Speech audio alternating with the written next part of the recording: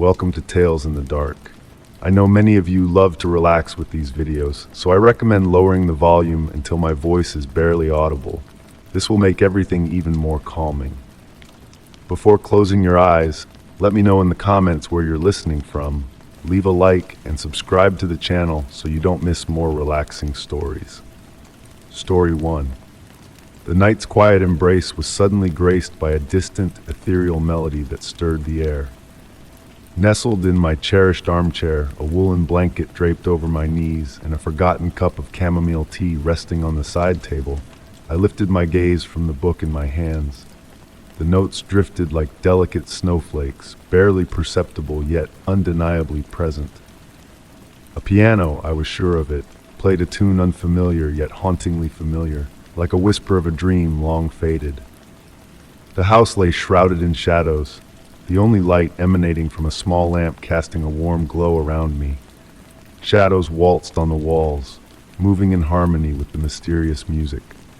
Slowly standing, the blanket falling to the floor with a soft murmur, my steps echoed softly on the wooden floor as I made my way to the living room window.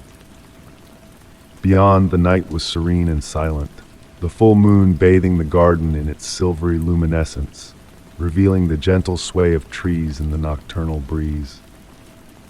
No signs of life could be seen in the neighboring houses, all swallowed by darkness. Yet the music persisted, seeming to envelop me from all directions and none at once. Traversing through the house, from room to room, I sought the origin of the ever-shifting melody. In the kitchen, it whispered from the living room. In the living room, it beckoned from the stairs. On the stairs, it descended from the upper floor. A hypnotic dance of echoes and vibrations guided me through the familiar spaces of my home in a wordless ballet. Arriving at my bedroom upstairs, I noticed the door slightly ajar, though I was certain I had left it wide open that morning. Moonbeams slipped through the sheer curtains, painting intricate patterns on the floor. The music grew clearer, more defined, as if I was nearing its heart. Pausing at the threshold, I surveyed the room attentively. There, on the bedside table, my old music box, a relic from my grandmother, shone in the dim light. Never once had I opened it, convinced of its disrepair. Yet now, in the hush of the night, its miniature ballerina pirouetted slowly, casting a dancing shadow on the wall. The melody it played mirrored the one that had drawn me, but now intensified, as if the entire house had become an echo chamber. Approaching cautiously, my heart echoing the rhythm, I found the music box unusually luminous, as if radiating an inner light. When my fingers brushed its surface, I realized it was warm, almost alive. The ballerina continued her dance, but her face, once a simple porcelain oval, now bore distinct features, familiar features. It was my grandmother's face, impeccably replicated in miniature, her sweet smile reminiscent of my childhood. The tiny figure's eyes met mine fleetingly, and in that fleeting moment the melody shifted, morphing into a lullaby she had sung to me in infancy. Frozen in place, I let the music envelop me like a long-lost embrace. No fear gripped me, only a profound sense of tranquility and wistful longing. The notes swirled around the room until, like receding tides, they ebbed away. As the music faded into silence, the music box closed softly, a gentle click marking its conclusion. The house once more embraced a profound stillness, though now imbued with a newfound significance. Retreating to my armchair downstairs, I retrieved the fallen blanket, enveloping myself once more in its warmth. The book lay open, but my mind strayed to the music box and my grandmother. I pondered how many melodies remained ensnared within its silent mechanism, awaiting the opportune moment for release. Since that night, on occasion, when the house hushes and the full moon bathes the garden, a familiar sweet melody fills the air. No longer do I seek its source. I simply close my eyes and listen, understanding that certain mysteries need not be unraveled to be embraced. Story 2. The melody of a pendulum greeted my awakening, its rhythmic ticking a soothing lullaby in the shadows. Time seemed to dance to its beat, a mechanical heartbeat echoing through the stillness of this enigmatic realm. Slowly, my eyes unveiled a room bathed in the soft twilight's embrace, a place foreign yet strangely familiar. Nestled on a weathered burgundy couch, I absorbed the ambience of the space, where the air whispered tales of aged wood and dried flowers, with a hint of an elusive fragrance lingering in the air. Light filtered through ornate brocade curtains, painting ethereal patterns on the worn Victorian wallpaper. Dark wood furniture stood sentry in the corners, while a towering bookshelf displayed ancient tomes adorned in dusty leather. A delicate porcelain teacup, its contents still steaming, beckoned from a nearby table. Rising from the comfort of the couch, my body protested as if awakening from a prolonged slumber. Each step on the plush Persian rug carried me closer to the window, where a misty garden swayed in the evening breeze, its foliage shrouded in mystery. A startling revelation awaited in the glass's reflection. Attire not my own draped my form, a linen shirt, brocade vest, and velvet trousers tailored in a bygone fashion. Fingers trembling, I traced the intricate fabric, a vestige of a forgotten era. A flicker of movement caught my eye, yet the room remained still, save for the pendulum's steady cadence, marking time's elusive passage. Determined to unravel the mysteries of this place, I ventured beyond the confines of the room. The door yielded with a soft creak, revealing a dimly lit hallway adorned with portraits of unfamiliar faces, their gazes seeming to follow my every move. Each creak of the wooden floor amplified in the profound silence as I ascended a chilling staircase to the upper level. The banister, cold yet strangely familiar, guided me to a row of closed doors bearing cryptic inscriptions in brass nameplates. A distant piano melody, barely perceptible, beckoned from the end of the hallway, its ethereal notes tantalizingly elusive. Pushing open the final door, I beheld an empty room save for a grand piano veiled in pristine white. The haunting echoes of a forgotten tune lingered in the air, drawing me closer to the instrument. Beneath the dust-kissed keys, an aged photograph awaited my discovery. Illuminated by the dying light, the image depicted the same room but in a distant era, with a figure seated at the piano, a figure that mirrored my own reflection, clad in the same antiquated attire. Descending the stairs, a peculiar calm enveloped me, the pendulum's rhythm now harmonizing with the cadence of my own heartbeat. Settling back onto the couch, the warmth of the teacup in my hands offered a sense of solace. Lost in contemplation, I pondered whether I had truly awakened or merely stepped into a dream woven by another's slumber. Sipping the tea, its familiar flavor a comforting embrace, I gazed out at the garden now cloaked in a thick veil of fog, blurring the boundaries between reality and reverie. In this house that seemed to hold secrets of a past unknown, I sensed a pull, a recognition that whispered of a connection deeper than the confines of time. And as the pendulum's gentle ticking serenaded me into a realm of dreams, I embraced the notion that perhaps I had finally found a place that had been waiting for me all along. Story 3.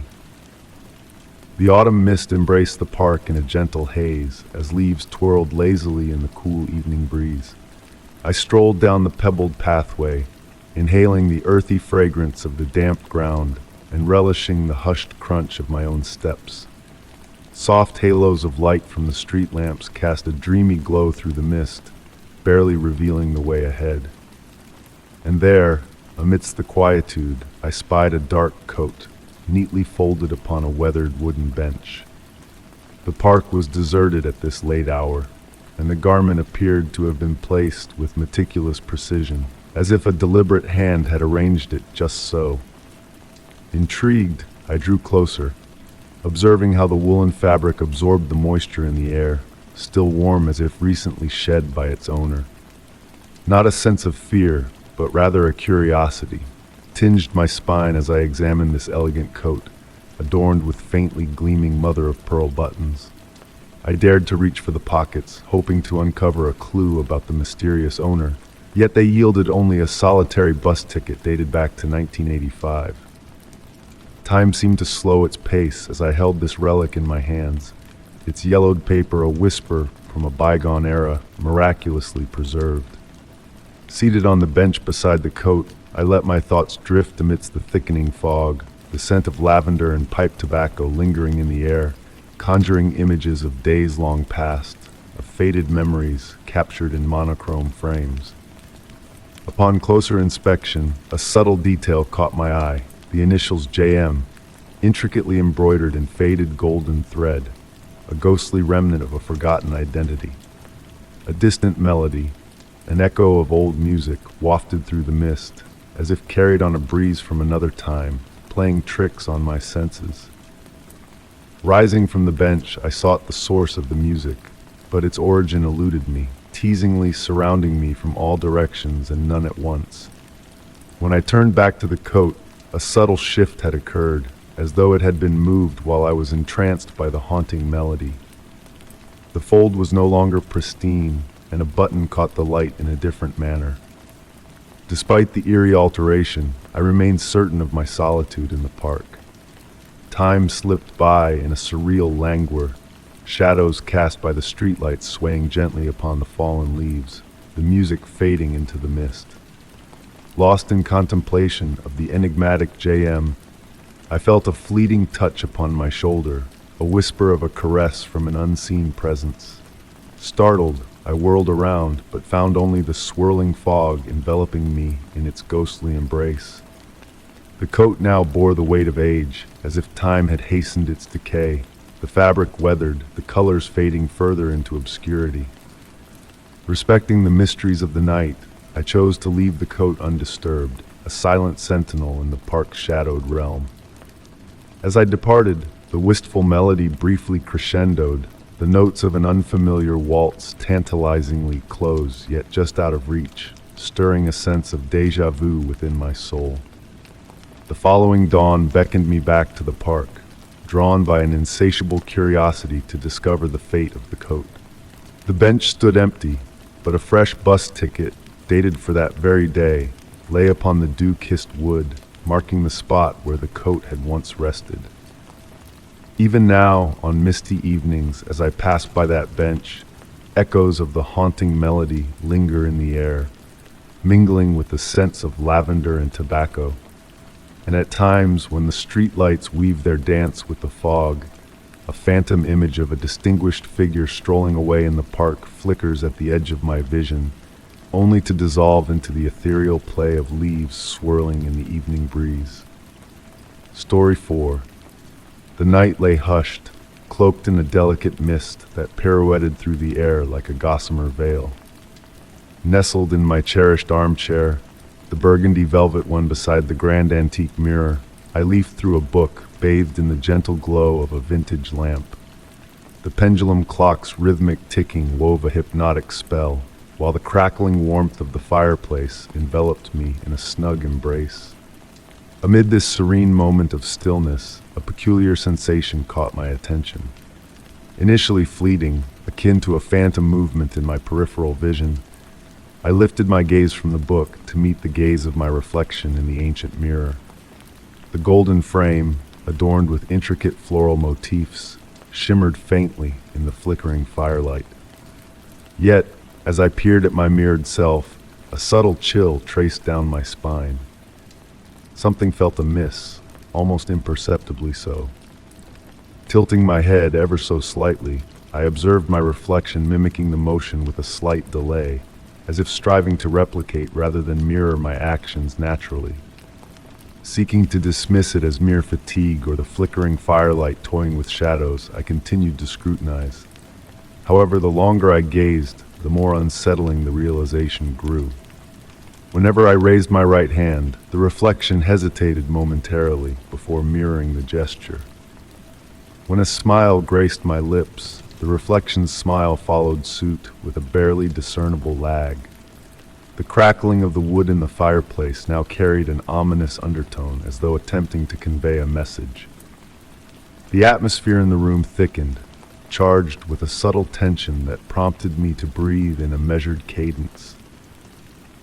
A fusion of candle wax fragrance and an ancient aroma, reminiscent of forgotten tomes and faded memories, pervaded the air. Rising from the armchair with deliberate slowness, I noted how my reflection mirrored my movements with an unnatural fluidity, as if executing a rehearsed choreography rather than reflecting my spontaneous gestures. Its eyes appeared deeper, concealing secrets beyond my ken. As I drew nearer to the mirror, additional disquieting details emerged. The reflected room bore slight discrepancies from mine. The books on the shelves arranged differently, unfamiliar objects dotting the space. An aged photograph depicting a seascape in my realm blurred into a visage that appeared to fixate on me in the reflection. While the pendulum of the clock maintained its unyielding tempo, in the mirrored realm, its swing appeared languid, as if time ebbed at an altered pace on the other side. Shadows cast by the fireplace cavorted along the walls, assuming forms that hinted at silent entities. Tentatively, I reached out to touch the cool mirror surface, and my reflection reciprocated with an almost beckoning gesture. When our fingertips met on the icy glass, though I felt its chill, my reflection's countenance hinted at an entirely different sensation. I recoiled from the mirror, yet my reflection lingered momentarily, as if deliberating whether to trail after me. When it eventually moved, its actions grew increasingly autonomous, as if gradually asserting its own volition. Retrieving an old velvet cloth from a drawer, I veiled the mirror's surface. As the fabric descended, I glimpsed what seemed to be a cryptic smile on my reflection's face, an expression foreign to my own. Since that fateful night, I have left the mirror shrouded. In the stillest hours, faint rustlings seem to emanate from behind the velvet, as though someone paces a room identical to mine. And during the most tranquil interludes, when the house basks in profound silence, I ponder if that reflection lingers there, waiting, leading a parallel existence to mine in a realm of glass and silver. The veracity of what I beheld that night remains uncertain, a phantom of reality or a figment of imagination. Yet, each time I pass a looking glass, I cannot help but question whether the reflection staring back is truly mine, or an entity that has mastered mimicry so impeccably that it blurs the lines between reflection and reality. Story 5. The very first time I became aware of this enchanting phenomenon was on a serene autumn evening. Nestled in my cozy study, engrossed in the pages of an ancient tome, I suddenly noticed a peculiar dimming of the natural light seeping through the window. Raising my gaze, I beheld a sight beyond belief. The sky above my abode was gradually cloaked in darkness, while the surroundings basked in the lingering glow of the setting sun. A subtle yet unmistakable contrast unfolded before me, as if an unseen veil had chosen to drape itself solely over my rooftop. The air carried the earthy scent of wet soil and fallen leaves, while a gentle breeze caused the delicate lace curtains adorning the windows to sway in a rhythmic motion. The soft rustle created by their dance wove a mesmerizing melody that seemed to harmonize with this mystical natural display. In the days that ensued, the phenomenon unfolded with unwavering regularity. As evening descended and the sun embarked on its daily farewell journey, that specific stretch of sky above my dwelling would don darker hues compared to the rest of the celestial canvas. It appeared as though an artist had brushed strokes of gray and midnight blue across a square of the heavens, crafting a surreal contrast against the vibrant blue expanse around it. I found myself drawn to this spectacle, spending hours seated in an aged velvet armchair near the window. The wooden floor murmured softly beneath my shifting weight as I tracked the evolution of this celestial marvel. The room's atmosphere grew cooler, and a delicate layer of condensation adorned the window panes, creating abstract patterns that seemed to waltz with the shadows. One day, whilst immersed in contemplation of this enigma, a new revelation dazzled my senses. Amidst the darkened expanse, tiny points of light flickered into existence, and then faded away, resembling stars that chose to twinkle solely for my eyes. Their movements lacked a discernible pattern, yet held a hypnotic quality, almost akin to a musical composition. The silence of the house amplified their presence, and the pendulum clocks ticking in the hallway seemed to synchronize with their ballet. With the passage of weeks, I began noticing subtle reactions from the objects within my abode to this phenomenon. The aged mirrors reflected a softer, more embracing light, while shadows stretched in curious ways, forming shapes reminiscent of ancient symbols. The plants on the windowsill flourished with increased vigor during these moments of selective darkness, as if drawing sustenance from that unique twilight. One evening, as I sat in my study, a gentle touch graced my shoulder, as if a breeze carried a tender caress. Startled, I turned around, only to find emptiness. The fragrance of antiquity emanating from the ancient tomes and aged wood seemed to intensify, and for an instant, time appeared to halt. Though the clock's hands continued their march, their ticking seemed to drift from a distant realm. I commenced documenting these occurrences in a diary, meticulously recording every nuanced shift in the darkness's intensity and the accompanying phenomena. My entries overflowed with intricate descriptions of the evolving light, the dancing shadows, and the subtle vibrations resonating within the air. During these moments, my script turned more graceful and fluid, as if guided by a gentle, enigmatic force. On the quietest nights, a melody seemed to drift from that shrouded section of the sky. It defied verbal description, manifesting as a sensation that reverberated within me. It felt as though that darkness harbored an ancient melody, a cosmic lullaby exclusive to my dwelling. Gradually, I embraced this mystery, transitioning from trepidation to appreciation. My home had transformed into a conduit between the mundane and the profound, a realm where the ordinary intertwined with the extraordinary. Each evening, while the world outside pursued its daily rhythms, I found myself ensconced in the embrace of these gentle shadows, within a symphony of light and darkness that unfolded solely for my benefit. Night after night, I continued to observe the darkening sky above my domicile, understanding that some mysteries are meant to be lived rather than unraveled. My abode had evolved into a haven of marvel, a sanctuary where the realms of reality and reverie converged in an eternal waltz of illumination and obscurity. Story 6, the soft radiance of twilight filtered through the sheer curtains, bathing my study in a warm, golden glow. This room had always been my sanctuary, filled with the scent of aged books and cherished memories. But on this particular evening, a subtle shift in the atmosphere left me unsettled. It could have been the unusual hush in the air or the lingering autumn light that draped everything in hues of amber and gold, casting an otherworldly spell upon the familiar space. My gaze wandered to the latest addition to the room, a portrait I had recently acquired, hanging above my antique writing desk. A Victorian masterpiece, depicting a woman in a rich burgundy gown, her countenance veiled in enigma. The elderly dealer who had sold me the painting had hinted at its intriguing past, but my mind had been preoccupied with its hefty price tag to pay much heed to his words. Settling into my worn leather armchair with a steaming cup of Earl Grey tea, wisps of steam curling upwards, I noticed a peculiar shift in the portrait. The woman's eyes, once fixed slightly to the left, now appeared to pierce directly into mine. I dismissed it as a trick of the changing light, attributing the illusion to my weary mind after a day spent lost in writing. The grandfather clock in the corner marked the passage of time with its soft ticking, a sound that usually brought solace. But that evening, each tick seemed to draw my attention back to those haunting eyes.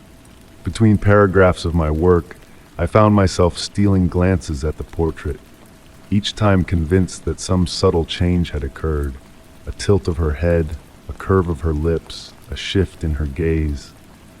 As night descended and I kindled the old brass lamp on my desk, the portrait transformed before my eyes. Shadows danced upon its surface, lending depth to the painted folds of her dress. The once simple drawing room background now seemed to stretch into infinite darkness, while the flickering lamplight played tricks on the gilded frame, creating illusions of movement within the painting itself. Subtle alterations began to manifest in my study. Books I had left closed would be found open to pages detailing tales of lost art and enigmatic disappearances.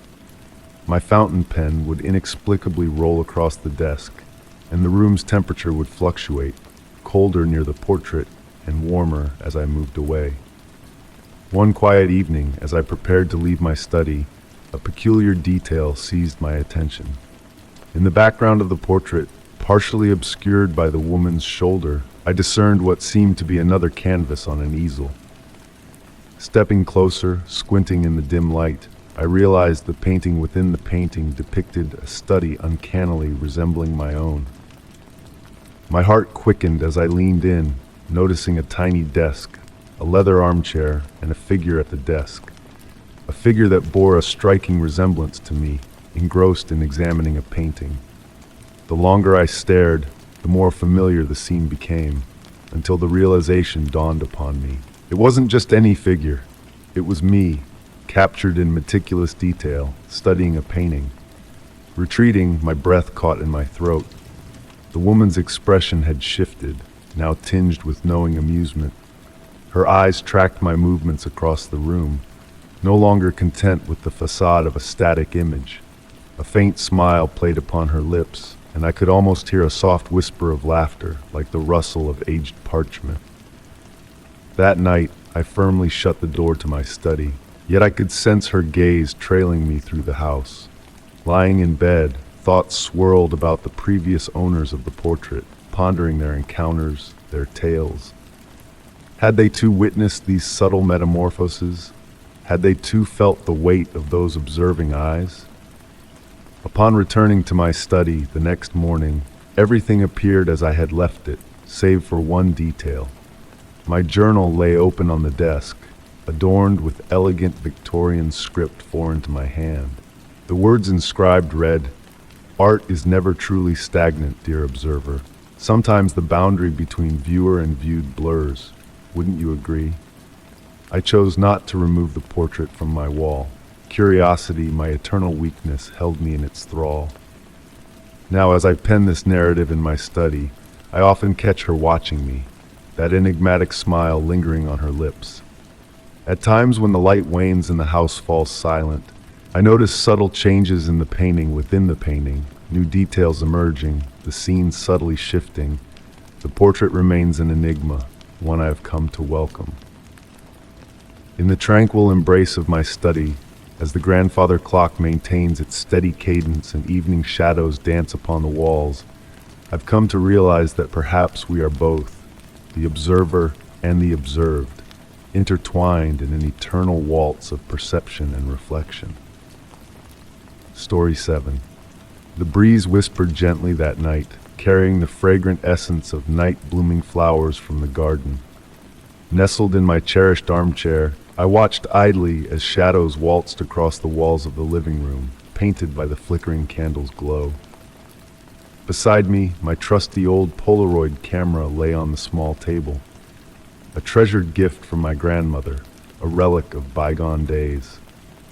Though it had been ages since I last used it, a mysterious urge nudged me to pick it up that evening. The familiar weight of the camera in my hands brought a sense of solace as I inspected it in the dim light. My fingers instinctively found their way to the shutter button, a motion ingrained from countless moments captured in time. Without deliberation, I aimed the lens toward the room's darkest corner and clicked. The flash briefly illuminated the space, followed by the mechanical hum of the photograph unfolding. Patiently, I watched as the colors materialized on the blank canvas. And then, a peculiar sight caught my eye. In the corner I had captured, an elusive figure materialized in the photograph. Faint and ethereal, It hovered like a wisp of smoke taking on a vague human form. My initial impulse was to glance toward that corner of the room, only to find emptiness. Intrigued, I snapped another photo in the same direction. This time, the figure that emerged was different, more defined, as if drawing nearer to the lens. A semblance of a face began to take shape, though the features remained blurred and enigmatic. A subtle chill traced my spine, not born of fear, but of a curious reverence.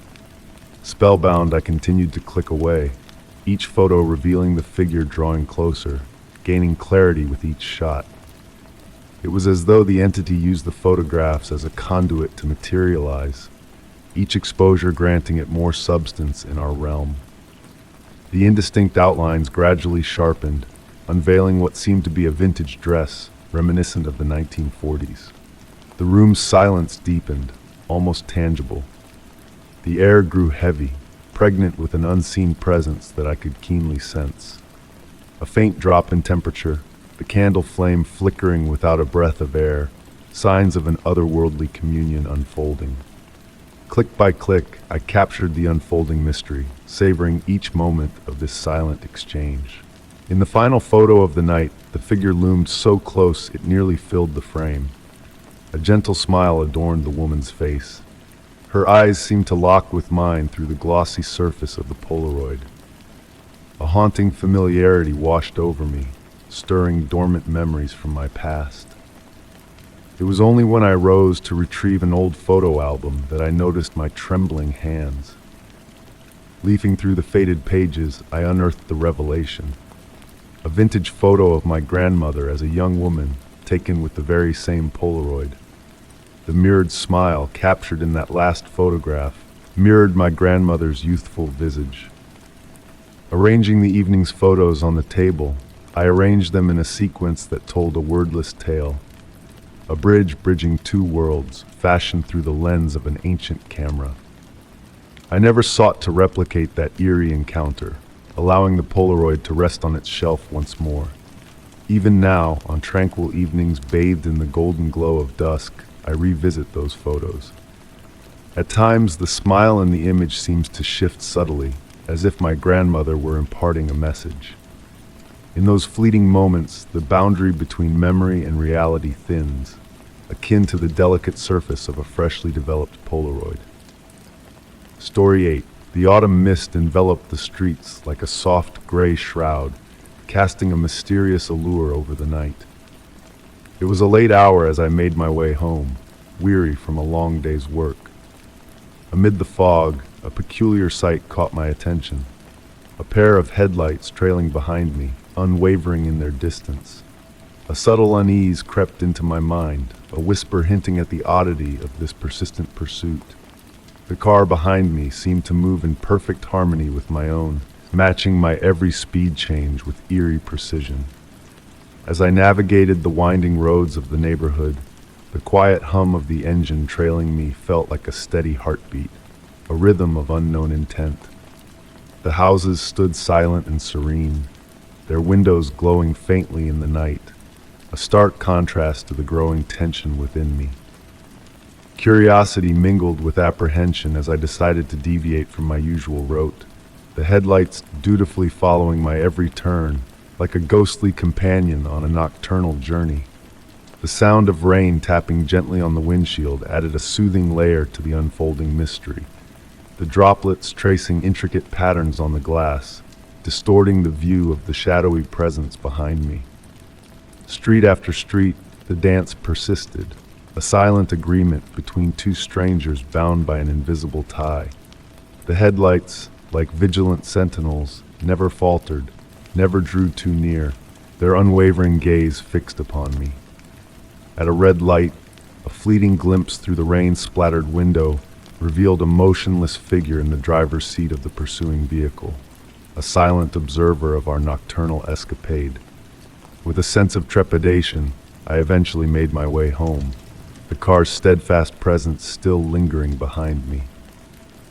Parking in the driveway, I cut the engine and was enveloped in an eerie silence, broken only by the patter of rain on the car roof and the thud of my own heartbeat. In the rearview mirror, I watched as the car came to a gentle stop several yards away, its headlights piercing the darkness like watchful eyes. Minutes stretched into an eternity as I stood motionless, the suspense thick in the air. Then, as if conceding to the night's secrets, the headlights dimmed, leaving only the silhouette of the car in the dimly lit street. Summoning my courage, I stepped out into the rain, only to find an empty street before me, devoid of any trace of the enigmatic follower. Since that enigmatic night, a sense of unease lingers whenever I drive through the shadowed streets after dark. The thick fog carries whispers of those familiar headlights in the distance, a silent reminder of a dance interrupted, a mystery unsolved. I find myself glancing more frequently at the rearview mirror, half expecting to see that elusive car once more, patiently waiting in the night's embrace. Perhaps it still prowls the city's nocturnal pathways, seeking another companion, or biding its time for a return to our enigmatic waltz through the misty streets. Story 9.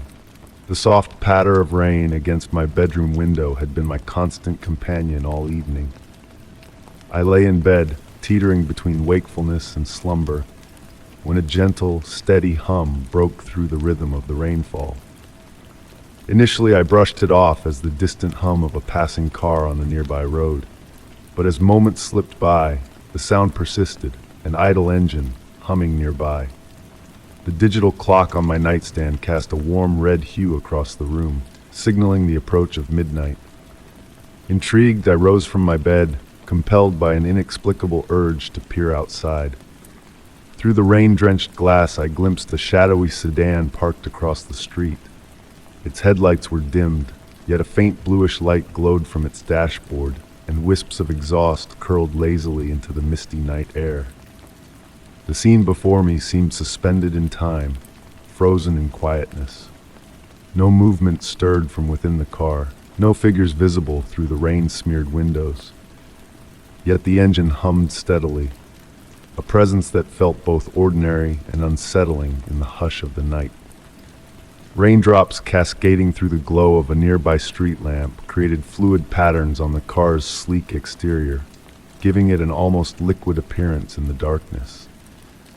My breath fogged the window as I observed, framing the mysterious vehicle in a hazy veil. I found myself studying the scene with a dreamlike intensity, the way droplets beaded on the car's surface, how the exhaust intertwined with the mist, crafting ephemeral shapes that danced briefly before vanishing.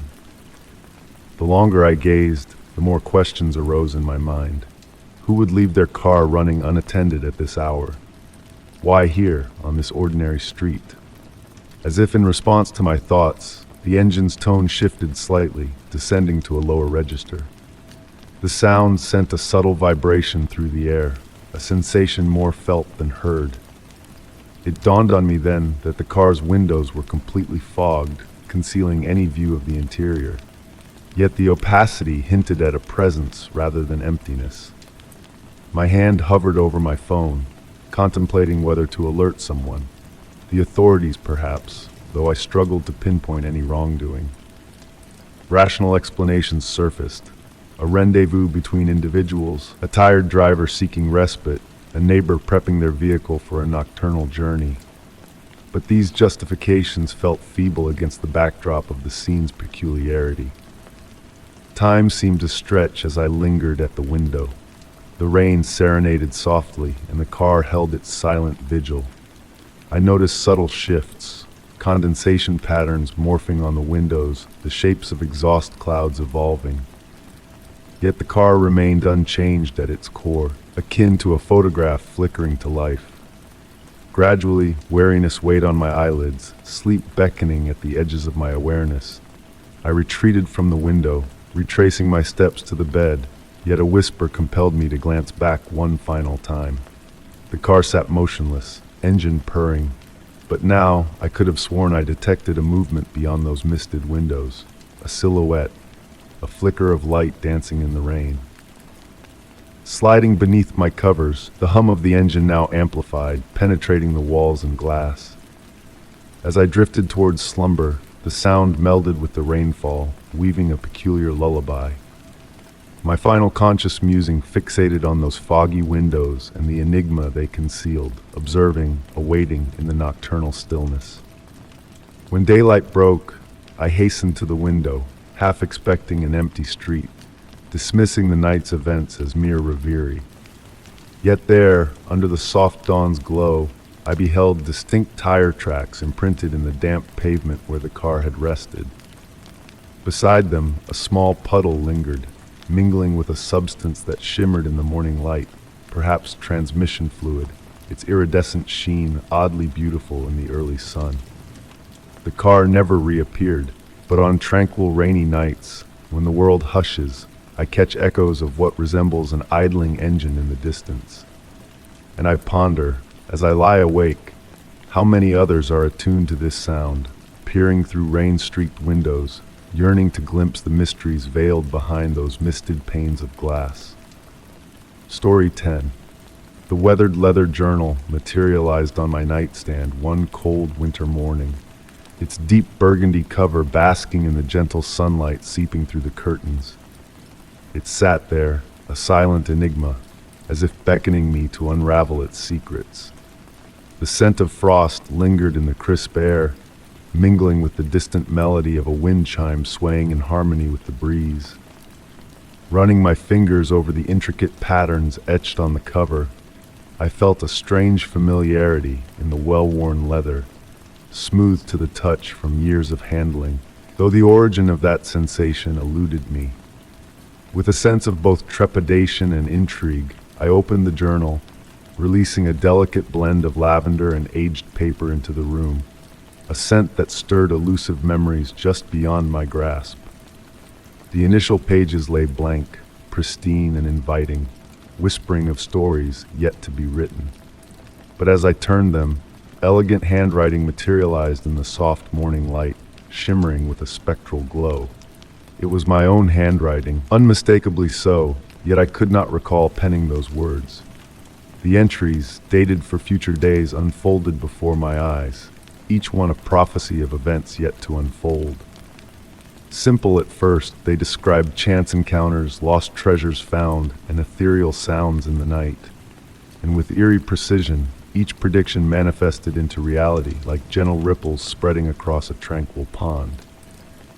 As days turned into weeks, the entries grew more detailed, foretelling conversations verbatim, capturing sunsets in vivid detail, and predicting the touch of raindrops on my skin with uncanny accuracy.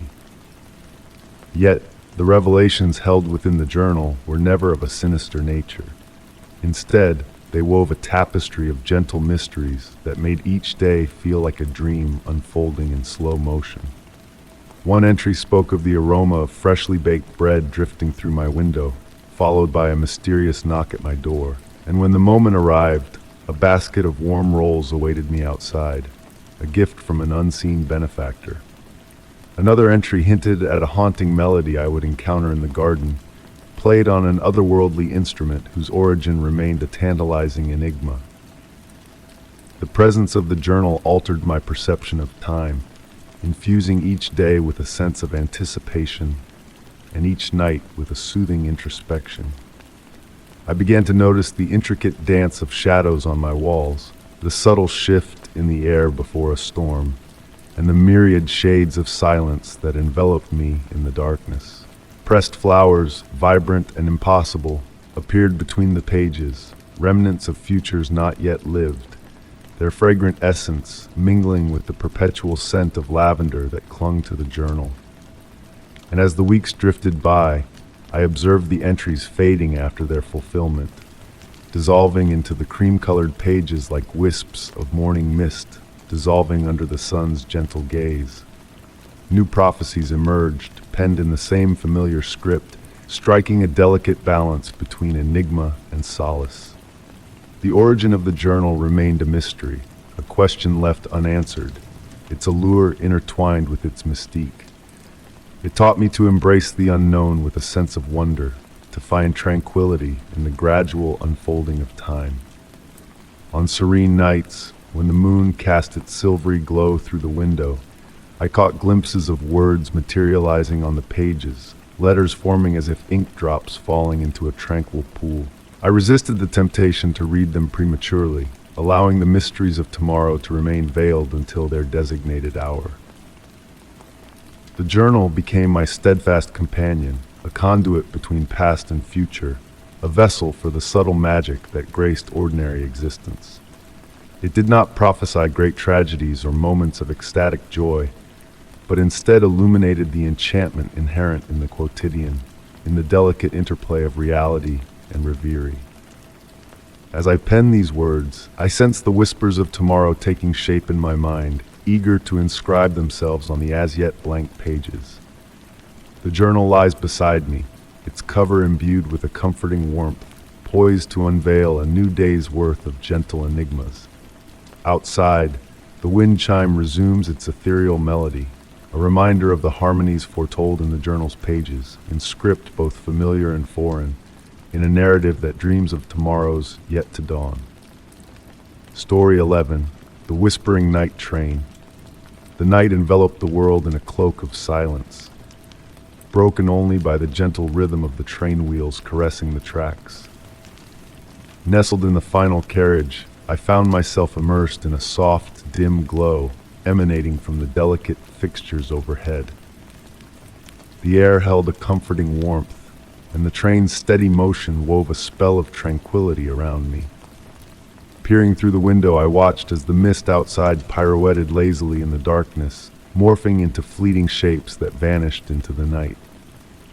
In that solitary carriage, I believed myself to be the sole occupant, yet an eerie sensation crept over me.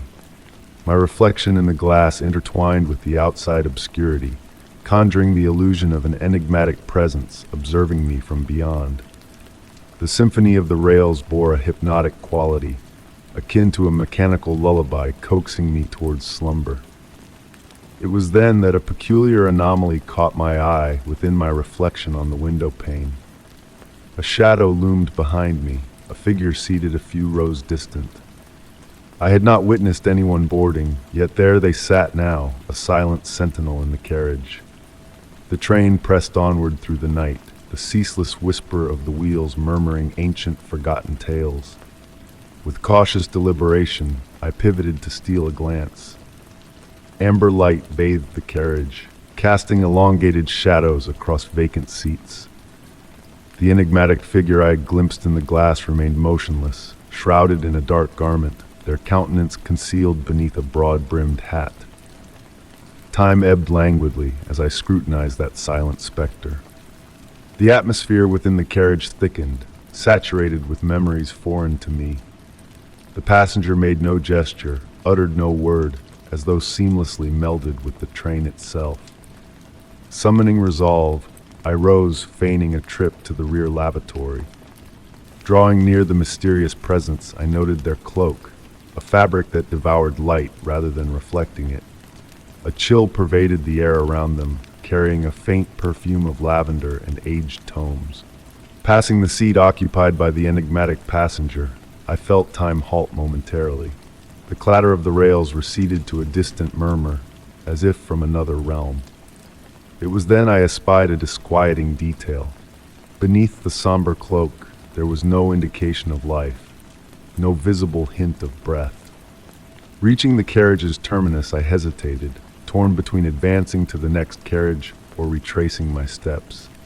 The corridor stretched infinitely, while dim lights wove hypnotic patterns upon the floor. Upon glancing back, the seat where the mysterious figure had sat lay vacant. In its stead rested an aged train ticket, its yellowed surface bearing a date 50 years past, precisely that very day. Trembling, I plucked up the ticket, its warmth lingering as though freshly held.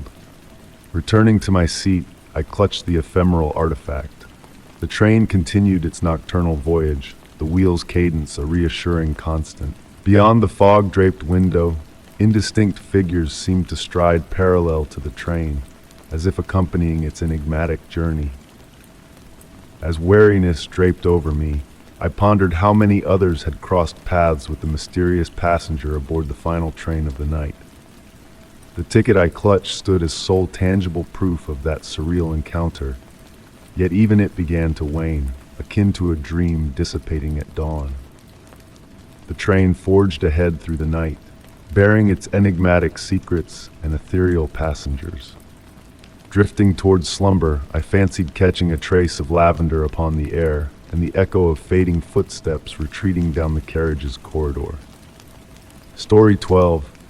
In the heart of my study, the grandfather clock stood tall, a steadfast companion marking each second with a gentle, rhythmic tick that echoed like raindrops on a window pane.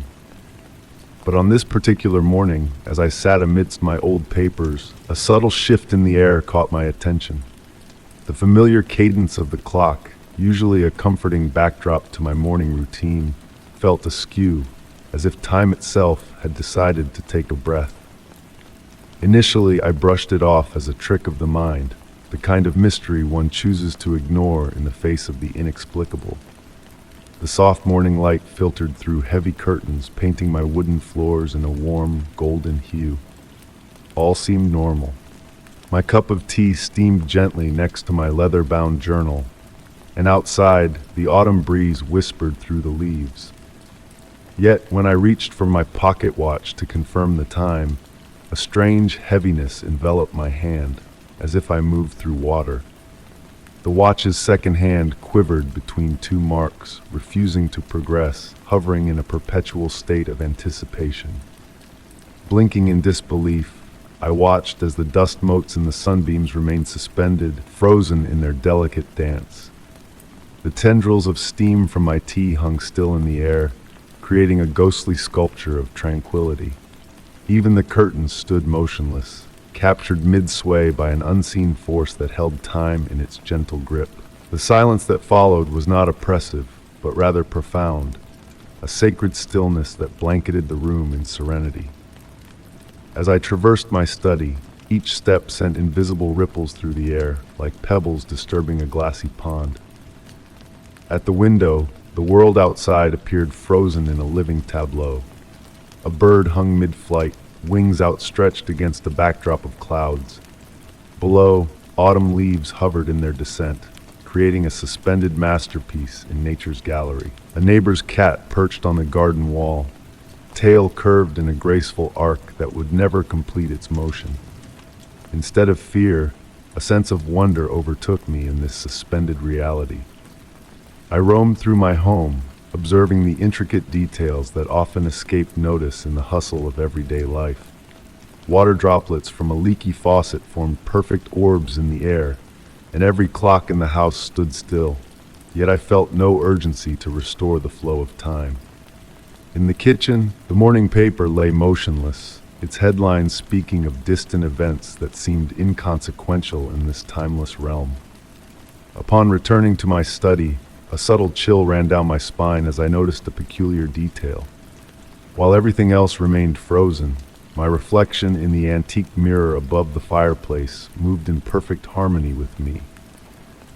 Yet there was a subtle difference, a quality that hinted at a parallel existence where time danced to a different melody. The mirror's surface beckoned, its depth akin to a portal to another world. My mirrored self gazed back with an enigmatic smile, an expression foreign yet familiar. In the hushed expanse of this timeless interlude, hours may have slipped by unnoticed, or merely moments. Time held no dominion here. Seated once more at my desk, I pondered the uncharted territory of a world without time. My journal lay open, awaiting words that eluded me. For how does one capture the essence of a moment when time itself stands still?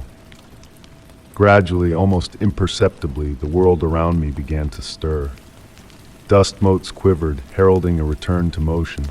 The lingering steam from my tea dissipated, and the curtains stirred with the whisper of movement. The grandfather clock's pendulum hesitated, then resumed its steady beat, as if awakening from a slumber. Time flowed once more, a river freed from its icy confines. Outside, the bird completed its flight, the cat finished its pose, and the leaves descended to the waiting earth. Normalcy reclaimed its throne, yet the air hummed with a subtle shift, a whisper of the extraordinary that had graced this timeless morning. To this day, the mystery remains unsolved. The clock ticks on, and life follows its predictable course. But in the quiet moments, when the light catches the mirror just so, I catch a glimpse of my mirrored self, suspended in that eternal moment where time knows no bounds. And I wonder, in a realm beyond our own, does that other version of me still wander through a world frozen in tranquil silence, discovering beauty in each suspended breath? Story 13. The night enveloped the sea in an unusual stillness, a tranquility that whispered of hidden wonders. From the comfort of my wooden abode, I wrapped myself in a cozy woolen blanket, mesmerized by the soft melodies of waves caressing the shore.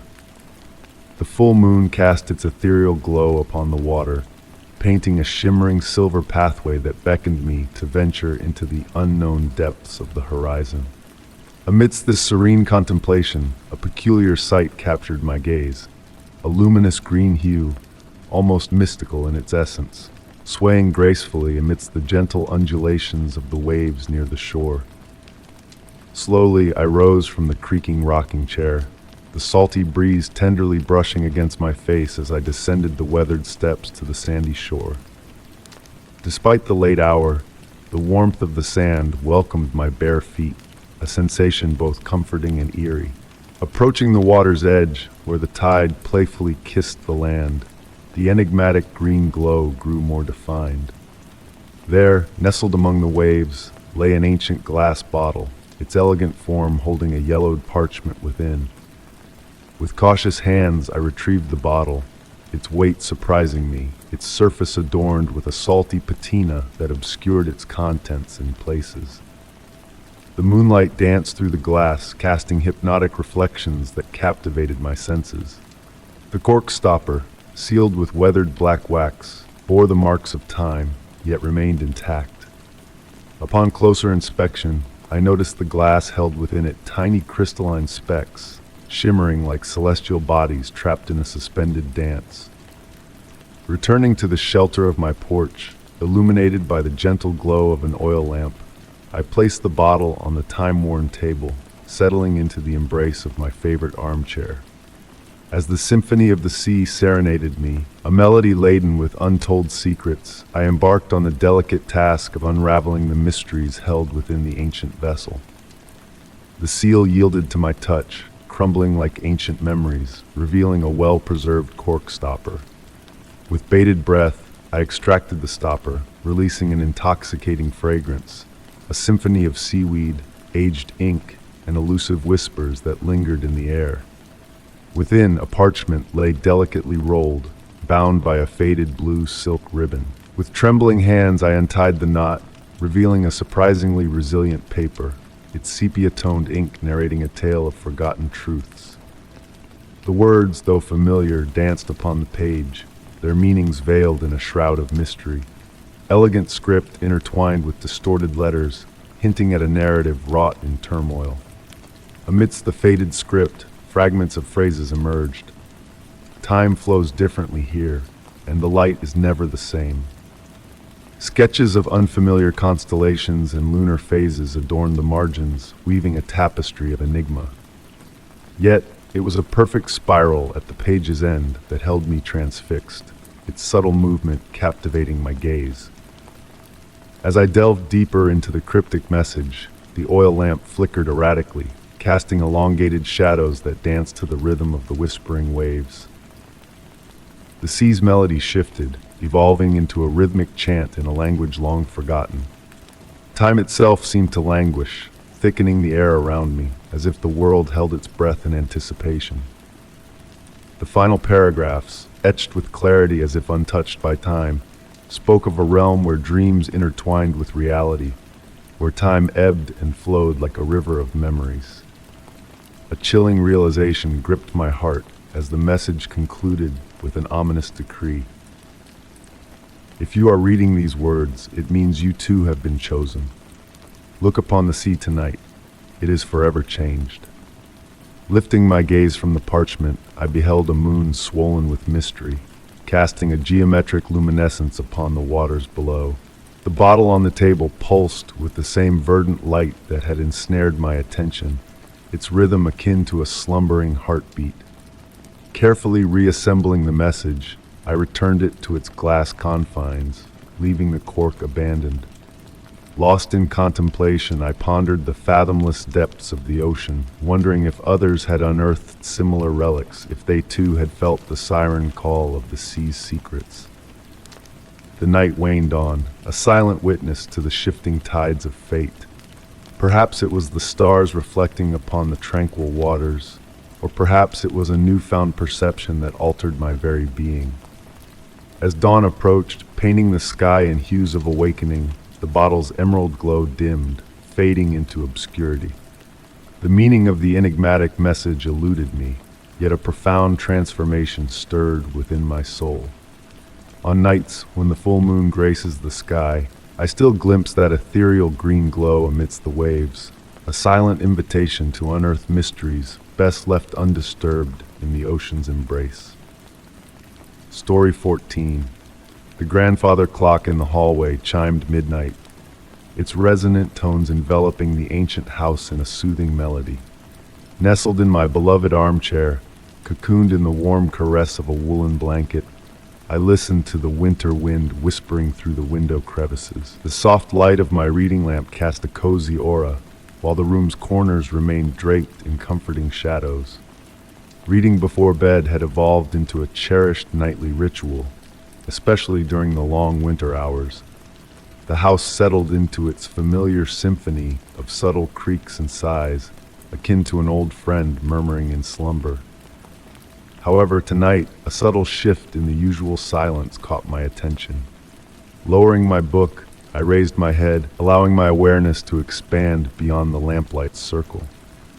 The atmosphere had altered imperceptibly, tingling my skin with a delicate chill, reminiscent of the prelude to snowfall, though the sky outside was clear.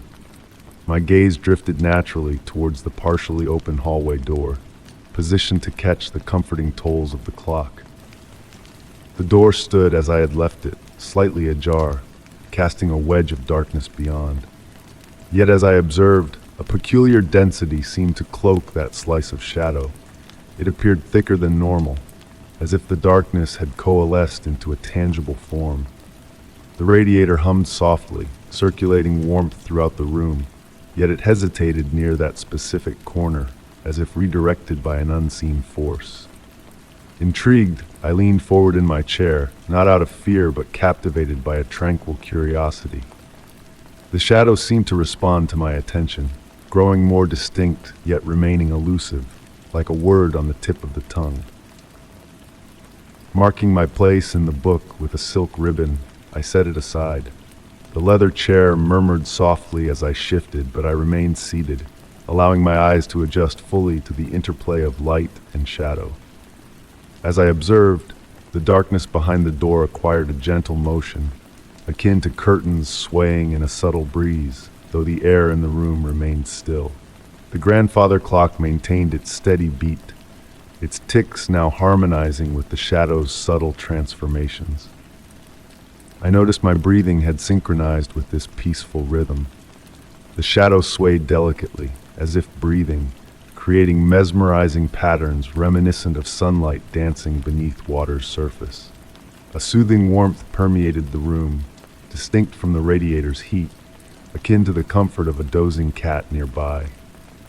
The shadow's movements became purposeful, almost communicative in a language beyond words. It felt akin to deciphering a message through rhythm and motion rather than speech.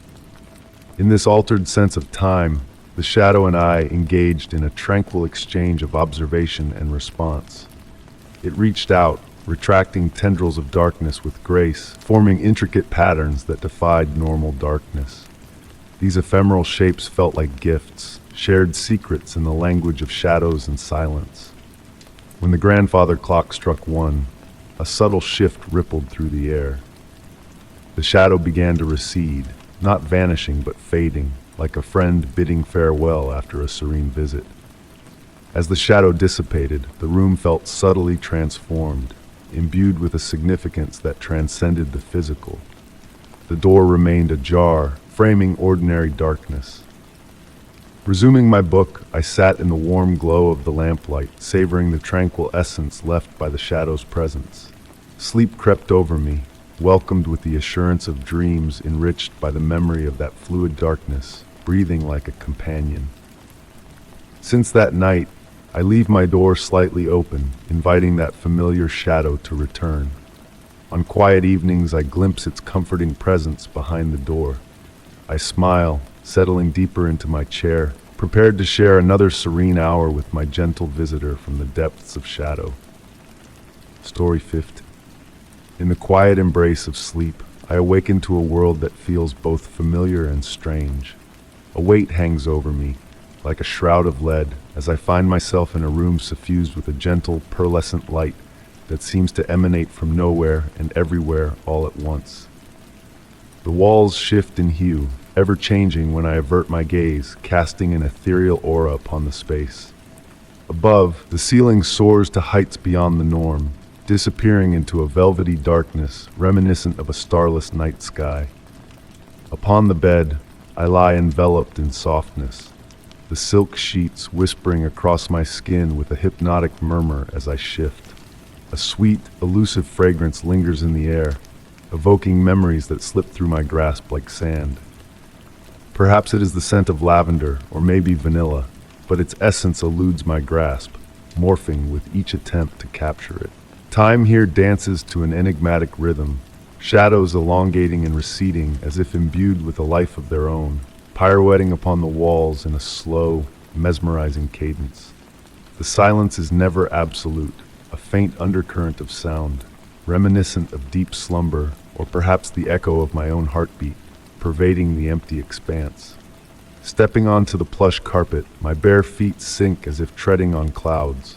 The room, sparsely furnished, harbors only a few items besides the bed: an ancient dark wood desk, a crimson velvet armchair, and an oval mirror adorned with a gilded frame.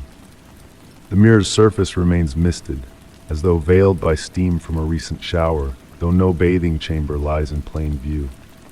Drawn to the desk, I discover an ever-changing array of objects resting upon its surface. Today, a weathered leather-bound diary, a fountain pen brimming with midnight blue ink, and a cup of tea exuding a gentle wisp of steam await my attention. The tea, still warm, puzzles me, for I cannot recall its preparation. The diary's pages lie blank, yet beneath my fingertips I sense the phantom impressions of words, as if penned in invisible ink. The beckoning armchair envelops me in its warmth as I succumb to its allure, the velvet yielding beneath my touch as if recently vacated. From this vantage point, a peculiar sight captivates my gaze. The wall before me appears to pulsate faintly, as though drawing breath in slumber. Intrigued, I approach, but the solidity of the wall rebuffs my scrutiny, steadfast and unmoving. In my perennial search for an exit, my hands trace the wall's every contour, grasping at imagined handles that dissolve like morning mist upon contact. The enigmatic mirror, obscured by haze, reflects a figure, my own, yet with subtle discrepancies. Movements mirrored with a slight delay, as if my reflection hesitates before mimicking my actions. And in fleeting moments of clarity, I detect another presence behind the glass, observing me. Time ebbs and flows erratically, the ambient light waxing and waning in a rhythm divorced from the cycle of day and night. Hours pass like mere minutes as I lose myself in flipping through the diary, only to find the room transformed upon my return to the bed, the infinite expanse of the ceiling above. The sheets envelop me in a tender embrace, seeming to possess a life of their own as they cradle me in their comforting folds. The fragrance in the air intensifies, evoking memories of bygone times. My grandmother's perfume, freshly baked cookies, the scent of rain on summer grass. Eyes closing, I surrender to the inevitable cycle, knowing that each awakening heralds a return to this liminal space where dreams intertwine with reality. Uncertainty lingers as I drift back into slumber, pondering the nature of this room that ensnares me in its timeless allure. Am I dreaming the room, or is the room dreaming me? In this perpetual dance between wakefulness and reverie, the boundaries blur, merging reality with imagination in a seamless tapestry. As sleep claims me once more, a whisper of doubt flits through my consciousness. Is there an escape from this cyclical reverie, or have I unwittingly embraced this ethereal realm as my own? The room and I, intertwined in an eternal waltz of waking and dreaming, where the threads of existence weave together in a mosaic of shifting hues, a masterpiece in perpetual flux. Story 16. The snow drifted down in silence on that winter night, a soft descent like a velvety white cloak on the windowsill. Nestled in my cherished armchair, I observed the snowflakes pirouette in the lamplight, while savoring a cup of chamomile tea. The warmth of the brew offered solace, a stark contrast to the chill that crept through the ancient wooden window frames. The grandfather clock's steady ticking echoed through the room, its cadence hypnotic, nearly a lullaby in itself. It was in that tranquil moment that a peculiar sight caught my eye in the window's reflection. Amid the swirling snowflakes, I glimpsed what appeared to be a face, indistinct, yet possessing an otherworldly essence, as if sketched by the mist of my breath on the frosty glass. The eyes, however, held a peculiar clarity. Profound and dark, they seemed to peer at me with an eerie familiarity. Rising slowly from my seat, the floorboards groaned beneath my weight. Drawing nearer to the window, the phantom image seemed to waver, yet a lingering sensation of being observed lingered. The fragrance of chamomile now mingled with a delicate hint of jasmine, an aroma previously unnoticed, evoking faint memories of a summer twilight long past. Returning to my seat, my gaze remained fixed on the reflection, the pendulum's sway maintaining its hypnotic rhythm, its ticks now whispering unintelligible secrets. Retrieving my journal from the adjacent shelf, a weathered leather-bound tome filled with years of musings, I absent-mindedly flipped through its pages, a photograph slipping free. Quivering hands caught it as it fell. Though faded and yellowed with time, the image remained discernible. A group of individuals smiled at the camera during what seemed to be a summer gathering. A photo unfamiliar to me, yet each face bore a strange sense of recognition. One visage, in particular, captured my attention. A young woman in the background, slightly blurred, gazed directly at the lens with those same profound, dark eyes reflected in the window. My heart pulsed slowly as I scrutinized the picture. Clad in a white floral dress, she clutched a bouquet of jasmine in her hands, her smile gentle and tinged with longing. Flipping the photo over, seeking a clue, elegant script adorned the back stating, "Don't forget me." A sudden gust of wind stirred the curtains, though I was certain all windows were shut tight. The scent of jasmine intensified, enfolding me like a tender embrace. I shut my eyes briefly, memories fragmenting in my mind. A tinkling laugh, the distant notes of a piano, the rustle of a white dress amid garden trees. Reopening my eyes, the snow continued its silent descent. The window's reflection reverted to normal, displaying only my weary countenance. Yet replacing the photograph in the journal, I sensed that face would linger in my dreams, not as a menacing presence, but a gentle wistfulness, akin to a forgotten melody resurfacing. Draping myself in a cozy blanket on the sofa, the pendulum sway persisted in its hypnotic oscillation. The jasmine scent hung in the air, slowly dissipating like a fading memory slipping into slumber. Drifting off, I pondered how many hidden memories lay dormant in my mind, patiently awaiting rediscovery. Perhaps I mused, certain faces are not destined to be forgotten, but endure as tender phantoms, guardians of memories time has obscured but not erased. And as sleep beckoned, faint strains of that tinkling laugh seemed to linger in the breeze, carried aloft by the dancing snowflakes in the night. Story 17.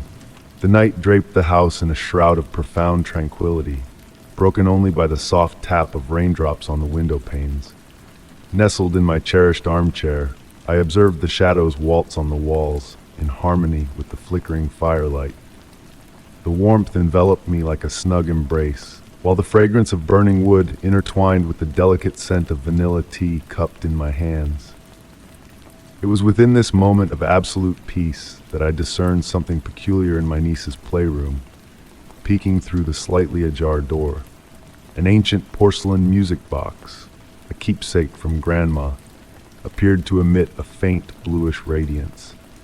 I couldn't recall ever seeing it gleam in such a manner before.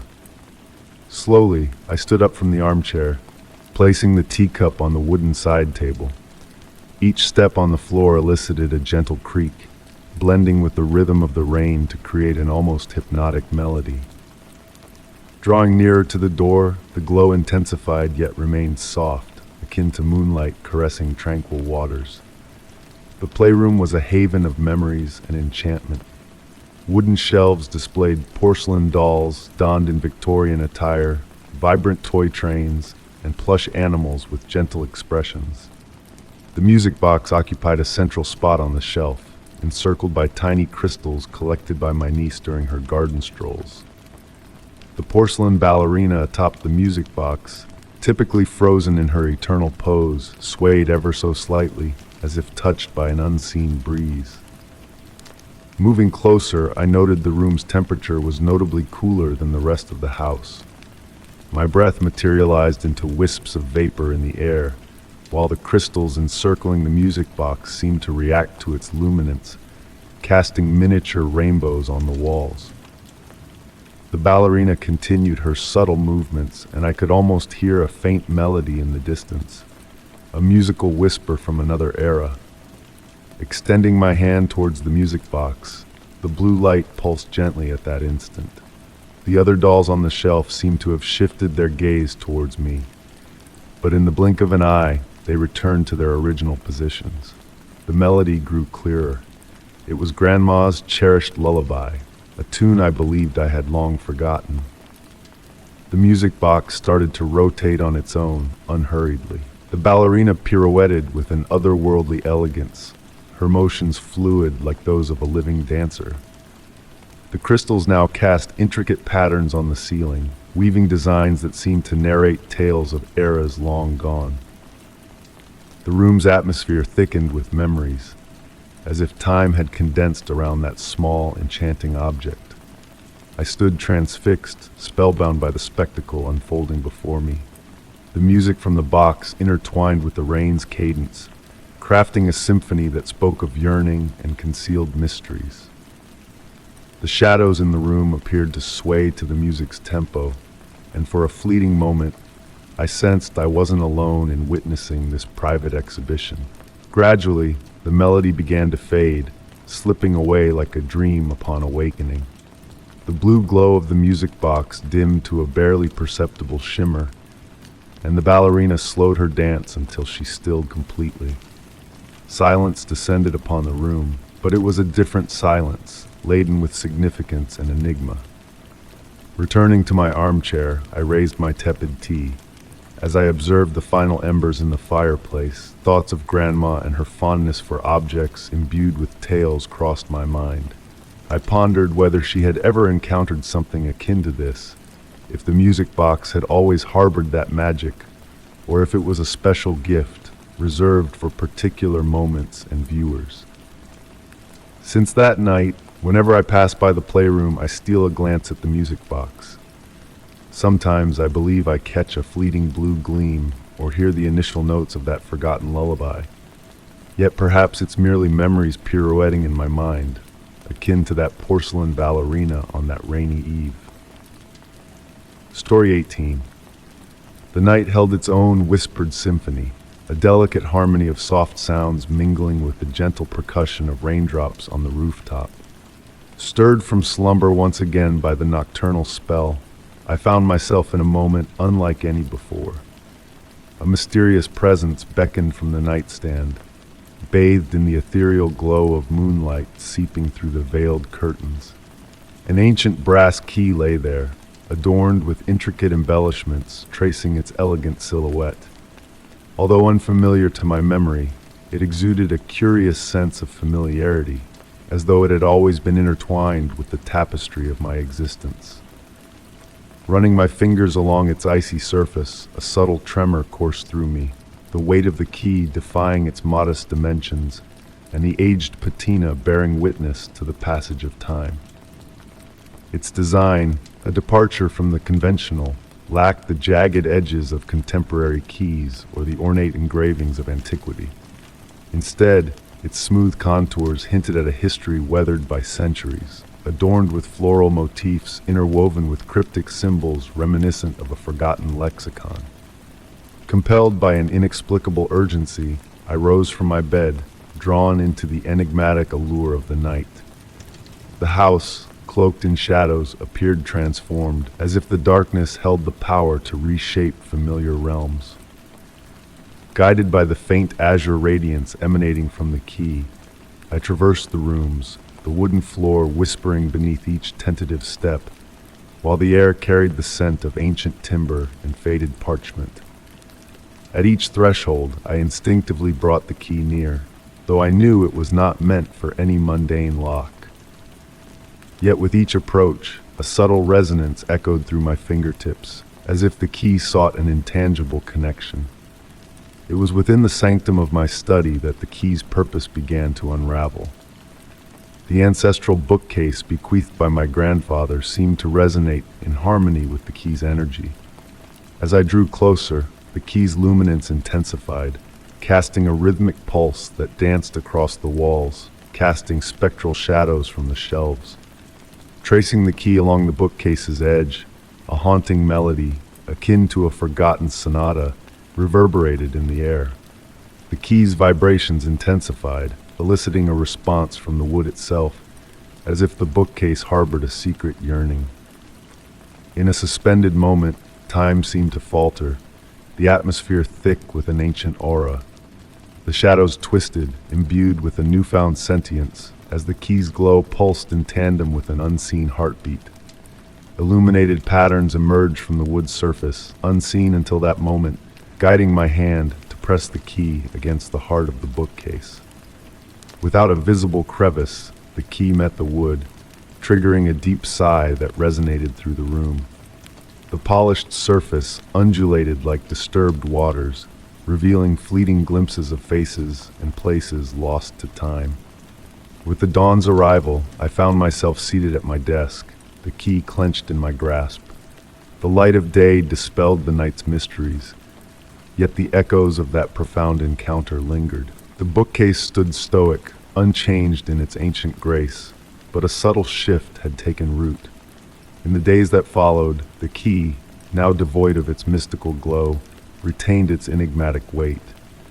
In the stillness of night, whispers of that deep resonance echoed from the bookcase, a silent call reaching out to the key. Despite the allure, I refrained from unlocking that hidden door, acknowledging that some secrets are best left undisturbed, even when the means to unveil them lie within reach.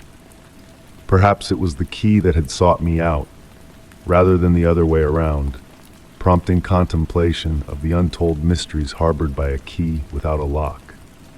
Now nestled within the confines of my writing desk, the key rests upon a bed of black velvet, a silent sentinel to the night's mysteries. In moments of profound quietude, its siren song beckons, inviting introspection into the realms of the unknown. And as I ponder whether the key chose me, I am left to wonder what other enigmas lie dormant within a key that holds no door. Story 19. The night lay hushed under a shroud of mist, turning the streetlights into faint, distant stars. Nestled in my cherished armchair, I idly observed the shadows pirouette across the walls of my study, their graceful dance orchestrated by the flickering candle flame on the side table.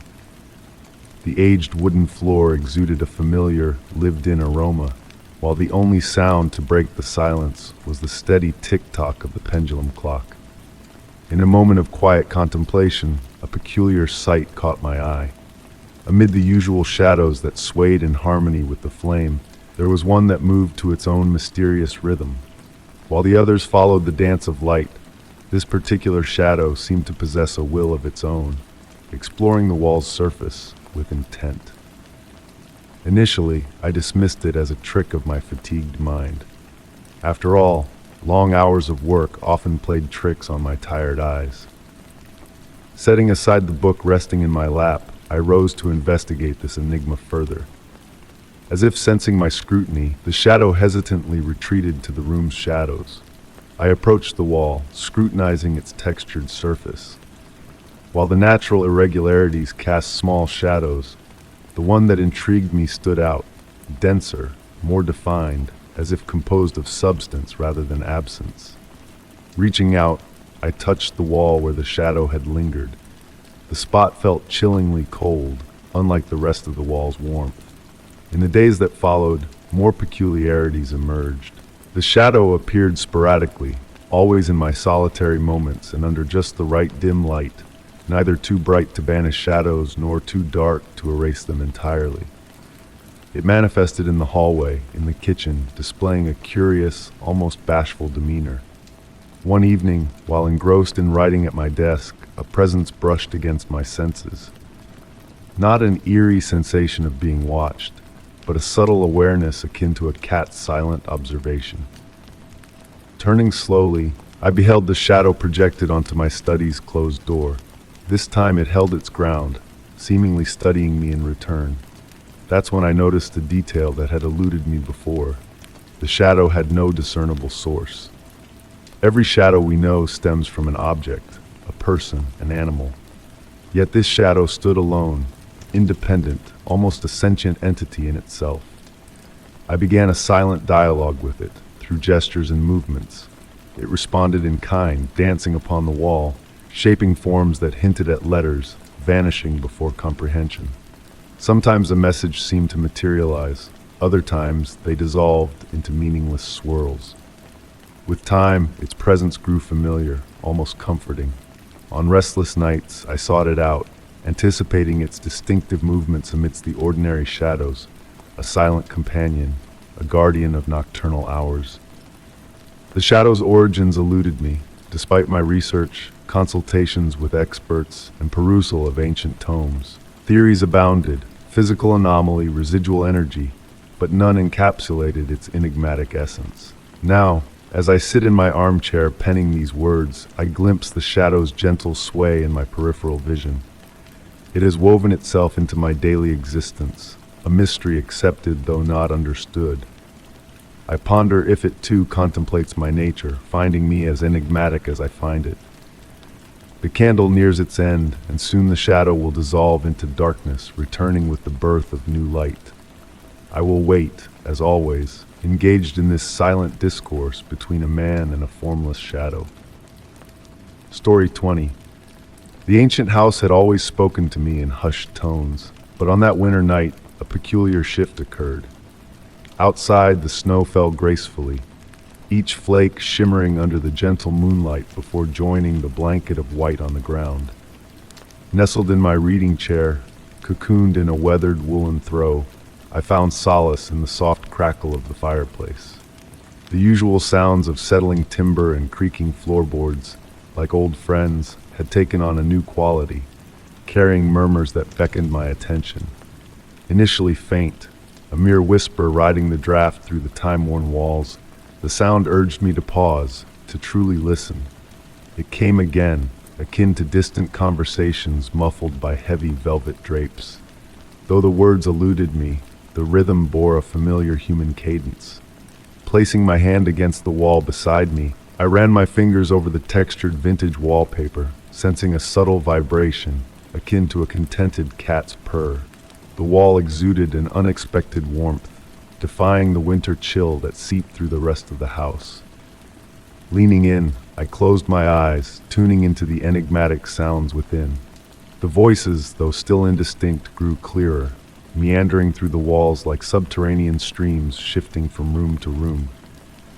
At times, they faded only to resurface from a different direction, carrying no ill intent, but rather an air of familial intimacy, reminiscent of late-night gatherings among cherished kin. Intrigued, I embarked on a silent journey through the house, guided by the whispers that led me from one room to the next. My footsteps, silent on the worn carpets, traced the path of the unseen voices. In the kitchen, They emanated from behind the hanging copper pots. In the hallway, they reverberated beneath the faded landscapes unvisited by my waking self. Each time I neared comprehension, the whispers morphed, slipping away like elusive dreams at the break of day. The grandfather clock chimed midnight in the study, its deep resonance intertwining with the mysterious murmurs. Amidst the shadows cast by the street lamp outside, I noticed a peculiar anomaly in the wallpaper of a dim corner. A subtle bulge, as if a hidden presence gently pressed against it. As I drew near, the voices swelled and the wallpaper rippled as if stirred by an unseen breath. With trepidation, I reached out to touch the protrusion, feeling its warmth and sensing a pulse beneath my fingertips. The voices crescendoed momentarily, tenderly whispering my name, then receded, leaving the walls smooth but still radiating warmth. Throughout the night, I discovered more of these enigmatic bulges, each appearing and vanishing like waves caressing the shore, leaving behind only a residual warmth and ethereal whispers. Laughter fragments and unfamiliar lullabies drifted through the air, their soothing, hypnotic quality enveloping me in a cocoon of tranquility. As dawn approached, the voices waned like dissipating mist, their final whispers embracing me from all directions. The walls gradually cooled, returning to their ordinary temperature as the sun's first rays bathed the room in light. The source of the voices remained a mystery, sporadically returning on tranquil nights when the snow fell. I pondered if the house harbored memories of past inhabitants, their conversations and laughter ingrained within its very structure. Perhaps on certain nights, the walls thinned, granting us a fleeting glimpse into hidden realms and the murmurs of unseen occupants. One thing remained certain: the voices, with their enigmatic lullaby, offered an odd comfort, a reminder that even in solitude, companionship lingered. The secrets held within the walls were shared solely on winter nights, when the world grew hushed and the boundary between reality and imagination blurred like aged wallpaper. Story 21 night had wrapped the ancient countryside house in a cloak of profound serenity. Nestled in my cherished armchair beside the crackling fireplace, I observed the shadows waltzing on the walls while the flames leisurely devoured the logs. The cozy warmth enveloped me like a snug quilt, while outside, the autumn breeze tenderly rustled the tree leaves. Amid this moment of utter tranquility, a peculiar sound caught my attention, a clear, childlike laughter echoing from the upper floor of the house, a laughter akin to silver bells chiming in harmony. Pausing to listen, I let the sound blend with the crackling fire, its melody filling the room with joy. There was no hint of menace. Instead, it was a mirthful laughter, almost melodic. However, having lived alone in this house for over 2 decades, children had never graced its halls. Intrigue began to trickle through me like a serene stream, gradually dispelling the drowsiness that had almost overtaken me. Rising from the armchair with deliberate movements, I relished the sensation of my feet meeting the vintage Persian rug. The floorboards murmured softly as I made my way towards the staircase. The candlelight flickering in the living room cast a warm and inviting glow, projecting my silhouette on the walls in a silent ballet. Ascending the stairs, I noticed the air growing cooler with each step. Not a harsh chill, but rather a gentle caress on the skin, akin to the breeze near the ocean. The laughter echoed once more, closer this time, emanating from the guest room. A room seldom frequented, adorned with antique furnishings cloaked in white sheets that swayed gently, moved by an unseen draft. The door stood slightly ajar, and through the crack seeped a silvery light, unlike any other illumination in the house. Not moonlight, too warm for that, nor electric bulbs. It was an otherworldly glow, pulsing softly like a tranquil heartbeat. Pushing the door open, the ancient wood hummed a familiar tune. The room unfolded before me, bathed in that mystical luminescence. The draped furniture formed gentle, comforting shapes resembling clouds in a serene sky. And there, perched on the windowsill, I beheld something that stole my breath away. Not a distinct figure, but a play of light and shadows that seemed to mimic a child. The laughter rang out once more, this time clearly originating from that radiant presence. No fear gripped me, only a profound sense of awe. The light child toyed with the beams it emitted, crafting luminous patterns on the walls, as if painting with pure light. I approached cautiously, and with each step, the room's temperature oscillated tenderly between cool and warm, like waves lapping at the shore. Drawing closer, I discerned a familiar essence within the figure. In its fluid motions, I recognized echoes of the same gestures I once made as a child, playing alone in my room. The realization washed over me like a wave of nostalgia. That laughter, so crystalline and innocent, belonged to my childhood self. Time seemed to stretch as I witnessed that surreal spectacle. The light child continued its silent play, occasionally interrupted by that melodious laughter, now echoing like a reverberation from bygone days. I refrained from speaking or interfering, wary of shattering the enchanting peace and reminiscence. Gradually, the silvery light dimmed, akin to the sun setting on a winter eve. The child's form grew more ethereal until only a faint glow lingered.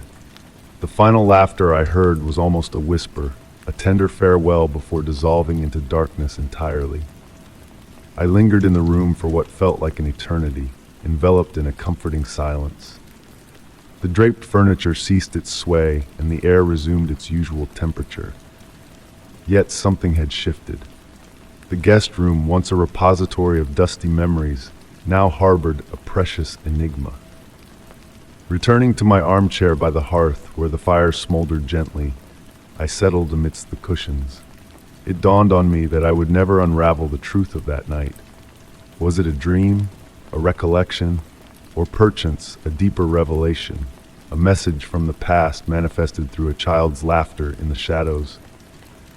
Since that night, whenever I pass by the guest room, I pause to listen. On the stillest of nights, I catch a faint echo of that crystalline laughter, akin to a soothing lullaby guiding me towards slumber. And with a smile, I allow the mystery to endure, a sweet secret shared between myself and the child who laughs in the darkness. Story 22. Snow whispered down that evening in my cozy antique shop. The gentle flakes pirouetted behind the windows, bathed in the soft glow of vintage lamps, weaving a tapestry of warmth and tranquility. The aged wood of the shelves murmured softly, in harmony with the unhurried cadence of the pendulum clock's hands. A fragrance lingered in the air, a blend of old books and beeswax, a scent unique to objects steeped in history. As I arranged a few volumes, the doorbell tinkled with a crystalline melody. A rush of cold air tiptoed into the shop, carrying with it a handful of snowflakes that dissolved into tiny droplets on the wooden floor. I turned to greet the visitor, but found myself momentarily struck by a tall figure standing at the threshold. Draped in a dark coat that seemed to swallow the light around it, a wide-brimmed hat shadowed the upper face, while a gray wool scarf veiled the lower. "Good evening," I murmured, attempting to maintain a composed demeanor despite a subtle shiver creeping up my spine. The visitor offered no reply but glided gracefully through the aisles, their gloved hands skimming delicately over the displayed treasures. There was a mesmerizing quality to their movements, as if they danced to a silent melody known only to them.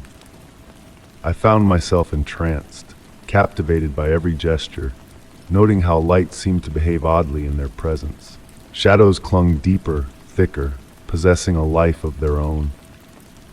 Pausing before an antique mirror, an 18th century relic acquired just the week prior, the visitor's gloved fingers traced the golden frame with deliberate precision. Silence settled heavily in the shop, broken only by the steady tick of the clock, each beat seeming to stretch infinitely. I tentatively tried to catch their reflection in the mirror, only to realize with a growing unease that the mirror's surface displayed only the shelf behind them, as though they existed beyond the realm of reflection. Approaching cautiously, the creak of the floor beneath my steps a ghostly echo. I ventured, "Can I assist you in finding something specific?" My voice barely above a whisper. Slowly, the visitor turned towards me, their features obscured by shadows beneath the hat. With a fluid motion, they produced a yellowed parchment from their coat pocket, unfolding it meticulously on the counter beside the register. The list, penned in elegant, antiquated script, cataloged peculiar items: a mirror that remembers, a clock that counts backwards, a key that unlocks forgotten doors. Reading the list, I perceived a chill creeping through the shop. Wisps of my breath materialized in the frigid air. The objects on the shelves seemed to quiver imperceptibly, as if recognizing a kindred presence in the visitor. "I regret," I breathed, "but I do not believe I possess these specific items." The visitor stood motionless for a prolonged moment before nodding slowly. Retrieving the parchment with the same grace it had been presented, they tucked it away and began their departure. Yet before exiting, they paused, turning slightly. From within the scarf emerged a sound, more akin to a thought than a voice. "You will." It wasn't a question, but a proclamation. The bell chimed once more as they departed, yet the sound carried an unfamiliar depth, as though it echoed from a distant realm. Outside, the snow continued its descent, but for an instant it appeared suspended, frozen in time. That night, after securing the shop, I inspected the antique mirror. Its reflective surface seemed to beckon, concealing secrets within its silvery depths. And the pendulum clock, the faithful timekeeper, had halted precisely at the moment of the visitor's arrival. Since then, every evening as shadows lengthen and light fades, I find myself drawn to the door, anticipating the bell's melody. Each object in the shop appears to share in this vigil, as if we all sense the inevitable return of the enigmatic visitor. In an antique shop, every item carries a tale, and perhaps, just perhaps, some objects await the commencement of their own narrative. Story 23. The gentle breeze whispered through the night, carrying with it the earthy scent of rain-soaked soil and the sweet fragrance of night-blooming blossoms. Nestled in the embrace of my cherished armchair, I tuned into the quiet symphony of the ancient house's breath. The time-worn wooden beams murmured softly, as if harboring age-old tales within their very fibers. It was amidst this serene lull that a peculiar sound reached my ears, a steady, rhythmic thud emanating from the upstairs corridor. A beat akin to a door knocker swaying in the wind, yet its cadence was eerily consistent, almost hypnotic in nature. The soft glow of the reading lamp cast flickering shadows on the wallpaper, shaping elusive silhouettes that seemed to dance in the dim light. Setting aside my book, I remained motionless, fixating on that persistent rhythm. Rather than irksome, it held a melodic quality in its unwavering repetition. Rising leisurely, my slippers sinking into the plush Persian carpet, I gravitated towards the staircase. With each step on the ancient wooden treads, the house echoed a subtle groan, as if acknowledging my inquisitiveness. The rhythmic thudding persisted, guiding me through the shadowed hallway where moonbeams filtered through tall, slender windows. Upstairs, the air carried a chill redolent of aged timber and beeswax, enveloping me in a cloak of nostalgia. Tracing the sound, I reached the imposing door of the old library. Closed shut as always, yet the brass knocker continued its measured dance against the sturdy oak. Not a breath of wind stirred. All windows along the hallway remained shut. Mesmerized, I watched as the weighty knocker swayed as if propelled by an unseen force, knocking with infinite patience. Drawn towards it, I advanced slowly, entranced by its rhythmic motion. The sound grew clearer, revealing subtle nuances in its pattern, akin to a cryptic melody beyond comprehension. Reaching for the frigid brass handle, its worn surface cool against my fingertips, I attempted to push the door ajar. Unlocked, yet it resisted my effort as if an unseen presence gently held it shut from within. The knocker persisted in its dance, oblivious to my presence as if enacting an ancient ritual. Seating myself on the floor, my back against the wall beside the door, I surrendered to the hypnotic beat. Time lost its meaning as I succumbed to the enigmatic tale woven by the persistent thudding. Eyelids drooping, my thoughts meandered through foggy recollections of forgotten tomes and ancient lore. The sound melded with my breath, my heartbeat blending seamlessly with the nocturnal rhythm. At daybreak, as dawn painted the hallway in ethereal hues, the knocker lay still, silent as if frozen in time. Slowly rising, my limbs tingling from the hours spent on the floor, I tested the door once more. This time, it yielded effortlessly. The library stood unchanged from the prior day, every tome in its rightful place, the dust undisturbed in the morning light. Yet, on the antique desk bathed in the golden sunlight's embrace, lay an open book I had no recollection of leaving. Its pages pristine, waiting as if anticipating the birth of a new narrative. Since that night, the brass knocker has remained silent, but on the stillest evenings, a faint echo of that rhythmic beat seems to linger in the air, as if the house yearns to recall a forgotten melody. Story 24. The autumn garden lay swathed in a delicate shroud of mist on that serene morning as I set about gathering the fallen leaves from the night before. The crisp air tenderly kissed my cheeks, carrying the aroma of moist earth and the chrysanthemums I had lovingly planted just a few weeks earlier. A profound stillness enveloped the surroundings, interrupted solely by the soft rustling of withered leaves beneath my steps and the occasional melody of an early bird. It was amidst my task near the weathered stone bench that a glimmering sight caught my eye among the fallen foliage. A faint silvery sheen beckoned me, akin to a dewdrop, capturing a sliver of sunlight. I knelt down slowly, brushing aside the damp leaves, and uncovered an ancient necklace. This exquisite piece of jewelry boasted an oval pendant adorned with intricate floral motifs and a small azure gem at its heart, radiating light in a mesmerizing manner. Cradling the necklace in my hands, I felt its delicate weight and the chill of its surface against my skin. It belonged to no one familiar to me. I was certain of that. For over 2 decades, I had dwelled alone in that abode, never witnessing any of my neighbors adorned with such a splendid trinket. The blue gem continued to gleam with a peculiar luminosity, almost as though it possessed a light of its own. That evening, after tenderly cleansing the necklace, I placed it upon the nightstand beside my bed. Drifting off to sleep, I observed the moonlight filtering through the window, casting dancing shadows upon the wall from the necklace's metallic surface. Throughout the night, I stirred from slumber multiple times, sensing a distant melody wafting through the air, akin to a music box playing somewhere within the house. A sweet, melancholic tune, nearly imperceptible, that dissipated upon any attempt to focus on it. Come morning, I noticed the necklace had shifted position on the nightstand, as if someone had moved it during the night. In the daylight, the blue gem appeared more opaque, yet as I lifted it, a faint warmth emanated from the metal, different from the coldness it exuded the day prior.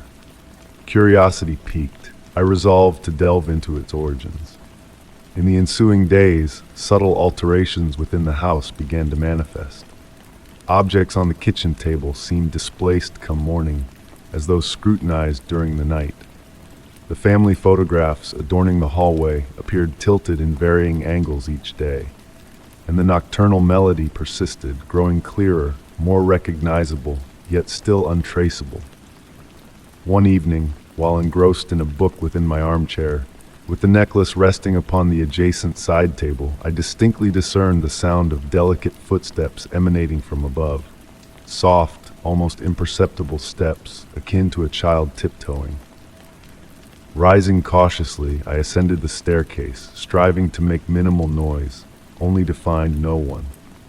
Yet within the guest room, repurposed as a storage space, I encountered an unfamiliar old wooden box. Adorned with the same intricate floral patterns as the necklace, the box housed a photograph, aged and yellowed with time. Captured within was a young woman donning an identical necklace to the one I had discovered. Inscribed on the back of the photograph was a date in faded ink and a message, to remember the happy days in the garden. From that night onward, the music box melody grew more frequent, though no longer unsettling. It seemed as if the house itself serenaded a lullaby, a tender tune that permeated the rooms during the quietest hours of the night. Occasionally, as I sat in the garden on autumn evenings, a fleeting figure seemed to dart among the trees, resembling a memory striving to materialize. The woman in the photograph remained a mystery, as did the origins of the necklace found in my garden.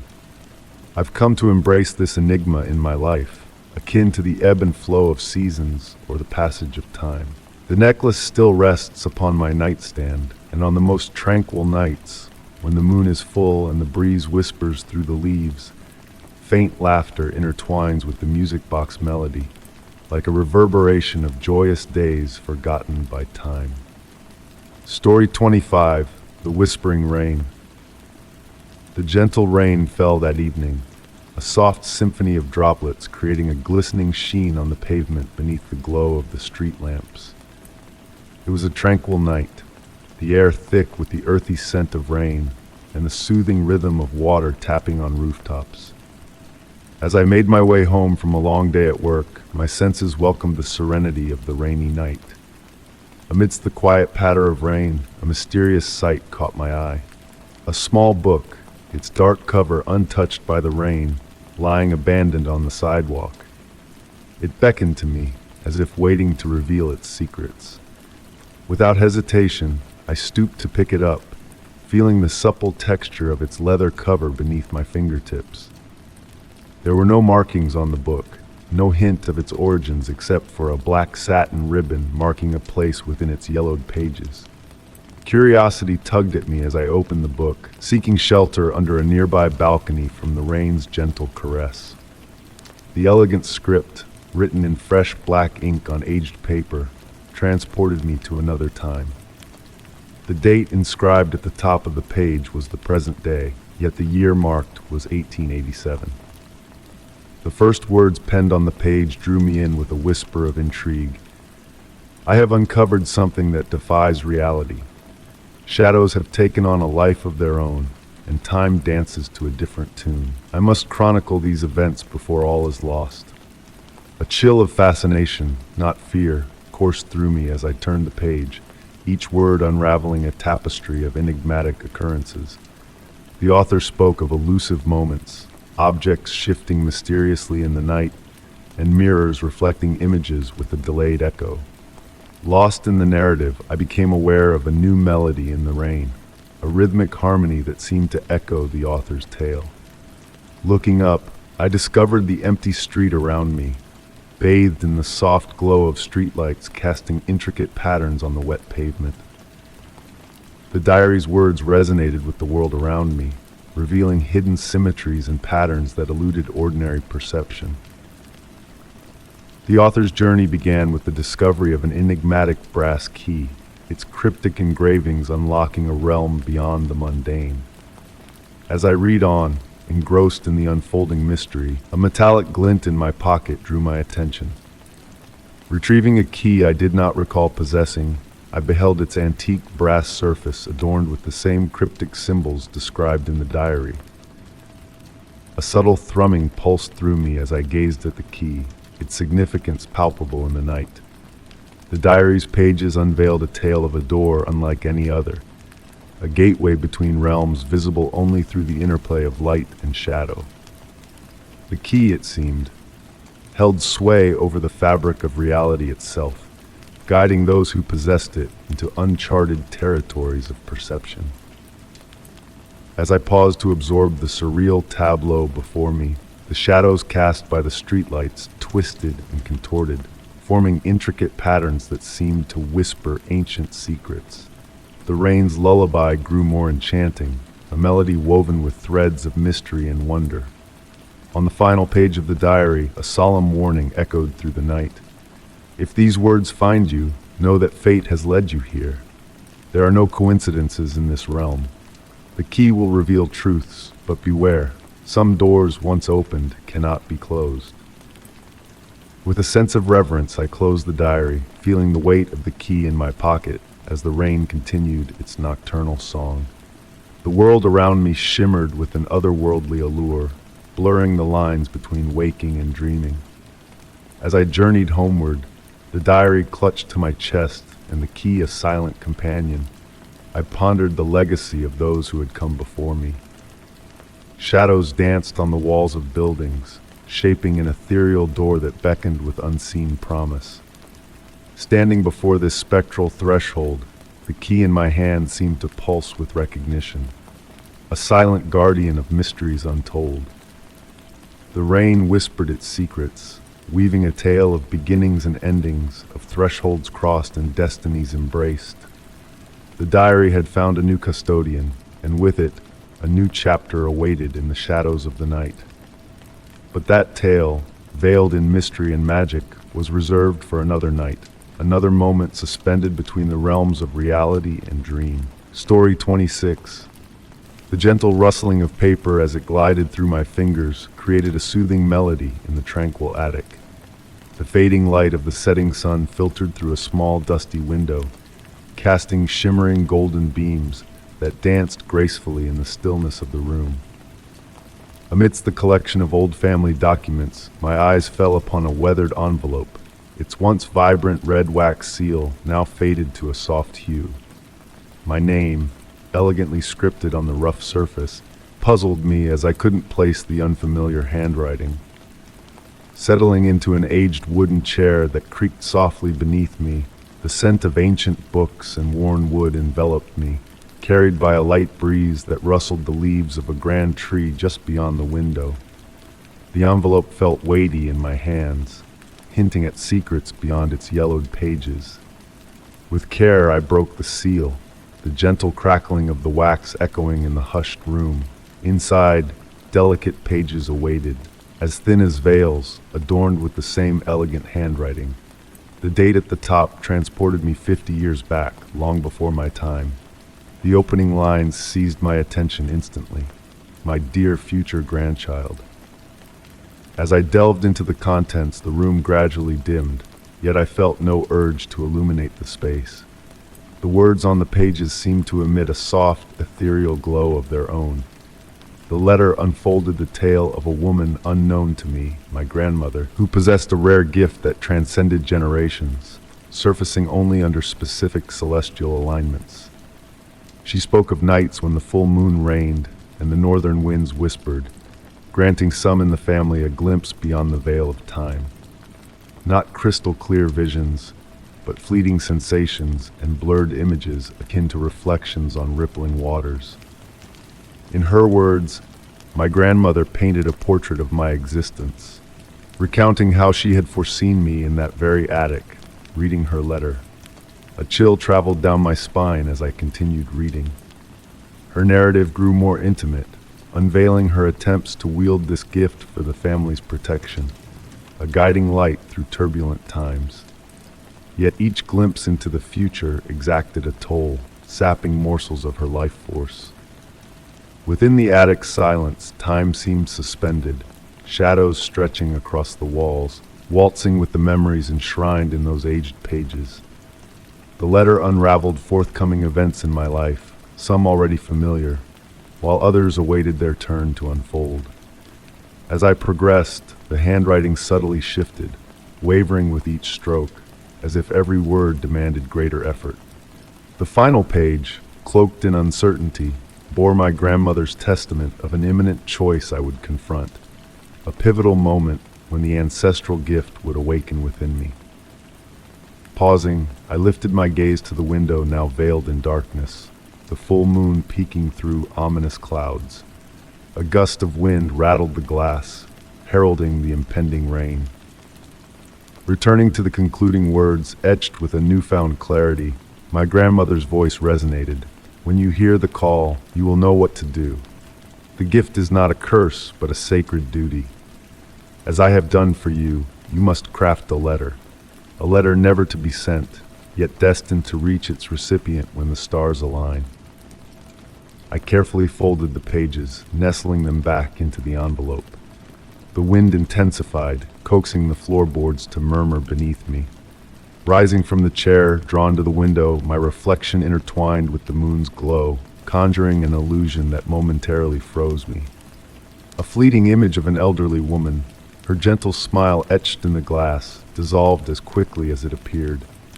On the desk by the window, a blank sheet of paper and a pen materialized, as if placed by unseen hands. Resettling into the chair, bathed in the moon's silvery radiance, the north winds whisper a gentle lullaby. I grasped the pen and began to inscribe, "My dear future grandchild." Story 27.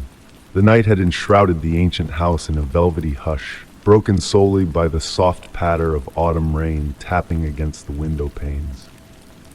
Nestled in my cherished armchair, cradling a cup of steaming tea in my hands, I idly gazed at the painting hanging on the wall opposite me.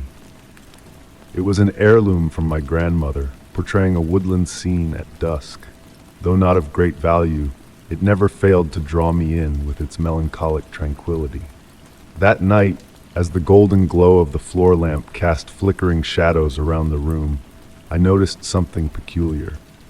The painting seemed askew to the right, though I could have sworn it had always hung perfectly straight. Rising slowly, I carefully set down the cup on the small table beside me. The wooden floor murmured softly beneath my steps as I approached the wall. With gentle hands, I adjusted the painting, feeling the weathered texture of the aged frame under my fingertips. Sinking back into my armchair, I picked up the book I had momentarily abandoned. The warmth of the tea and the soothing rhythm of the rain lulled me into a sweet drowsiness. It was only after some time, when I glanced up, that I noticed the painting was tilted once more, this time to the left. A subtle shiver traced down my spine as I tried to rationalize it as a trick of fatigue or a play of light and shadow. Standing up again, more cautiously this time, I approached the painting and observed something previously unseen. The sunset hues appeared richer, almost pulsating, while the tree shadows seemed to elongate compared to before. With trembling fingers, I touched the canvas surface. It was warm, as though it had absorbed the room's heat, yet there was a peculiar quality to the way the paint caught the light. In the days that followed, I found myself increasingly drawn to the painting. Each time I entered the room, it appeared to have shifted slightly. Sometimes the change was barely perceptible, other times more pronounced. Not only did its tilt vary, but the details within the painting itself seemed to subtly transform. The density of the trees, the shapes of the clouds in the painted sky, they all underwent subtle alterations. I began photographing the painting every morning and evening, meticulously comparing the images. The variances were slight but undeniable. Within the painted woods, new details emerged and vanished. A bird's nest nestled among the branches, a hidden clearing, a faint path that had not existed before. The sunset seemed to shift imperceptibly, as if time within the painting flowed at a different pace. On a particularly tranquil evening, while settled in my customary armchair, I caught movement from the corner of my eye. The painting was tilting on its own, moving with a nearly imperceptible slowness. Curiosity and a surreal calm enveloped me instead of fear. The motion was fluid, as if an unseen hand was tenderly caressing it. Drawing near to the painting once more, this time without hesitation, I sensed a slight vibration in the canvas under my gaze. In the reflection of the protective glass, a fleeting image caught my attention. The blurred figure of my grandmother materialized, smiling softly as she adjusted the painting to its rightful position. Since that moment, I have embraced these subtle changes as part of the house's enchantment. Each evening, before retiring to bed, I devote a few moments to studying the painting, seeking out its new secrets. Sometimes it feels like my grandmother's way of conveying that she still watches over me, through this enigmatic canvas that shifts and transforms like a living entity. I have kept this tale close to my heart, sharing it with none, cherishing the sweet mystery. The painting continues its subtle movements, though less frequent now, as if it has struck a balance between revealing itself and safeguarding its secret. And so each evening, I sit in my armchair with a steaming cup of tea, lulled by the rain against the windows, observing the painting that breathes its own existence, a silent dialogue understood only between us. Story 28. In the hushed embrace of moonlit shadows dancing across my bedroom floor, I found myself entwined with the stillness of the night. A light sleeper by nature, I often found solace in the quiet moments when the world held its breath, awaiting the secrets of the darkness to unfold. On a particular autumn night, a gentle breeze carried whispers of ancient tales through the rustling leaves outside, weaving a tranquil melody against the window panes. It was during one of my nocturnal meanderings through the labyrinthine corridors of the old house that I stumbled upon a peculiar anomaly, a subtle shift in the pattern of the wallpaper lining the hallway. Initially dismissing it as a mere trick of the shadows, I soon found myself captivated by the curious alteration. As my fingertips grazed the surface, the texture beneath transformed, morphing into a polished veneer reminiscent of weathered wood rather than the familiar textured wallpaper. Thus began a nightly ritual, a silent communion with the enigmatic door that materialized before me as twilight descended and the world embraced a cloak of silence. The air would stir with anticipation, carrying whispers of cedar wood and ancient mysteries, mingled with the essence of leather-bound books and forgotten memories. Gradually, the door would emerge from the fabric of reality, its ornate frame adorned with intricate carvings that danced and shifted with every glance. Night after night, I sat vigil in the hallway, observing the door's elusive manifestation. The brass doorknob gleamed with an inner radiance, beckoning with a warmth that transcended the physical realm. Though tempted to grasp its inviting handle, an unspoken intuition held me back, recognizing the profound significance of what lay beyond. As the nights unfolded, subtle metamorphoses unfolded within the house, casting shadows with purposeful intent and filling the air with a palpable sense of anticipation. The nocturnal symphony of creaks and murmurs took on a melodic quality, lulling me into a trance-like state of reverie. It was on these quiet nights that distant echoes of unseen realms seemed to drift through the door. The soft rustle of pages, the gentle ticking of an ethereal clock, and the faint hum of an unfamiliar melody. Delving into the house's history yielded no answers regarding the mysterious door, yet tales of previous inhabitants spoke of dreams woven with threads of tranquility and nights steeped in serenity. An elderly resident's journal chronicled a passage to peaceful slumber that materialized only in the shroud of darkness, a narrative that mirrored my own journey into the realm of the enigmatic door. As the weeks unfurled, the door became a silent companion in the nocturnal hours, a beacon of solace in the veiled embrace of night. Its presence exuded a sense of guardianship, a silent sentinel watching over hidden treasures rather than harboring malevolent secrets. One fateful night, as I sat in quiet communion with the door, I discerned a new revelation. The intricate carvings seemed to weave tales of adventure and discovery, each motif shifting and evolving with the ebb and flow of my gaze.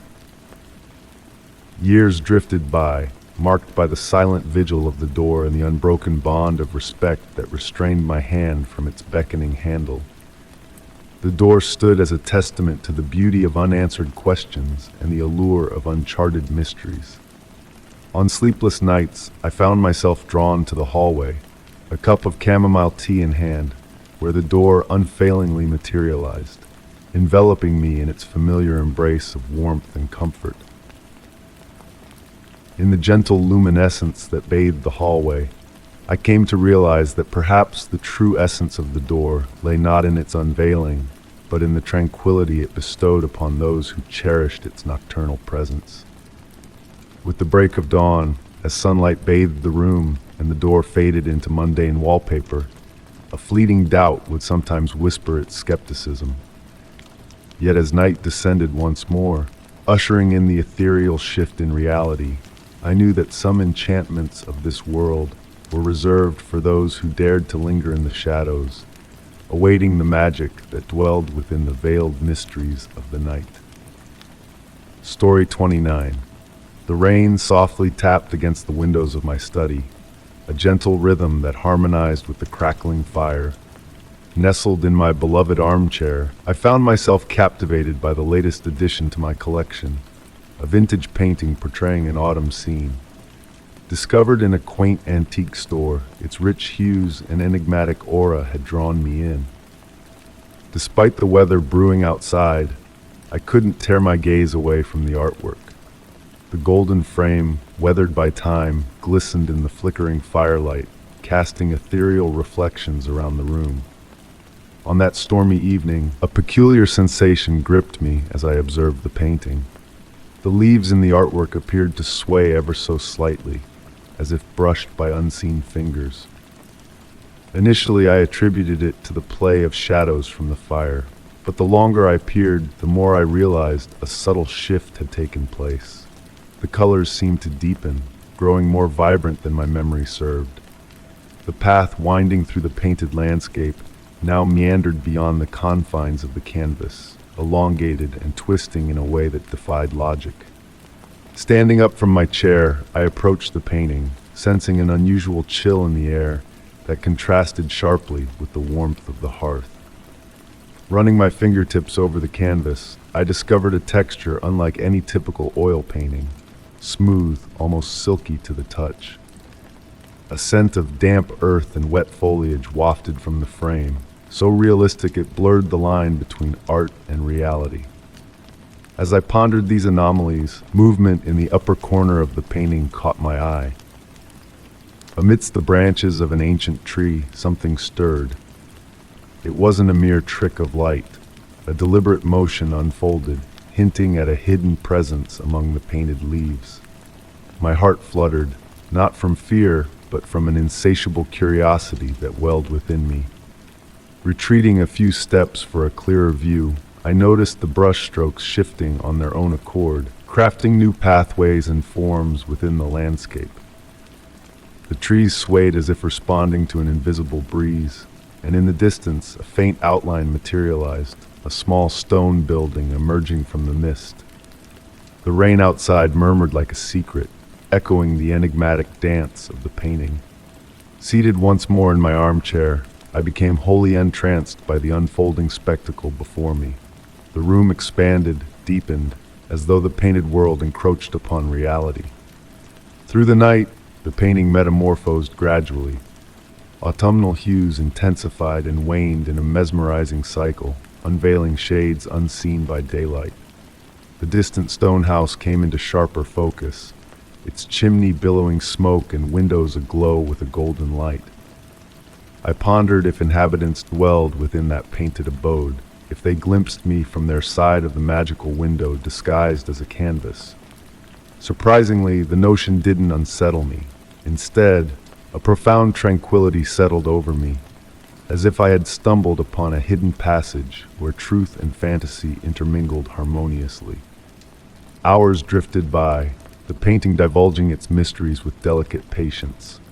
Figures seemed to traverse the path, their presence fleeting and ethereal. Yet each time I tried to fixate on these apparitions, they dissipated like morning mist. With the blush of dawn tinting the sky, the painting gradually reverted to its original state. The leaves stilled, colors stabilized, and the distant house dissolved into the morning haze.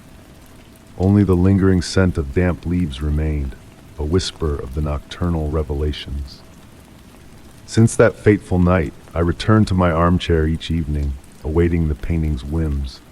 At times it unveils its secrets. Other nights it remains silent like any ordinary artwork.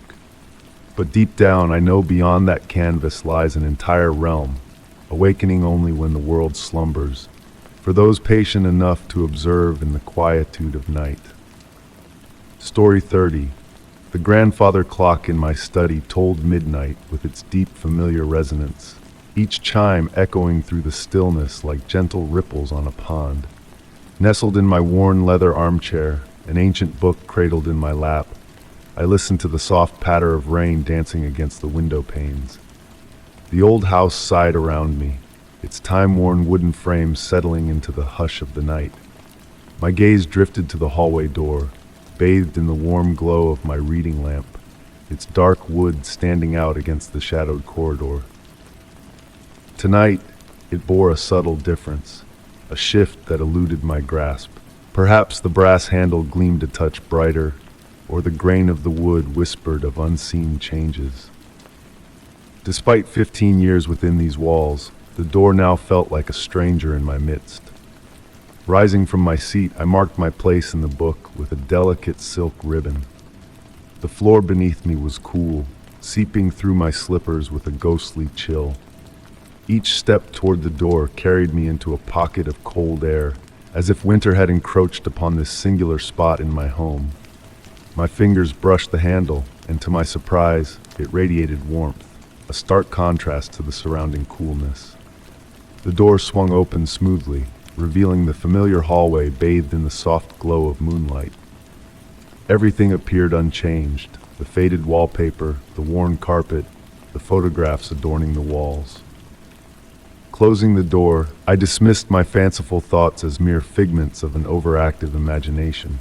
Perhaps the mysteries I had delved into within the pages of my books had begun to seep into my dreams. That night, my slumber was haunted by visions of doors. They materialized and vanished in impossible places, nestled in gardens, floating in the sky, standing solitary on desolate beaches. Each bore the same warm brass handle, a touch of familiarity in their otherworldly presence. As dawn painted the sky, I carried on with my daily routines, barely sparing a glance at the enigmatic hallway door. It wasn't until dusk descended, casting long shadows, that a peculiar shift caught my eye. The door had aged overnight, its once dark hue now lighter, as if decades had passed in the blink of an eye. The brass handle bore a patina that had not existed before, whispering of unseen tales etched into its surface. Drawing nearer, I observed with a newfound curiosity. The wood had transformed, a lighter shade with intricate grain patterns unknown to me. Even the hinges had shed their familiar black for a burnished copper hue. Yet upon each opening, the hallway beyond remained steadfast in its sameness. Night after night, the door underwent subtle metamorphoses, its essence shifting like shadows in the pale moonlight. Sometimes aged, sometimes rejuvenated, it teased with fleeting changes that defied explanation.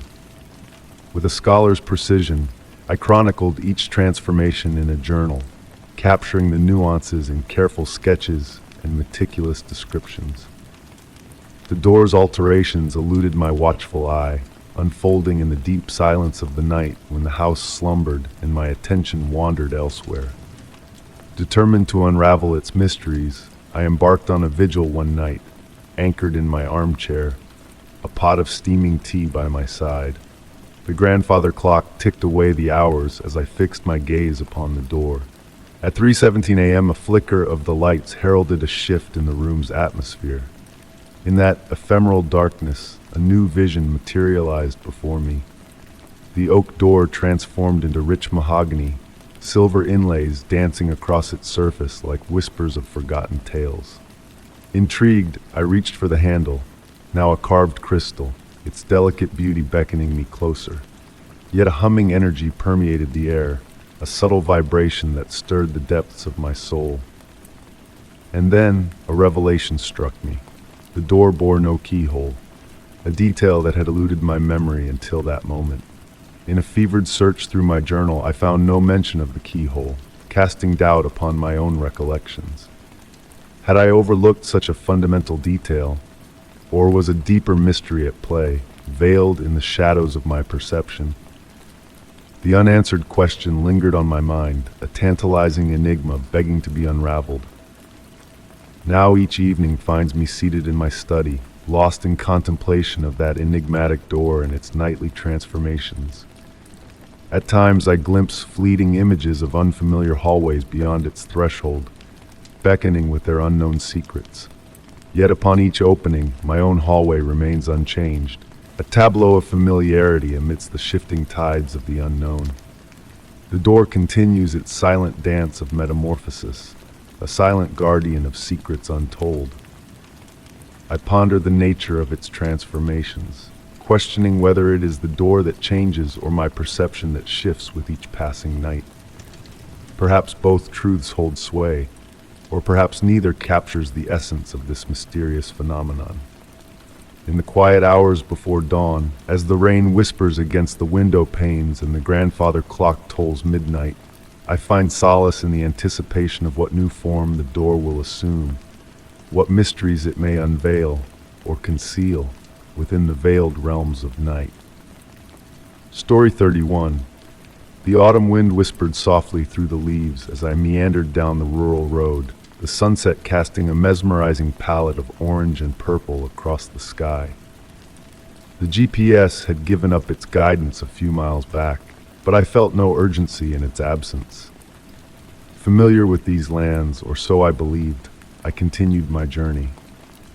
The dirt road snaked gently amidst hills adorned with vineyards stripped bare. A breath of fresh air drifted in through the cracked window, carrying the fragrance of damp earth and fallen foliage. In that fleeting moment, time seemed to stretch, allowing me to relish each passing second. Turning right at the weathered wooden sign, a peculiar realization dawned upon me. This road was a stranger to my mental map of the region. I paused, attempting to reorient myself. The elongating shadows wove intricate patterns amidst the trees flanking the path.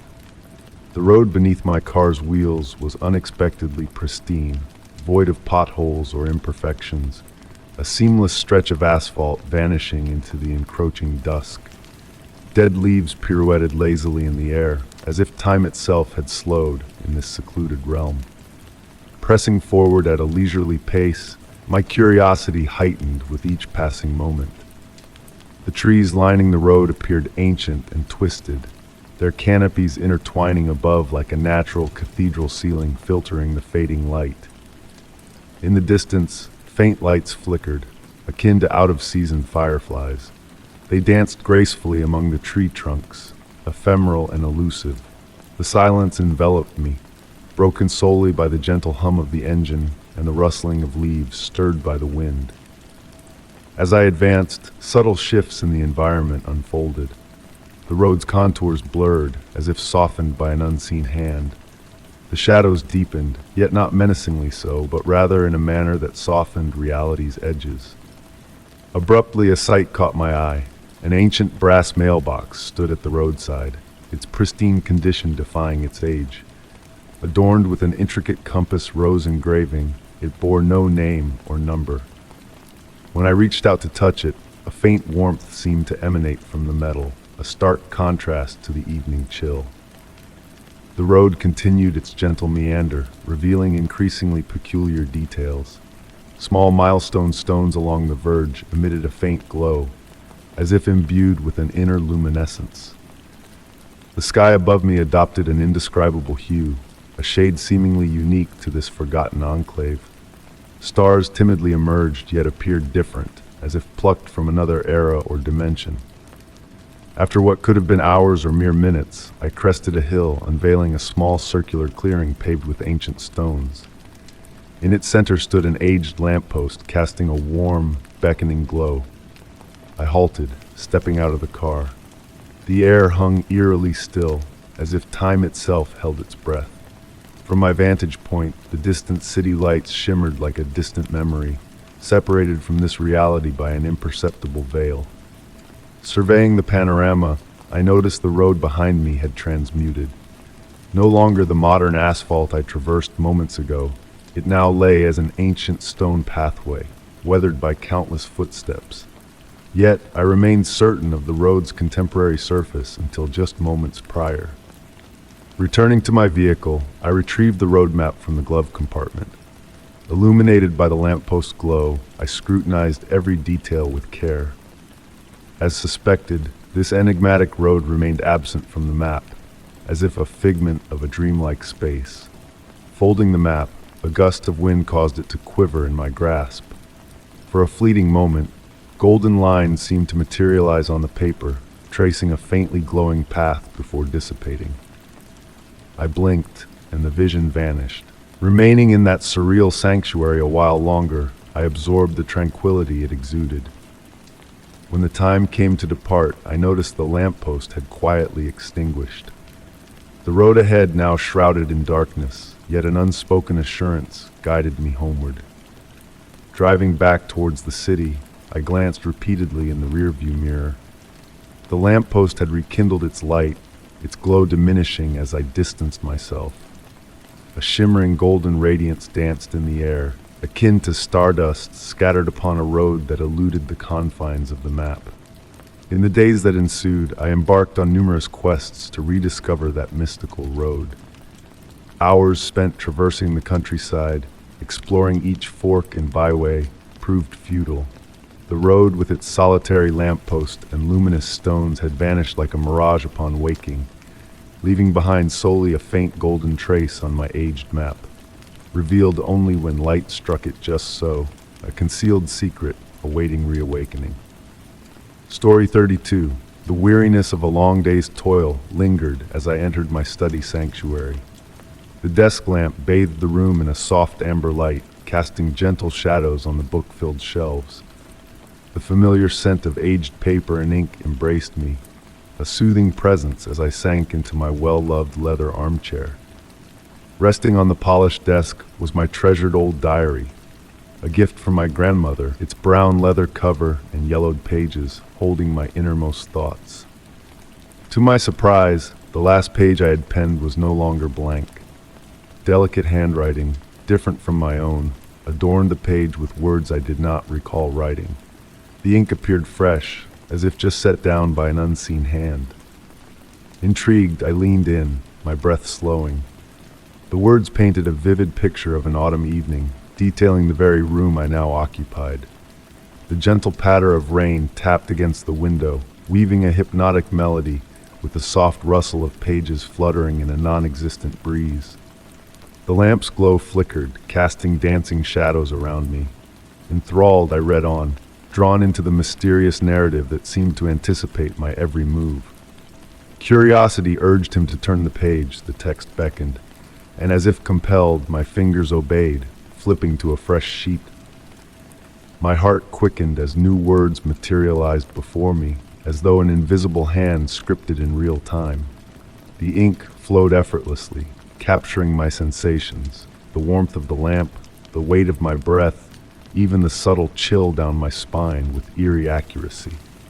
Unable to tear my gaze away, I rose from my chair, transfixed by the unfolding tale. The sentences now described books on the shelves, titles I didn't recall owning yet found present in the room. The writing maintained a rhythmic cadence, akin to a silent clock ticking away moments in a timeless void. Seating myself on the corner couch, I watched as the diary's pages turned on their own, imbued with a life of their own. The rain's cadence intensified, cocooning me in a barrier of sound, isolating me from the outside world. The room transformed, exuding a warmth and mystery that felt ethereal, a realm apart from reality. I closed my eyes, letting the rain's song carry me away. Upon opening them, the diary's words had shifted, delving into memories long forgotten, secrets never shared. Approaching the desk once more, each step deliberate, the words evolved into a dialogue, a whispered conversation with my own past. Curiosity mingled with peace, leading me deeper into the enigmatic exchange. Each word unveiled a fragment of understanding, a journey towards a truth just beyond reach. As midnight tolled, I realized hours had slipped by in silent communion with the diary. The final words emerged, simple yet profound.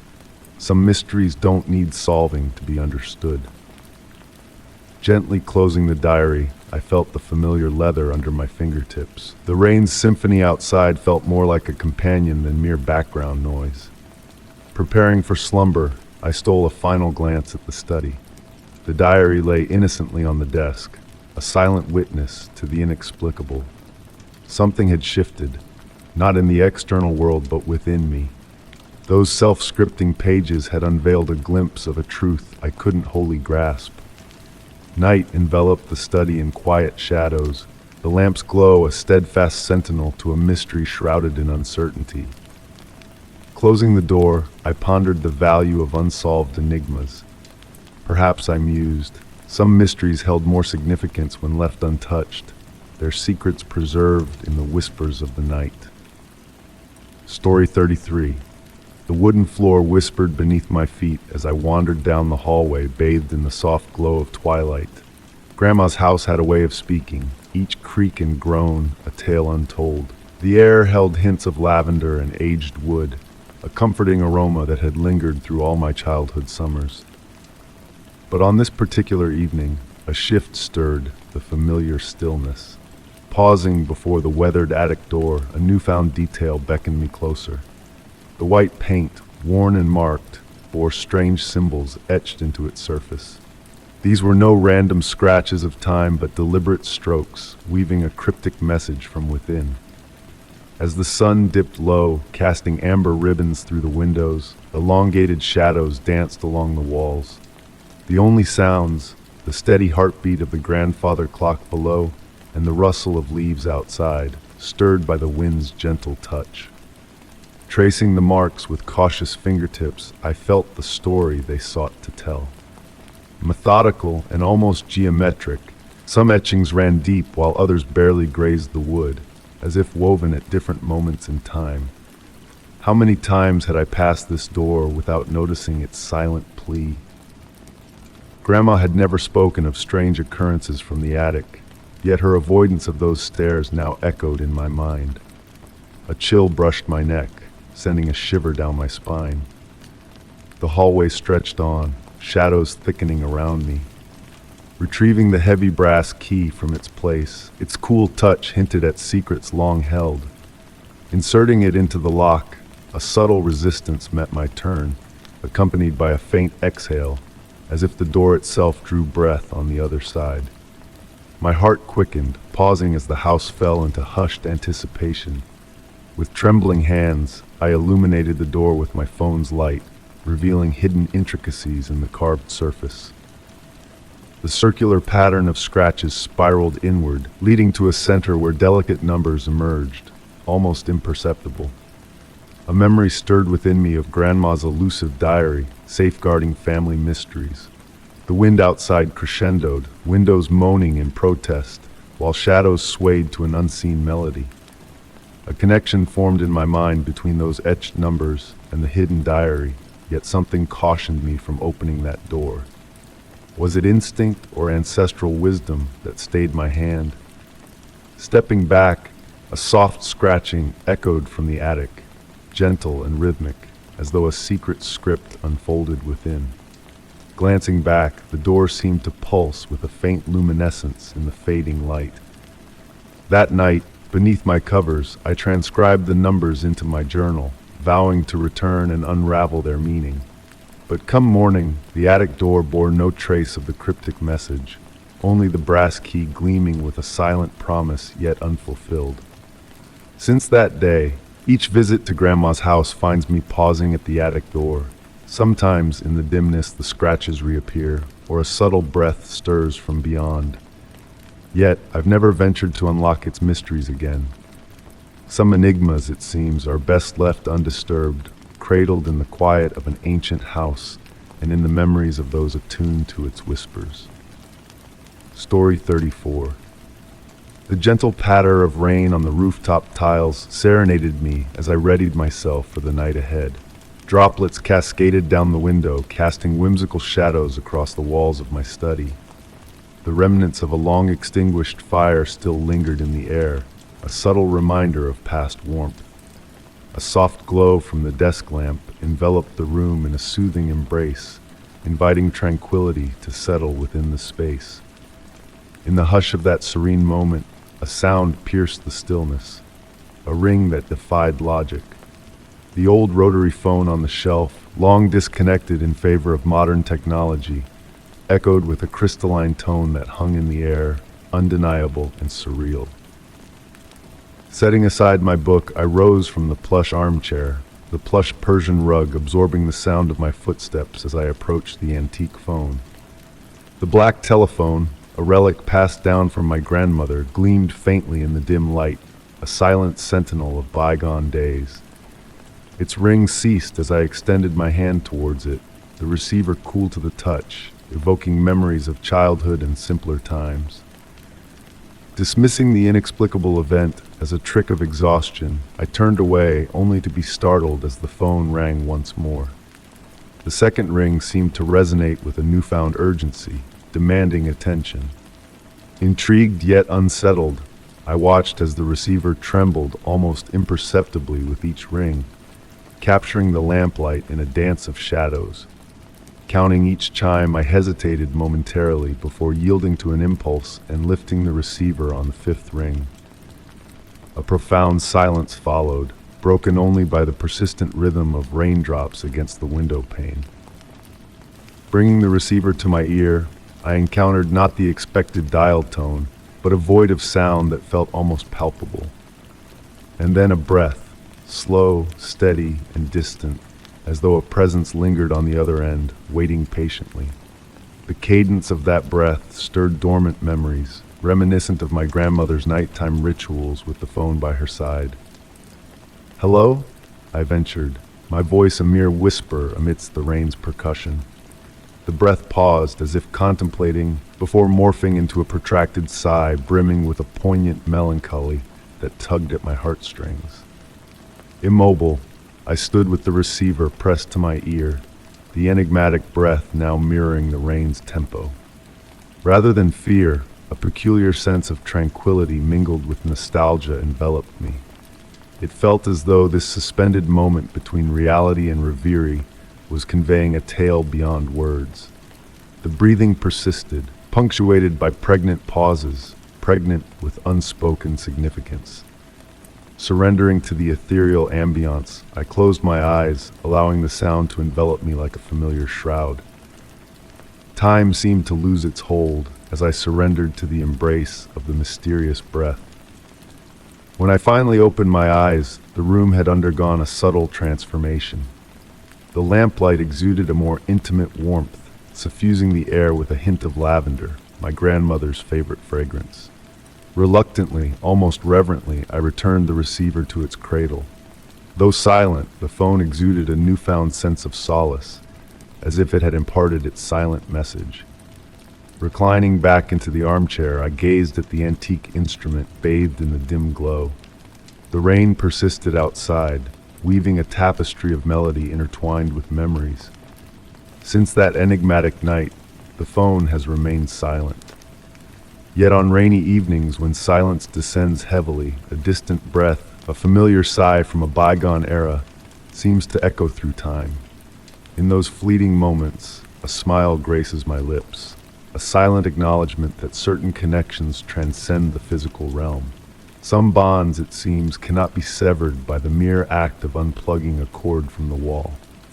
Story 35. In the heart of our neighborhood, autumn nights exude a mysterious charm. The air carries whispers of fallen leaves, and the gentle echo of footsteps on damp streets weaves a lullaby for the weary soul. Lately, on my evening strolls home from work, a peculiar occurrence has captured my attention. At the junction of Maple Street and Rose Avenue stands a streetlight unlike any other. While its companions dutifully cast their warm glow upon the path, this one behaves in a most enigmatic manner. As I draw near, its luminance begins to wane, as though concealing a secret from my curious gaze. Initially, I dismissed it as a mere malfunction, a tired fixture in need of repair.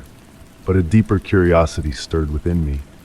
The light's dimming was not arbitrary. It responded only to my presence. Observing others pass beneath it revealed no deviation in its radiance. Intrigued, I decided to test its peculiar behavior. Leaning against the weathered facade of the Art Deco building, I stood at a distance and watched. The glow remained steady, casting elongated shadows and setting the dew-kissed garden ablaze with a soft shimmer.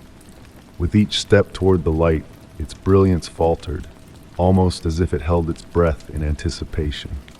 At a mere 15 feet away, it dwindled to a faint flicker, barely illuminating the surroundings. Stepping into the dim circle, I was enveloped in a hush so profound it seemed as though even the city itself held its breath. Gazing up at the glass enclosure, a pattern of faint marks etched its surface, elusive in the dwindling light. Retrieving my phone to investigate further, a sudden gust stirred the tree branches, and a fleeting movement within the glass caught my eye. Intrigued, I began to frequent this spot on my nightly walks. Each encounter unfolded like a silent ballet, the light dimming, the world hushing, a sense of unseen eyes upon me. Subtle nuances emerged, hues shifted imperceptibly, hinting at a hidden language spoken through light. One moonlit night, a melodic hum resonated from the pole, its vibrations pulsing beneath my touch. It was as though the streetlight sought to convey a message, a tale whispered through its metallic core. Documenting each visit meticulously, I discerned a rhythm to its behavior.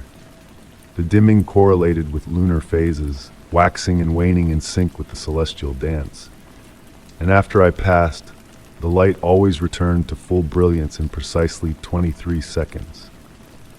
Yet, it was not just the streetlight's enigma that captivated me. It was how it altered my routine. A silent pact seemed to form, compelling me to slow my pace, to linger in the circle of twilight, and to listen to the hum of ages past. I never sought a rational explanation, for perhaps some mysteries are meant to remain unsolved. In that quiet corner of the city, a secret bond had formed between the light and me, a nightly rendezvous in the liminal space of dusk. And so, under the watchful gaze of the enigmatic streetlight, our ritual continues, a dance of shadows and light, of whispers and silence. Whether electrical anomaly or cosmic design, the truth eludes me. What remains is the profound sense of connection, of being part of a grander narrative woven in the language of night. And in that fleeting moment of dimmed light, when the world recedes, I find solace in the embrace of the unknown, in the embrace of the twilight mystery that dims at my passing. Story 36.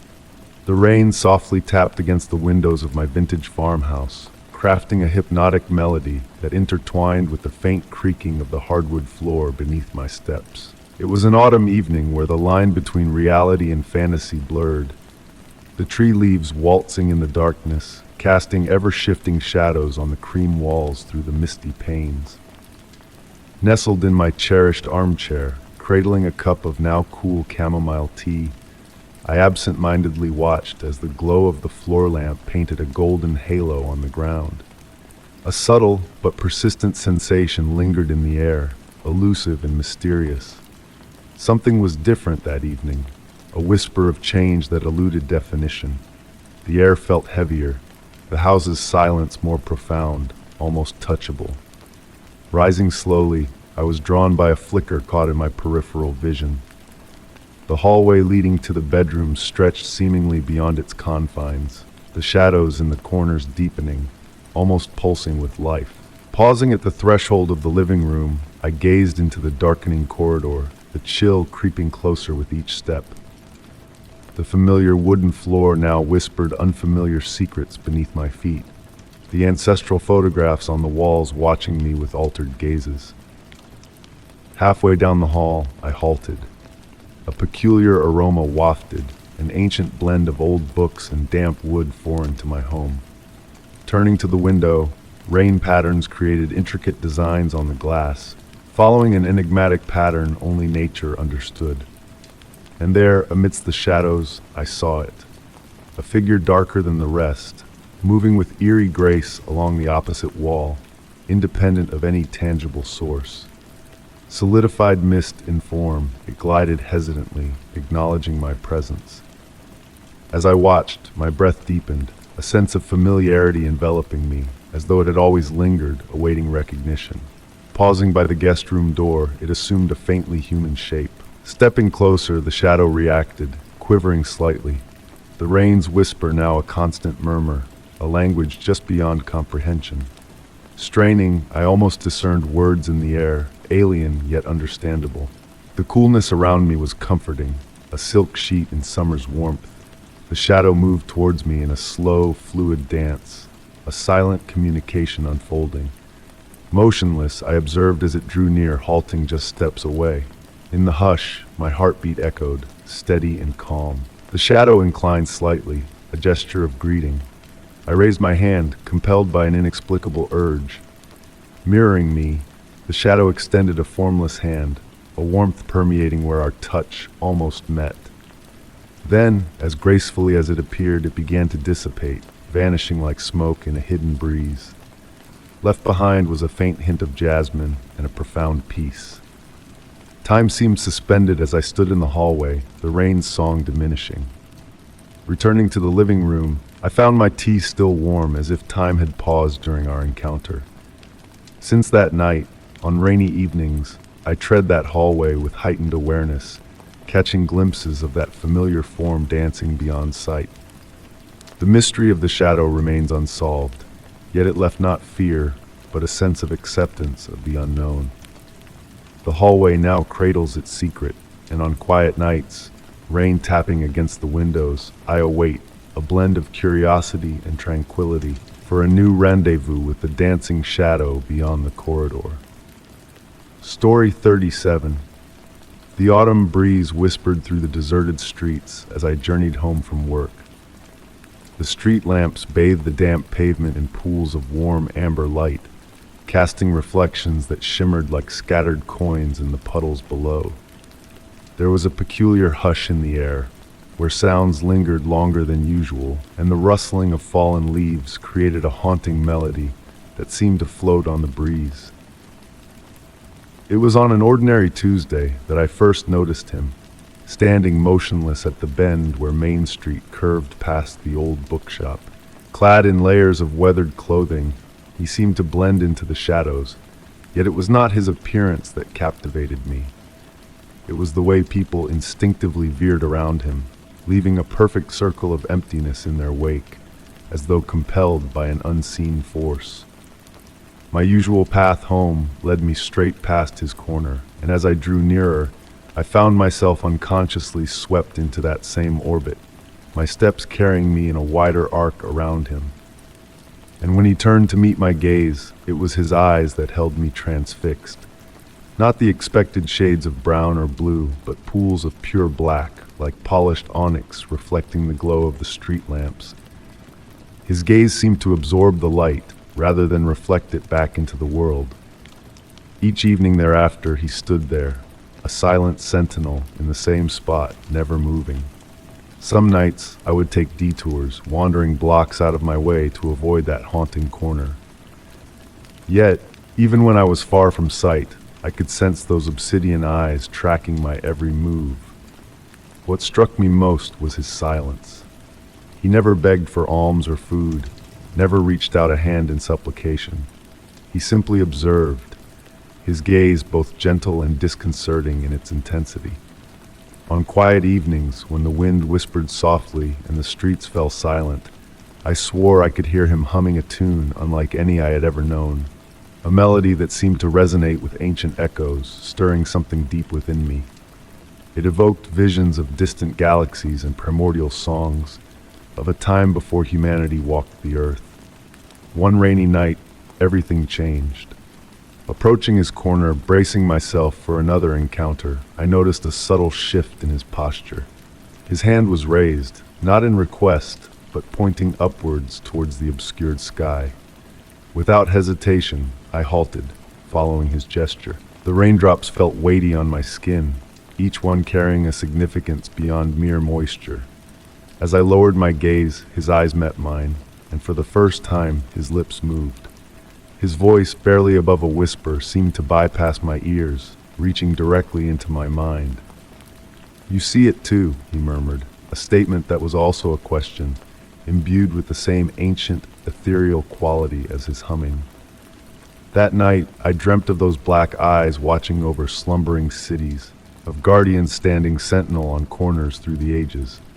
I dreamt of melodies that shaped reality and raindrops that bore messages from the cosmos. Awakening, I found my window etched with delicate frost patterns, despite the unseasonable warmth of autumn. The following evening, he was gone, and the next, and the one after that. His absence left a void.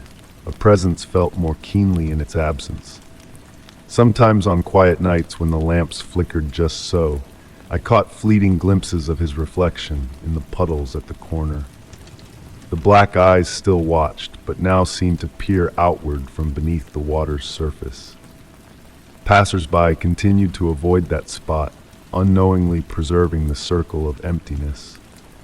And on rare occasions, when the wind carried that familiar melody, I would pause, tilting my head to the heavens, pondering the messages hidden within the rain.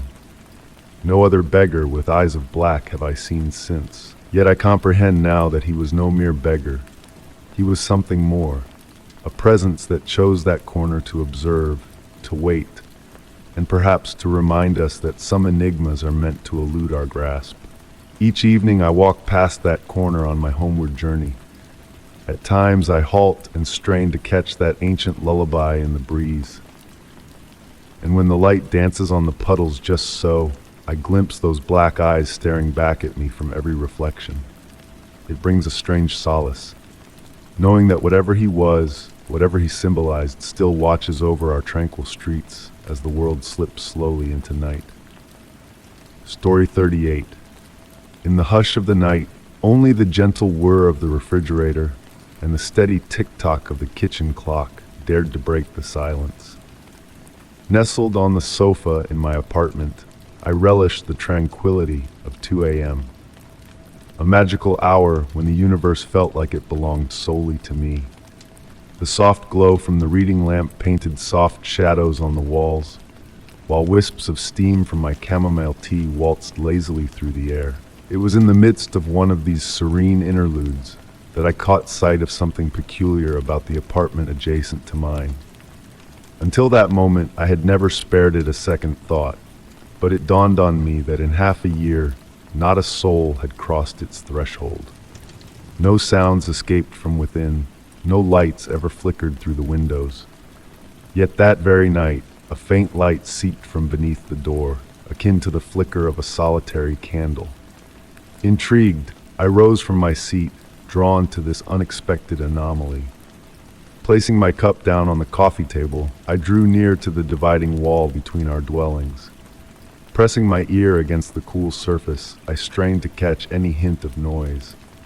The stillness enveloped me like a heavy cloak, yet an unspoken tension lingered in the air, thick and palpable. Resuming my routine, I found myself increasingly fixated on the neighboring apartment in the days that followed. I began to notice subtle nuances I had previously overlooked. The absence of piled-up mail at the doorway, the pristine doorknob amidst the dusty hallway, and occasionally, during the stillest of nights, a faint rustling that hinted at whispered footsteps. A vine of curiosity coiled tighter within me, urging me to delve deeper. Delving into the building's history, I unearthed that the enigmatic apartment had been leased regularly for 2 decades, yet no one could recall its inhabitants. The elderly caretaker, his face etched with wisdom, disclosed that the rent arrived monthly in a nondescript envelope left in his mailbox. One fateful night, as I teetered on the edge of slumber, the haunting strains of a piano wafted from the other side of the wall.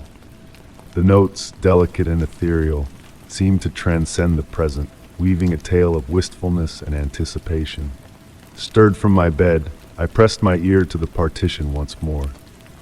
The music ceased abruptly, leaving only the thunderous thud of my own heartbeat in its wake. The following day, I crossed paths with the woman from the upstairs abode as she descended the staircase.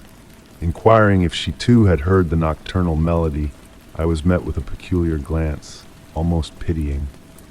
She affirmed that no piano had ever graced that apartment, citing her father as the architect who had meticulously designed the building, ensuring that the space did not accommodate such an instrument. Rather than extinguishing my inquisitiveness, this revelation stoked its flames, leading me to uncover more oddities.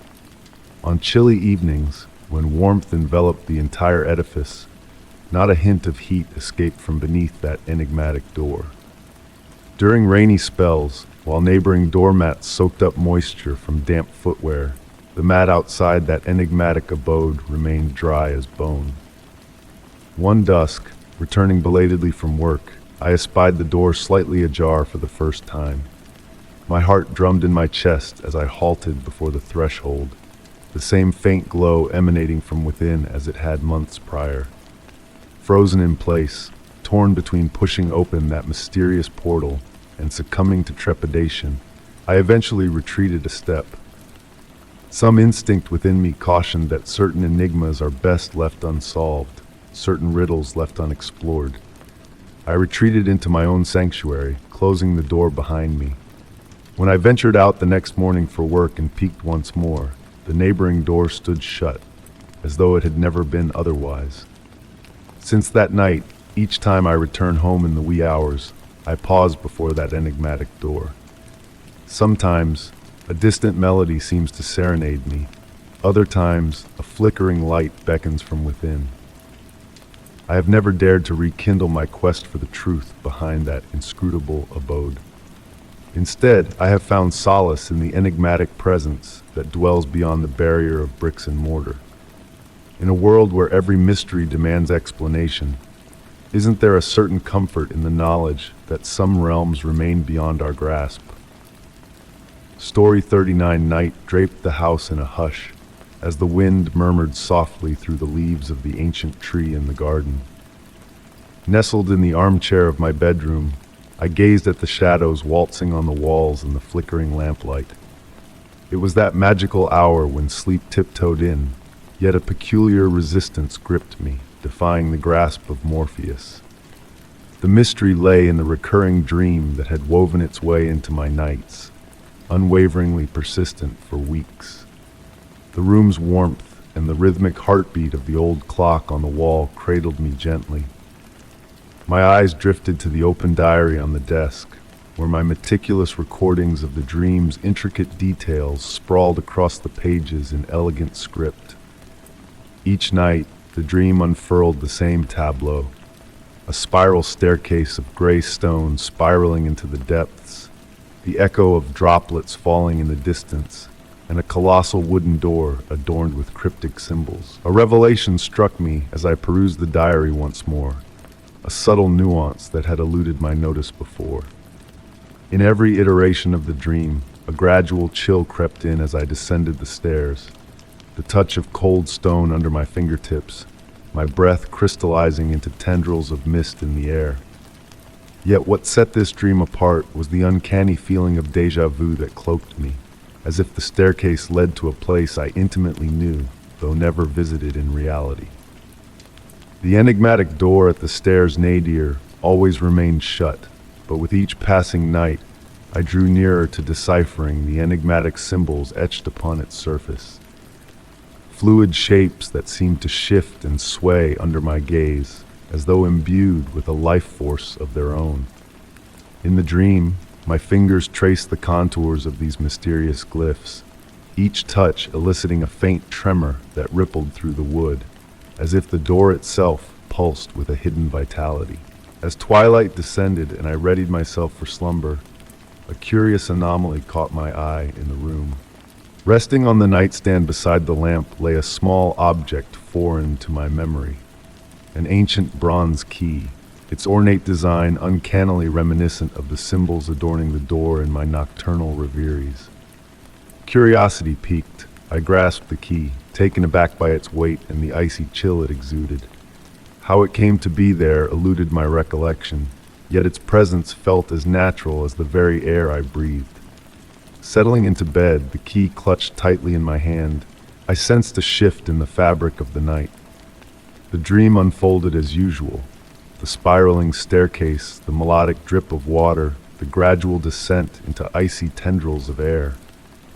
But this time, as I stood before the door, the key thrummed faintly in my grasp, harmonizing with the symbols etched into the wood. With bated breath, I approached the door, discovering for the first time a hidden lock nestled amidst the intricate carvings. Heart pounding, I inserted the key. A soft, melodious click resonated through the chamber like a forgotten tune from ages past. The door creaked open slowly, revealing not another chamber, but a mirror that cast a reflection of the staircase behind me. Yet, in this mirrored realm, the steps ascended instead of descended. Startled awake in the early light of dawn filtering through the curtains, the key remained clasped in my hand, now pulsating with a warmth that seemed almost alive. On the open diary sprawled on the desk, a new page greeted me, its characters akin to the symbols on the door, shifting and morphing like liquid ink under a moonlit sky. Since that fateful night, the dream has not revisited me. The key rests upon my nightstand, and on nights steeped in profound tranquility, I swear I feel its faint vibrations. Often, my thoughts drift to the unseen summit of that mirrored staircase, pondering whether one day I shall muster the courage to ascend. For now, I content myself with observing the dancing symbols in the diary, a silent tale unfurling in the stillness of midnight, a story that perhaps I am not yet prepared to decipher. Story 40. In the quiet embrace of my new abode, a peculiar mystery awaited me in the hallway. Each door, a portal to its expected realm, the bathroom with its vintage charm, the bedroom cloaked in faded wallpaper, the kitchen bearing the marks of time on its linoleum floor. But the final door, painted a shade deeper than its kin, beckoned with a different tale to tell. Behind it, a phantom of a basement lay shrouded, devoid of any descent into its depths. It was in the chill of winter's whispers that I stumbled upon this enigma, as the old windows rattled with secrets untold. Peering into the void from the doorframe, I beheld a sight both eerie and pristine. 8 feet below, a concrete floor bathed in the glow of a solitary bulb hung suspended, its origin unknown to my memory. The space below, immaculate and serene, seemed to defy the laws of light and shadow, its walls blending seamlessly into the darkness beyond. Curiously, my real estate agent had omitted any mention of a basement, and the property records held no trace of its existence. Puzzled, I reached out to her, describing the mysterious door and the ethereal view below. Confusion clouded her voice, denying any knowledge of such a hidden chamber. Promising to investigate further, she delved into the original blueprints, leaving me to ponder the enigmatic space within my home. Days turned to weeks, and I found myself irresistibly drawn to the enigmatic door, its secrets whispering promises of the unknown. Regardless of the hour, the light below remained steadfast, casting its unwavering glow upon the untouched floor. Seated at the threshold, I observed the dance of shadows in the basement's corners, the air wafting up carrying a scent of purity, akin to fresh linens or the crispness of dawn. One evening, a subtle shift in the tableau caught my eye. A wooden toy block, bearing the faded mark of a letter A, lay in the center of the basement floor. Its sudden appearance raised questions unspoken. How had it traversed the gap without stairs to guide its path? Intrigued, I began to document the cryptic movements of the block, noting subtle shifts and rotations that defied explanation. No sound emanated from below, the silence adding to the mystery that enveloped me. A revelation came with a call from my agent, her voice tinged with unease as she revealed the absence of any basement door in the original plans. Yet, as I stood by the mysterious portal, it remained unchanged, a dark sentinel amidst the pale walls that surrounded it. That night, the block haunted my dreams, its form multiplying and rearranging into cryptic messages that eluded comprehension. As the seasons shifted and time ebbed on, the basement remained a constant enigma, untouched by the passage of days. The block continued its silent journey across the floor, forming patterns that hinted at hidden meanings beyond my grasp. Amidst the quiet of night, whispers of a distant melody seemed to rise from the depths below, vanishing as swiftly as they came whenever I sought to unravel their source. With the arrival of spring's gentle embrace, the block vanished without a trace, leaving the basement floor barren and unblemished. Hours passed in vigil by the open door, but no change graced the hidden space. That night, a dream of stairs unfurled before me, their dark elegance a stark contrast to the void below.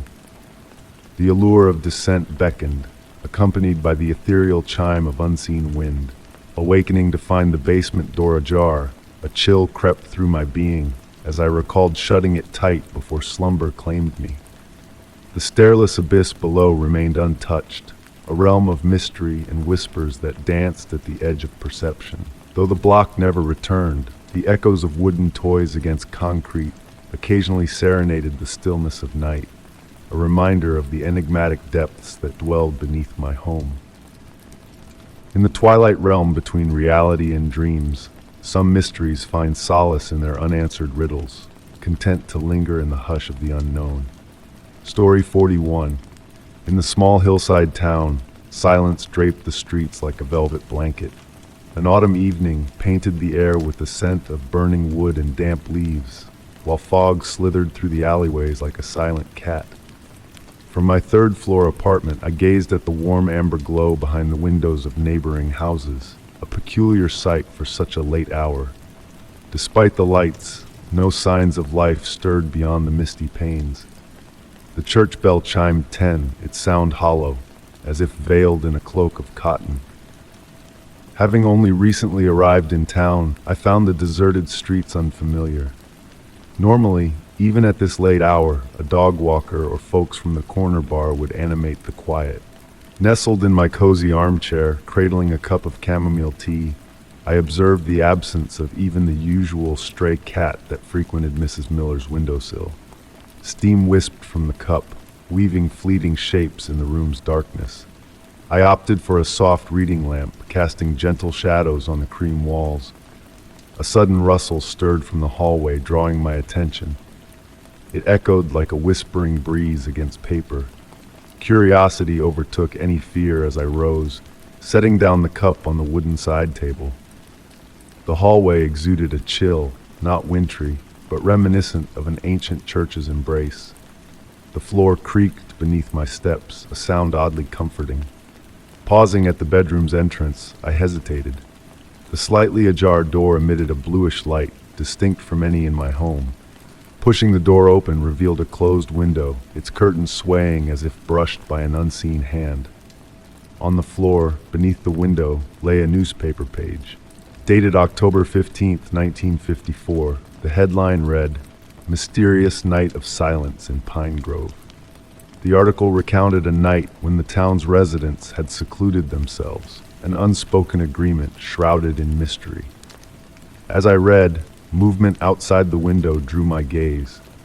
Across the street, lights flickered out like extinguished candles, revealing motionless figures within the darkened homes.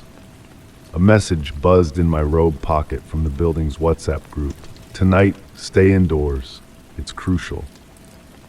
Peering out once more, I noticed only my light remained aglow.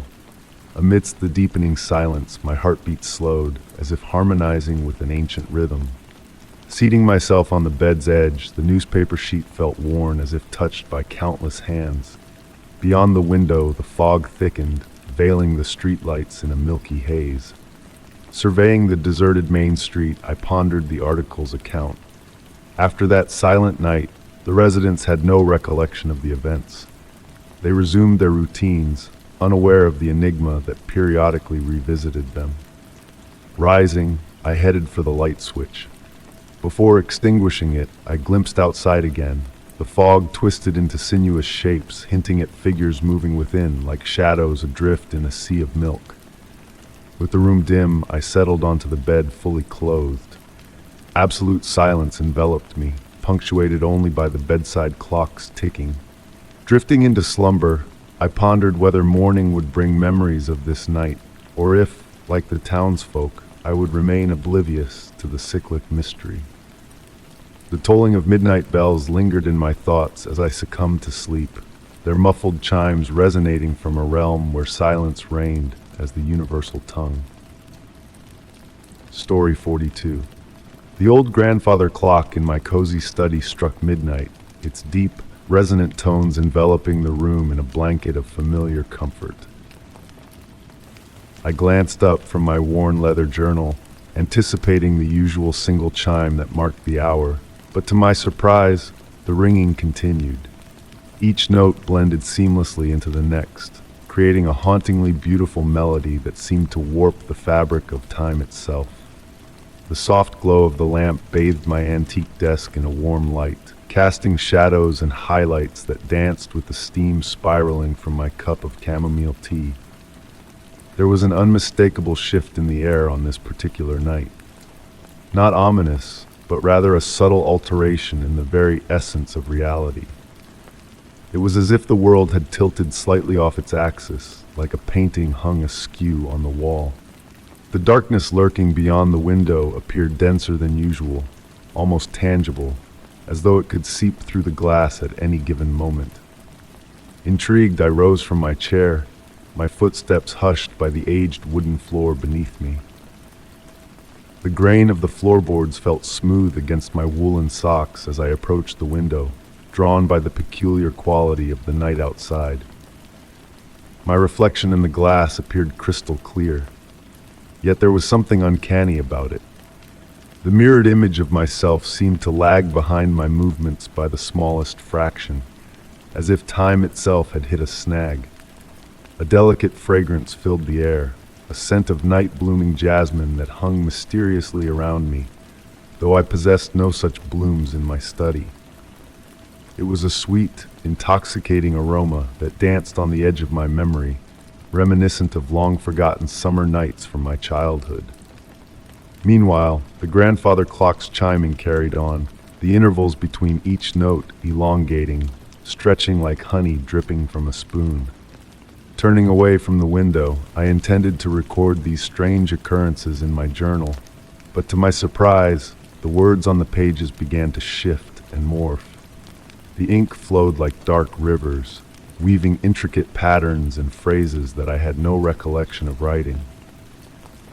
The room's temperature fluctuated subtly, following the rhythm of my breath in gentle undulations. The shadows in the corners of the study seemed to pulse with life, expanding and contracting in a mesmerizing dance that mirrored my own breathing. When I reached for my tea, the cup felt simultaneously warm and cool against my fingertips, the liquid inside shimmering with reflections of the lamplight, creating a celestial display akin to stars adorning the night sky.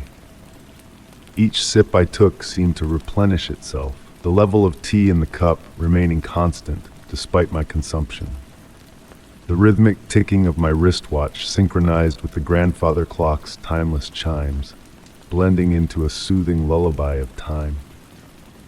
I noticed with fascination that the hands of my watch moved in opposite directions, the hour hand advancing while the minute hand retraced its steps.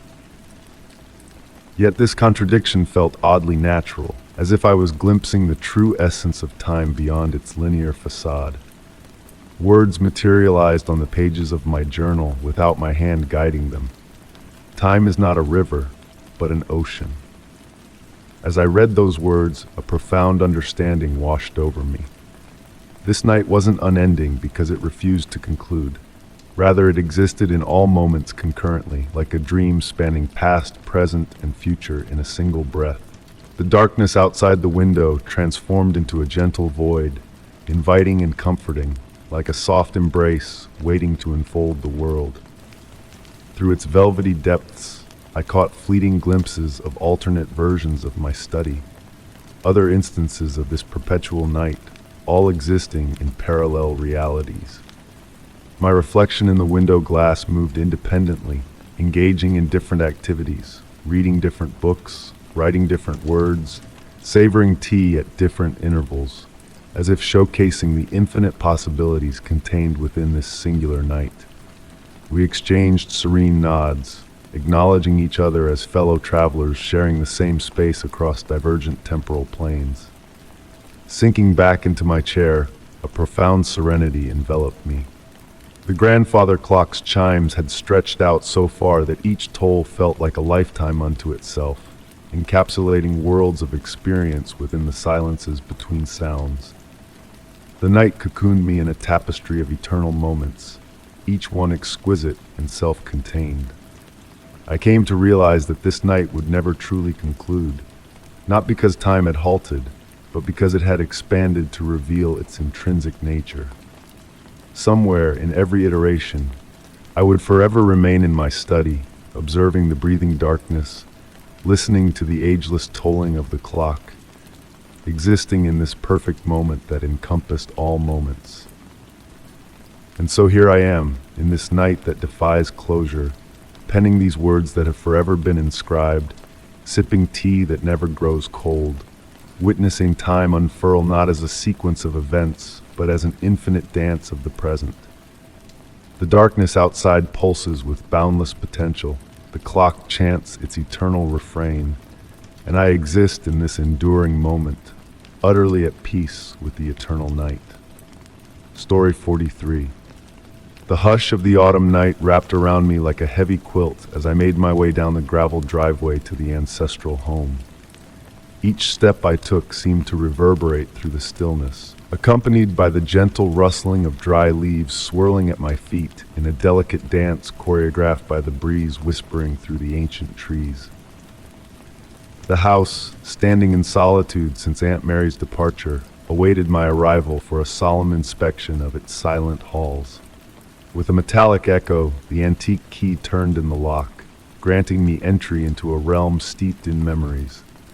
A scent, a blend of aged wood and a hint of nostalgia, greeted me as I crossed the threshold, transporting me back to the carefree afternoons of my youth spent within these walls.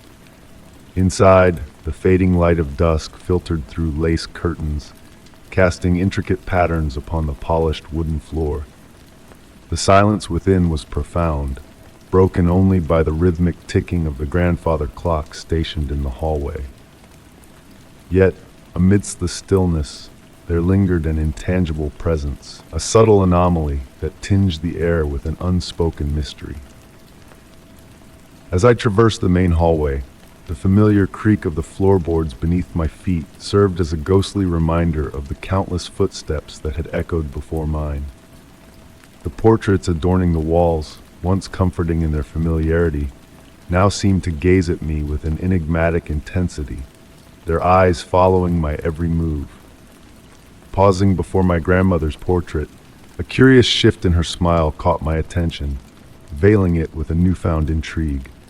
It was then that I heard it, a faint, ethereal melody, distant yet unmistakable, drifting through the house like a whispered secret. At first, I dismissed it as a trick of my imagination, a phantom echo of bygone days. But as I followed the haunting tune, drawn towards its elusive source, I ascended the creaking staircase, each step resonating with echoes of stories untold. The melody grew clearer with each ascending stride, weaving a tapestry of forgotten memories that danced on the edge of my consciousness. Reaching the landing, I traced the sound to the old playroom, a sanctuary of childhood wonder and innocence. The door stood slightly ajar, allowing a sliver of moonlight to illuminate the room within. Pushing it open with trepidation, I beheld a scene frozen in time, the familiar rocking horse, the bookshelf brimming with tales of adventure, the toy chest holding remnants of youthful imagination. Amidst these relics of the past sat a music box, its tarnished exterior adorned with delicate floral motifs, an enigma in the dimly lit room. The music box lay dormant, yet the haunting melody persisted as if woven into the very fabric of the walls themselves. Strangely, the reflection of the box in the window seemed to animate, the figurine atop twirling in silent elegance. A shiver coursed through me as I recognized the melody, a lullaby my grandmother had sung to me in days long gone. But how could her voice linger in a space transformed long after her departure? Taking the music box in hand, I felt a warmth seep through its aged surface, a connection to a past that defied the constraints of time. Beneath its weathered exterior, a nearly faded engraving revealed a date, my grandmother's birth date. As the melody gradually faded into the velvety embrace of the house's silence, I perched upon the old toy chest, cradling the music box like a cherished relic. The moon cast fleeting shadows across the room, painting a tableau of memories that whispered through the stillness. Since that fateful night, the music box has become my companion on visits to the ancestral home, a silent sentinel of bygone melodies. Though its notes remain unplayed, on nights steeped in quietude, I sense a spectral echo of that lullaby, a homage to the love and tenderness that once graced these walls. And as I bid farewell to the house, closing the door behind me, I carry with me the belief that some places, like cherished memories, preserve the essence of all that has transpired within their embrace, a symphony of whispers echoing through the corridors of time, a testament to the enduring power of love and legacy. Story 44. The gentle cadence of raindrops tapping against my window had become a familiar companion during my late-night writing rituals. Each droplet painted shimmering trails down the glass, crafting a fluid masterpiece of aqueous light. The soft amber halo cast by my desk lamp enveloped me in a cozy bubble, while the rest of the room basked in soothing darkness. I found solace in studying the rain's intricate dance, seeking stories woven within its crystal pathways. But on this particular night, a peculiar shift caught my attention. The water seemed to flow with a mysterious intention, as if guided by an unseen force. Initially, I brushed it off as a trick of weary eyes, the rain's gentle lullaby nearly pulling me into the realm of dreams. Yet the peculiar patterns persisted, growing more defined with each passing moment. Droplets skillfully avoided certain areas of the glass, shaping dry patches that gradually formed the outline of a figure. Intrigued, I leaned in closer, observing not only the rain, but also the dim room reflected behind me in the window's layered mirror. And there, in that ethereal reflection, I noticed a subtle peculiarity in my own image. It seemed slightly out of sync, mirroring my movements with a delayed grace. The rain's soft melody swelled, filling the room with its hypnotic symphony. Entranced, I witnessed my reflection's hand reach out to touch the glass, a gesture my own hand did not replicate. The movement flowed seamlessly, a ballet of motion I had not orchestrated. A gentle warmth spread through me, contrasting the cool air near the window. Slowly, the features of my reflection began to transform, shifting into a blend of familiarity and foreignness. The eyes that met mine held a depth of wisdom unknown to me, a timeless gaze transcending centuries. Frozen in awe, I watched as my reflection continued its subtle metamorphosis, its face transcending gender and age to embody something eternal. The rain wove intricate patterns around this enigmatic figure, forming a silver frame that defied gravity. In a flicker of my desk lamp, the room dimmed briefly, and in that fleeting darkness, a presence brushed against me, tender and comforting. As the light steadied, my reflection reverted to its mimicry, perfectly in sync with my movements. Yet the rain persisted in its mesmerizing circular dance, a silent testament to the extraordinary encounter that had unfolded. I sat by the window for hours, contemplating the mystical visitation I had experienced. The lingering presence felt like a cherished melody, neither alarming nor obtrusive. With the approach of dawn, the rain gradually dwindled, leaving behind a window adorned with mundane streaks. On rainy nights since, I am drawn to that window, abandoning pen and paper on my desk. In those rare moments when the rain paints a perfect mirror, I catch glimpses of that other self peering through the glass. We share a silent understanding, my reflection and I, acknowledging that certain mysteries are meant to be embraced rather than deciphered. The rain continues its descent, each droplet whispering the potential of another encounter. And in the quiet interlude between watcher and watched, I ponder if in some alternate reality, another version of myself sits by their own window, yearning to glimpse my world through the silver veil of rain. Story 45.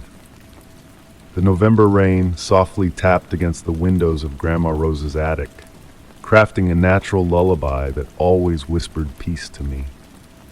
Returning after many years to sift through her belongings, now that she had departed, I was greeted by the familiar scent of aged wood and weathered books lingering in the air. The dim twilight seeped through the half-open shutters, casting enchanting shadows upon the vintage wallpapered walls. In a neglected corner, veiled by a thin layer of dust, I stumbled upon Grandma's cherished brass record player, gleaming like a polished mirror. A relic from another era, adorned with delicate floral motifs on its mechanical arm and a turntable pristine in its preservation. Beside it, a collection of vinyl records neatly nestled in time-worn cardboard sleeves. As my fingers traced over the records, they paused on one that stood out, a completely white cover, devoid of title or author, save for a delicate golden border glistening in the subdued light. Though unfamiliar to me, I knew every record in Grandma Rose's collection by heart. Intrigued by this mysterious find, I resolved to give it a listen. The record player sprang to life with a familiar hum, and I delicately placed the record on the turntable, lowering the arm. A moment of crackling silence was followed by the emergence of music. A waltz on the piano, yet there was an inexplicable allure in the way the notes intertwined. They seemed to shift subtly with each rotation of the record, rearranging themselves into new harmonies. Surrendering to the captivating composition, I closed my eyes, enveloped in the melody. A hint of jasmine, Grandma Rose's beloved flower, teased my senses, though winter's chill lingered outside. Upon opening my eyes, I beheld the shadows in the room behaving oddly, swaying not to the fading light but to the enigmatic rhythm of the music. Before me on the wall, a figure materialized, dancing in sync with the waltz, despite my solitude. Grandma Rose's laughter, distinct and familiar, mingled with the piano's melody, sending a curious shiver down my spine, a blend of nostalgia and awe. Rising from the armchair, I approached the window, where, for a fleeting moment, I caught a glimpse of Grandma Rose, young and radiant in her dance dress, twirling gracefully in the heart of the attic. Yet when I turned back, the room remained empty. The waltz persisted until its final note dissolved into silence, leaving an altered ambiance in its wake, cozier, more vibrant, as if the ephemeral musical interlude had roused dormant memories within the house's very walls. That evening, as I carefully placed the mysterious record back into its white sleeve, a detail caught my eye. Grandma Rose's elegant handwriting inscribed a date on the inner edge, the day of her wedding. Beneath it, in nearly imperceptible letters, a message: music is the key to our most precious memories. Since then, each return to the attic is marked by a search for that elusive record. Sometimes it reveals itself readily, while other times it hides among its companions. And with every listen, the melody evolves ever so slightly, as if containing infinite variations of the same memory. The nature of this gift, whether a tribute to Grandma Rose or something more enigmatic, remains a mystery to me. Yet one thing remains certain.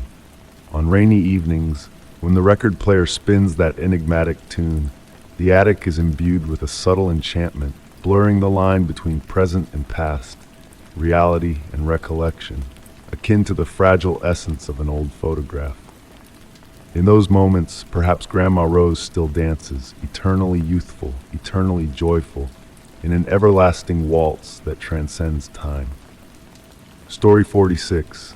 On that particular night, the snow descended from the heavens in a hushed manner, draping everything in sight with a flawless cover that glimmered beneath the soft radiance of the streetlights. My duty as a night sentinel granted me the privilege of witnessing this ethereal display in utter seclusion as I strolled through the labyrinthine passageways of the ancient museum. The time-worn wooden floors crooned beneath my weight, orchestrating a familiar tune that harmonized with the gentle hum of the heating system. Pausing before a grand window on the second floor, I beheld the mesmerizing ballet of snowflakes pirouetting through the air before delicately alighting on the earth below. It was then that a peculiar sight in the museum's inner courtyard captured my attention.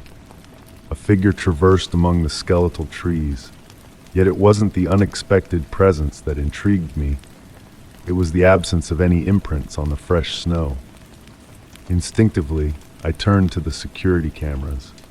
Making my way to the control room, a multitude of monitors adorned the walls with their bluish luminescence. Methodically, I scrutinized each screen in search of the enigmatic figure. Eventually, I spotted it on a monitor displaying the inner courtyard, but the image was distorted, as if some unseen force tampered with the recording. Determined to unravel the mystery, I embarked on a personal investigation. The museum's silence felt more profound than usual as I descended the stairs to the ground level. The echo of my footsteps reverberated through the deserted halls, bouncing off the glass cases that safeguarded precious relics. The atmosphere was pregnant with a static charge that often heralds inexplicable occurrences.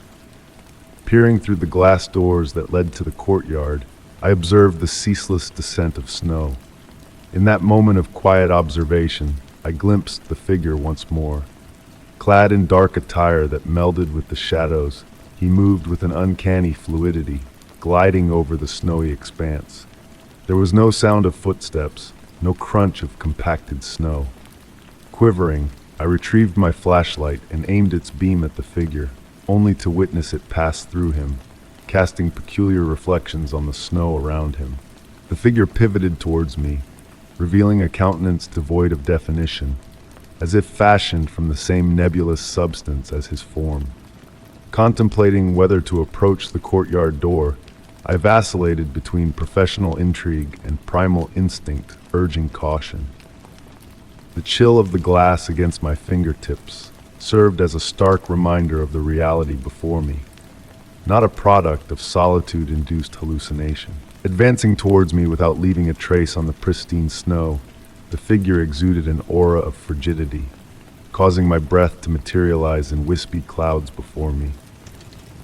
The hallway's temperature plummeted, and a delicate frost began to encase the glass door.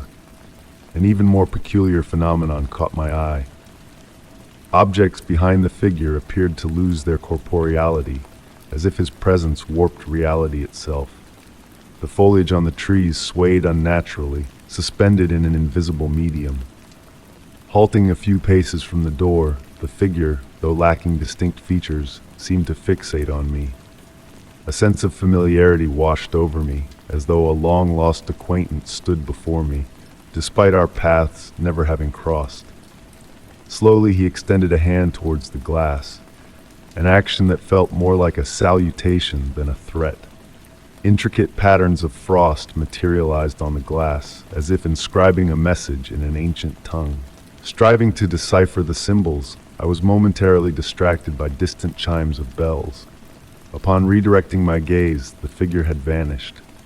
The courtyard remained undisturbed, devoid of any trace of human presence. The frost on the glass had dissolved, leaving behind minuscule droplets meandering down the surface. In the ensuing days, I meticulously reviewed the security footage to no avail. There was no sign of the enigmatic figure, only the descent of snow in the vacant courtyard. Yet, on nights blanketed by snow and silence, I oftentimes find myself peering through that same glass door, anticipating the apparition of that mysterious figure who leaves no trace. Occasionally, bathed in the perfect light with snow cascading just so, I believe I glimpse a formless entity drifting amidst the flakes. In those fleeting moments, I ponder whether that encounter served as a harbinger of something grander, a reminder of the enigmas beyond our comprehension, truths that leave no tangible evidence, much like the man on the unblemished snow. Story 47. The autumn rain whispered its secrets, draping a delicate mist over the world. Night had fallen, and my shift had lingered, stretching time itself. My footsteps danced on the slick pavement, joining the rain's soft rhythm as it danced on car roofs. The air was heavy with the unique fragrance of rain, a blend of damp soil, decaying leaves, and that elusive freshness born of storms. Approaching the bus stop, a solitary figure caught my eye.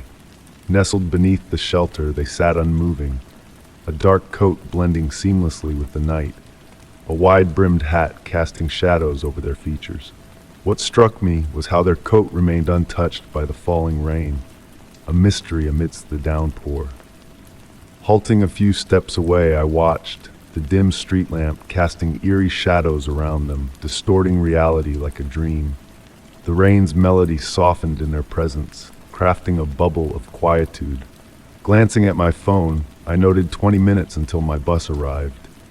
Tentatively, I sought refuge under the shelter, the rain's embrace growing fiercer. The figure remained still, unaware of my presence. Seating myself at a distance, I noticed a peculiar phenomenon. Raindrops near them swerved off course, a hidden force guiding them away. The rain's song shifted tone, a subtle hiss accompanying its descent near the enigmatic stranger.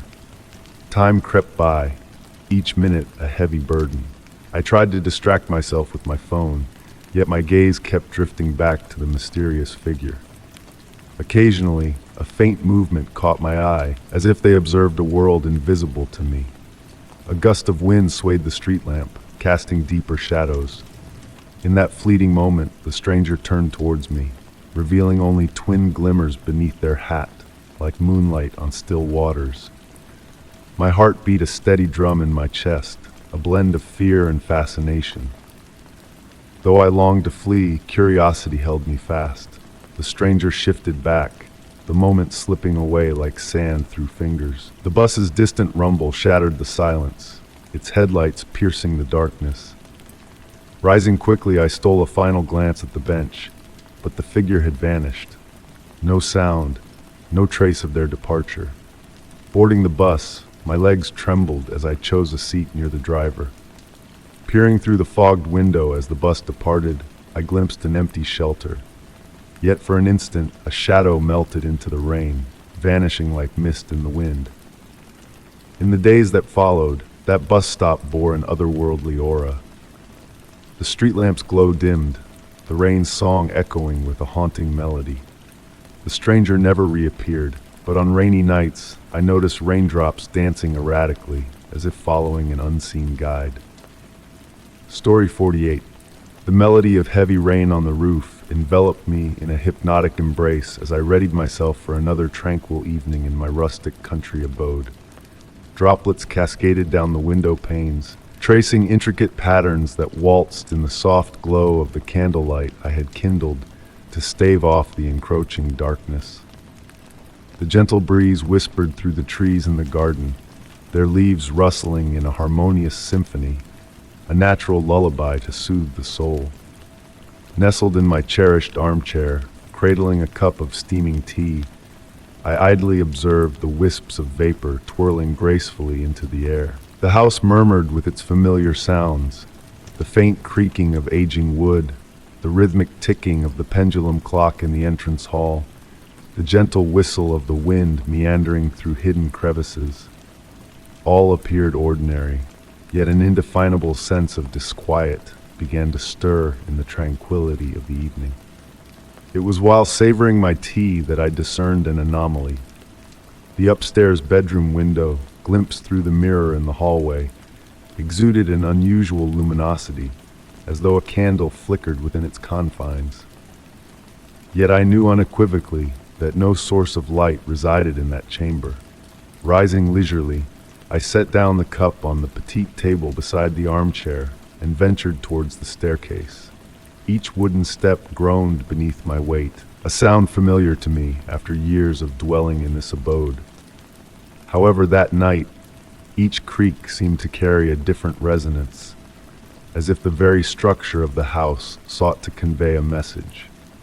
The air grew cooler as I ascended, a thin veil of moisture clinging to the walls of the upper corridor.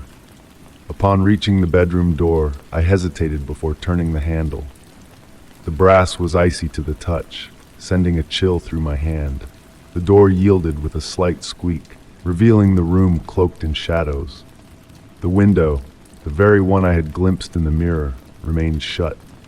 Yet, to my astonishment, the lock began to shift of its own accord, inching open as if nudged by unseen hands.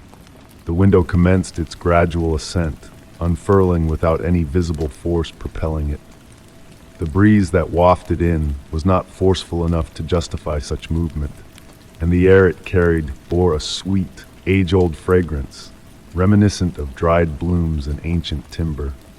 Tentatively, I approached the window, observing as raindrops pirouetted into the room, forming miniature puddles on the wooden sill. To my amazement, the drops did not descend in their usual trajectory, but danced through the air, weaving intricate patterns before alighting gently on the floor. As I beheld this inexplicable display, a movement caught my eye. Upon the glass, inscriptions materialized as if an invisible hand traced letters on the misted surface. The words materialized slowly, yet remained too blurred to decipher clearly. I inched closer, feeling the steady throb of my heart echo in the stillness.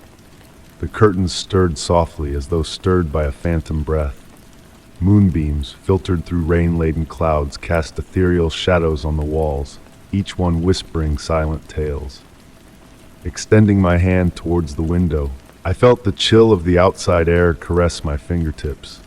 Just as I was on the verge of making contact with the glass, the window closed tenderly, mirroring its earlier descent with a graceful slowness. The latch clicked softly into place, and the ancient aroma that had permeated the room began to dissipate. I stood motionless for several moments, attuned to the persistent pitter-patter of rain outside. The room had reverted to its usual guise, yet something had shifted. It felt as though the house had offered me a fleeting glimpse into another realm, a world existing parallel to our own, visible only in those rare moments when the boundary between reality and enigma thins to a gossamer veil. Since that fateful night, whenever rain descends, I find myself ensconced in my armchair, observing the reflection of the window in the hallway mirror. Sometimes it remains still, while on other occasions it unfurls slowly in a silent ritual that has woven itself into the fabric of my existence. The source of this phenomenon eludes me still, yet I have come to embrace it as a facet of the enigma that my abode harbors, a secret shared solely between myself and the ancient walls that encircle me. And on the most tranquil of nights, when the wind whispers through the trees and the rain falls in a gentle cadence, I almost sense a familiar presence, a spectral guardian gracing me with its unseen company, manifesting through a window that beckons open of its own accord. Story 49.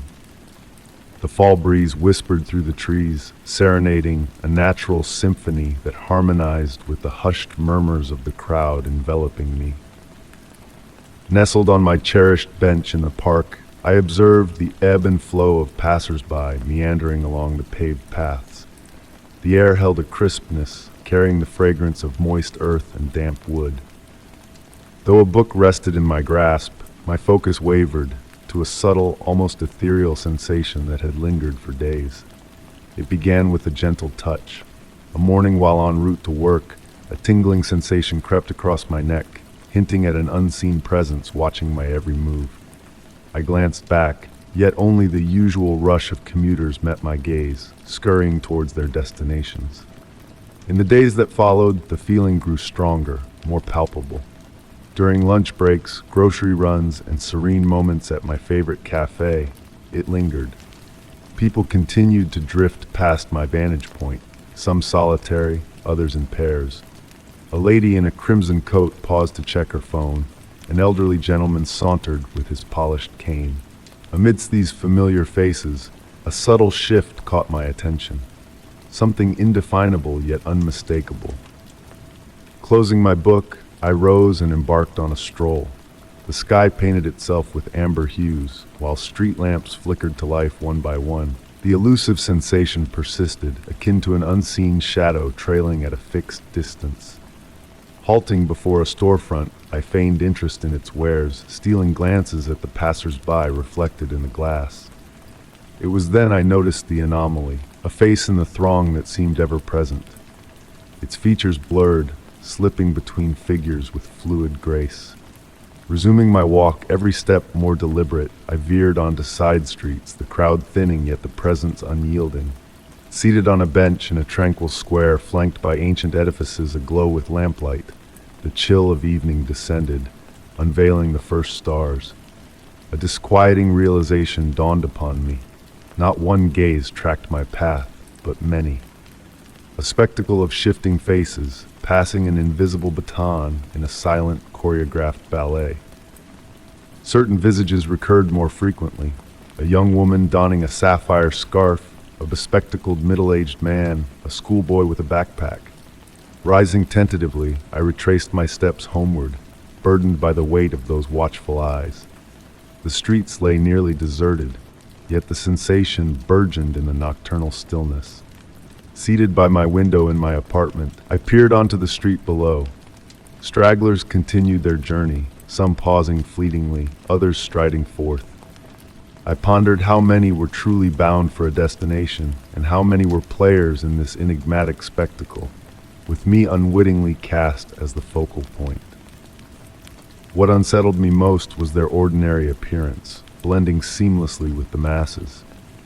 As the cityscape illuminated in a cascade of lights, I mulled over the nature of this silent vigil. Who were these observers? What quest propelled them? And most perplexing of all, why me? Unanswered queries lingered in the air as night descended, shrouding the city in its ebony cloak. Henceforth, I've acclimated to this newfound awareness. At times, I attempt to discern my watchers, while on other occasions, I feign ignorance.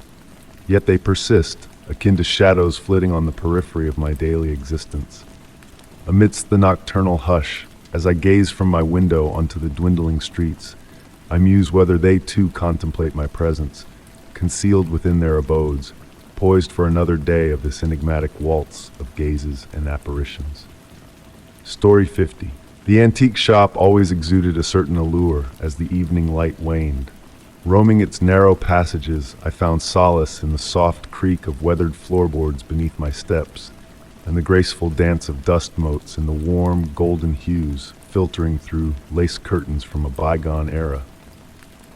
A fragrance lingered in the air, a blend of old books bound in leather, polished wood, and memories woven into forgotten treasures.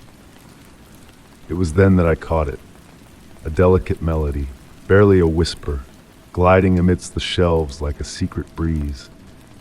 The notes, clear yet distant, evoked a time when music was etched into vinyl and released into the world through brass horns. Intrigued, I followed the ethereal sound, drawn by its haunting familiarity, though the tune eluded my memory. In the farthest corner of the shop, past shelves laden with tarnished silverware and porcelain dolls with watchful eyes, stood a majestic mahogany gramophone. Its brass horn arched elegantly upward, capturing the fading light of day. The turntable spun leisurely, though no record adorned its surface. As I drew closer, the music neither swelled nor diminished, maintaining its ghostly allure. Suddenly, the shop's owner, a silver-haired woman with gentle eyes, materialized beside me with a quiet grace that nearly startled me. "Lovely piece, isn't it?" she whispered, her voice as gentle as the phantom melody. "It arrived last week as part of an estate collection. A peculiar thing, though, it's never been wound up." I inspected the mechanism closely. The winding key lay dormant, yet the turntable continued its mesmerizing rotation. The music, a waltz perhaps, or a nocturne, weaved through the air like threads of silk, beckoning me into its enigmatic realm. My fingers traced the smooth wood grain, discovering a subtle warmth beneath its polished veneer. "Would you like to take it home?" the shop owner inquired, her eyes holding a knowing gleam I couldn't quite decipher. Some objects choose their own custodians, you see, and this one seems rather fond of you. That night, the gramophone found its place in my study, basking beside the window where moonbeams could tenderly caress its brass horn.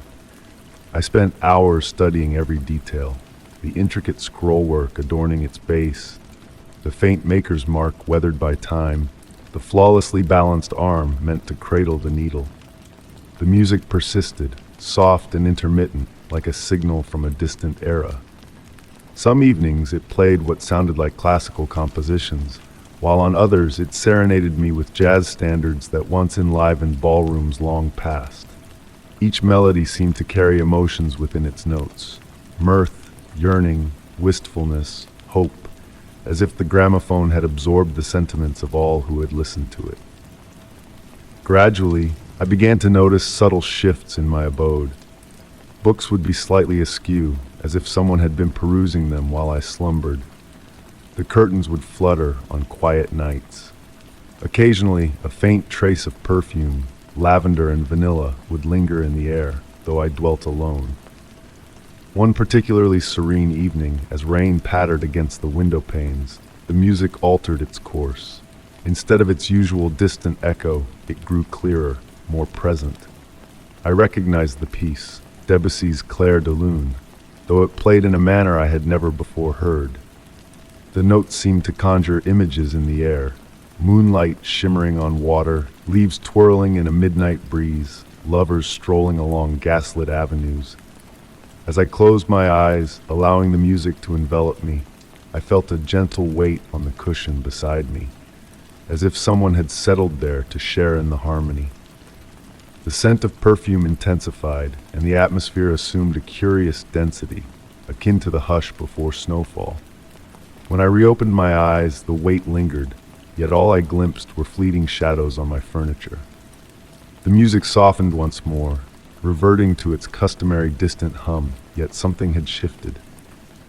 The gramophone was no longer a mere relic. It had transformed into a conduit between realms, a custodian of tales yearning to be told. Now, each night, I sit in my study as darkness descends. At times I read, at others I merely listen. The gramophone spins its enigmatic melodies, and now and then I sense that tender presence beside me. I have never sought to rationalize it or capture the music with any recording device. Some enigmas, I've come to realize, are meant to be felt rather than comprehended. The shop owner was correct. Certain objects do select their keepers. And in selecting me, the gramophone has imparted something invaluable: the awareness that music, memory, and enchantment intertwine in ways beyond our full grasp. As another melody drifts through the air, I smile, cognizant that within those notes lies a truth that speaks directly to the soul, transcending the confines of language or rationale. Story 51. Time appeared to freeze on that autumn evening as the rain delicately whispered onto the rooftop of the ancestral home. Nestled in my cherished armchair, I observed the gentle glow emanating from the floor lamp bequeathed to me by my grandfather. This lamp held a certain enchantment, adorned with a stained glass lampshade casting whimsical patterns across the room. Yet, on this particular night, the shadows cast by the lamp captivated me in a manner I had never known. The shapes dancing on the walls seemed to possess a life of their own, weaving intricate patterns that defied explanation. Initially, I attributed it to a trick of exhaustion playing with the light, but the longer I gazed at those shadows, the more I realized their movements transcended the laws of ordinary physics. When a breath of wind caused the lampshade to sway, the shadows did not sway in unison, but instead moved to an enigmatic rhythm of their own. Intrigued, I rose from my seat and drew closer to the lamp, lured by the warmth radiating from the colored glass, pulsating as if safeguarding a hidden secret within its geometric design. Running my fingertips along the glass surface, I felt the delicate imperfections of the handcrafted material. It was then that I discerned a detail previously unseen. Etched into the metal base of the lamp was a symbol, faint yet radiant under the lamplight. As the shadows continued their silent ballet, distinct shapes emerged before my eyes. Graceful human forms, swaying trees, and enigmatic creatures transiently appearing and dissolving like fleeting dreams. It was as though the lamp was not merely casting shadows, but projecting memories, narrating tales of bygone eras through the silent dialogue of light and darkness. Seated on the floor, I became entranced by this surreal spectacle. The shadows seemed responsive to my presence, drawing closer as I leaned in and receding as I moved away. Occasionally, a distant melody, a soft musical whisper, accompanied their mysterious dance, enveloping me in a gentle embrace of contemplative wonder. As the night deepened, the projected images grew more elaborate, weaving together scenes of mundane existence with flights of pure fantasy. A child at play transformed into a soaring bird, a seamstress metamorphosed into a dancing butterfly. It was as if the lamp sought to communicate through the language of light and shadow, narrating stories that dwelled in the realm between reality and reverie. Then a revelation struck me. Amidst the shifting shadows were glimpses of my own childhood, memories thought long forgotten but rekindled by the lamp's luminous storytelling. I beheld myself as a child, frolicking in the backyard of the very house I now resided in, my grandfather demonstrating the magic of the lamp for the first time, and other recollections surfacing from the depths of my consciousness. Outside, the rain persisted, a gentle cadence that harmonized with the shadow play unfolding within. Time lost its grip, and I found myself adrift in a state of tranquil reflection. Gradually, the figures slowed their dance, their forms softening, yet retaining an undeniable allure. It was as if the lamp murmured the concluding verses of a bedtime tale, preparing to resume its guise as a simple furnishing. Upon rising from the floor, I noticed the rain had ceased, enveloping the room in a serene hush. The shadows had reverted to mere projections, yet a subtle shift had occurred. Contemplating the ancient heirloom, I understood that I would never view it in quite the same light. I pondered how many more stories lay dormant within the lamp, how many memories and dreams awaited projection on the walls during nights of tranquil repose. Sinking onto the couch, I surrendered to the gentle embrace of the lamp's soft radiance, allowing it to guide me into slumber. In my waning moments of wakefulness, a final shadow pirouetted on the wall, the silhouette of my grandfather, his smile a silent assurance that some mysteries are best appreciated without unraveling. Story 52. The gentle flicker of candlelight painted soft shadows on the walls of my bedroom, setting the stage for another tranquil evening spent in solitude. The gentle patter of rain against the window pane provided a soothing soundtrack, lulling me into a state of deep relaxation. Surrounded by the comforting embrace of vintage wooden furniture and the familiar aroma of leather-bound books, I felt a sense of peace wash over me. Yet on this particular night, a subtle shift in the air hinted at a mysterious presence. As I sat at my antique writing desk, a peculiar noise caught my attention, a faint scratching coming from the wall beside me. Initially dismissing it as the house settling, I couldn't shake the feeling that there was something more to this eerie sound. The rhythmic pattern of the scratching seemed deliberate, as if someone unseen was trying to communicate with me.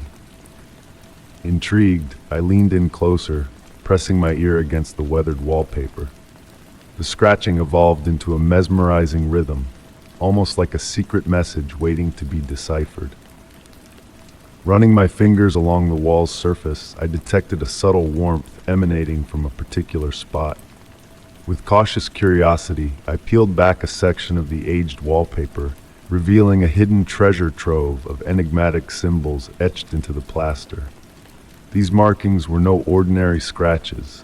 They held a profound significance, meticulously carved with a purpose that eluded me. Some resembled ancient glyphs, while others appeared as complex equations from a realm beyond comprehension. Bathed in the flickering candlelight, I transcribed the symbols into my notebook, each stroke revealing a part of a mysterious pattern. As I delved deeper into the intricate designs, a sense of familiarity washed over me, as though these symbols had whispered to me in a forgotten dream. Time seemed to stretch and warp, the rain outside creating a gentle symphony that harmonized with my exploration. The symbols morphed before my eyes, shifting in meaning with each passing moment, a cryptic language one second, celestial constellations the next. The house murmured softly, the candle flame dancing in response to unseen forces. I uncovered more sections of the wall, each unveiling a new layer of symbols that expanded like ripples in a pond. Tracing the markings with trembling fingers, I felt a strange warmth pulsating from within, as if the symbols held a dormant energy waiting to be awakened. The rain intensified, its rhythm synchronizing with the pulsing luminescence of the symbols.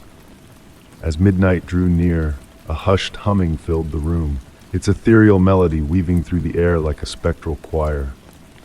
Hours slipped away as I meticulously documented the symbols, their mysterious dance captivating me in a trance-like state.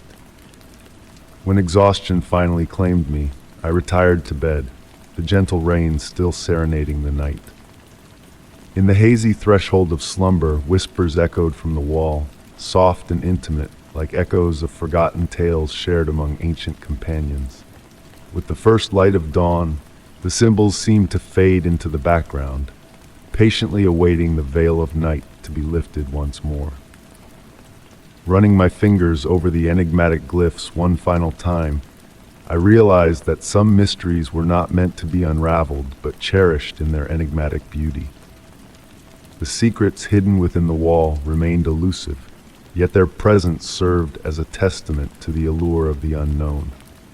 On quiet, rainy nights, the faint scratching sound would return, a gentle reminder of the enigmatic whispers that lingered just beyond reach. The symbols remained concealed behind a veil of paint, a silent testament to the enigmatic messages that dwell within even the most ordinary of walls. For in the realm of mystery, sometimes it is the journey of discovery that holds the true magic, and the secrets that remain hidden are the most profound of all. Story 53. In the hush of the early morning, I found myself drawn to the enigmatic garden that lay hidden behind my grandmother's ancestral home. The mist wrapped around my feet like a silken shroud as I tread the path overgrown with nature's untamed embrace. Despite the dawn's tentative arrival, a lingering darkness clung to this sacred space, defying the natural rhythm of daybreak. The air, heavy with moisture, carried whispers of a sweet, earthy fragrance mingled with a mysterious essence, ancient and elusive. Merely a fortnight had passed since I inherited this estate, and while the manor exuded a welcoming aura, it was the enigmatic garden that beckoned to me with an irresistible allure from the very beginning. Stretching behind the stately Victorian structure, the garden was encased by weathered stone walls cloaked in a tapestry of dark green ivy. What captured my gaze the most was the way the towering trees encircling the garden leaned inward, their branches intertwined to form a verdant canopy so thick that even the brightest sun struggled to pierce through its depths. This garden had been in my grandmother's possession for over 6 decades. Yet in all my youthful visits, I had never witnessed her tending to its enigmatic beauty. Curiously, I had never seen her set foot within its confines. Once, I mustered the courage to ask her about the garden, and she had simply smiled and remarked, "Some places have a way of tending to themselves, my dear." In my youth, I brushed off her words as the whimsical musings of an elderly woman. Now, as I wandered through the perpetual twilight of this mystical sanctuary, her words bore a profound significance that eluded me before. My footsteps fell noiselessly upon the damp earth, as if the very ground beneath me absorbed all sound. The flora here flourished in a manner unlike any other I had beheld. Ethereal roses, almost translucent in their pallor, bloomed devoid of the customary hues of red or pink, their petals radiating a soft luminescence in the subdued light.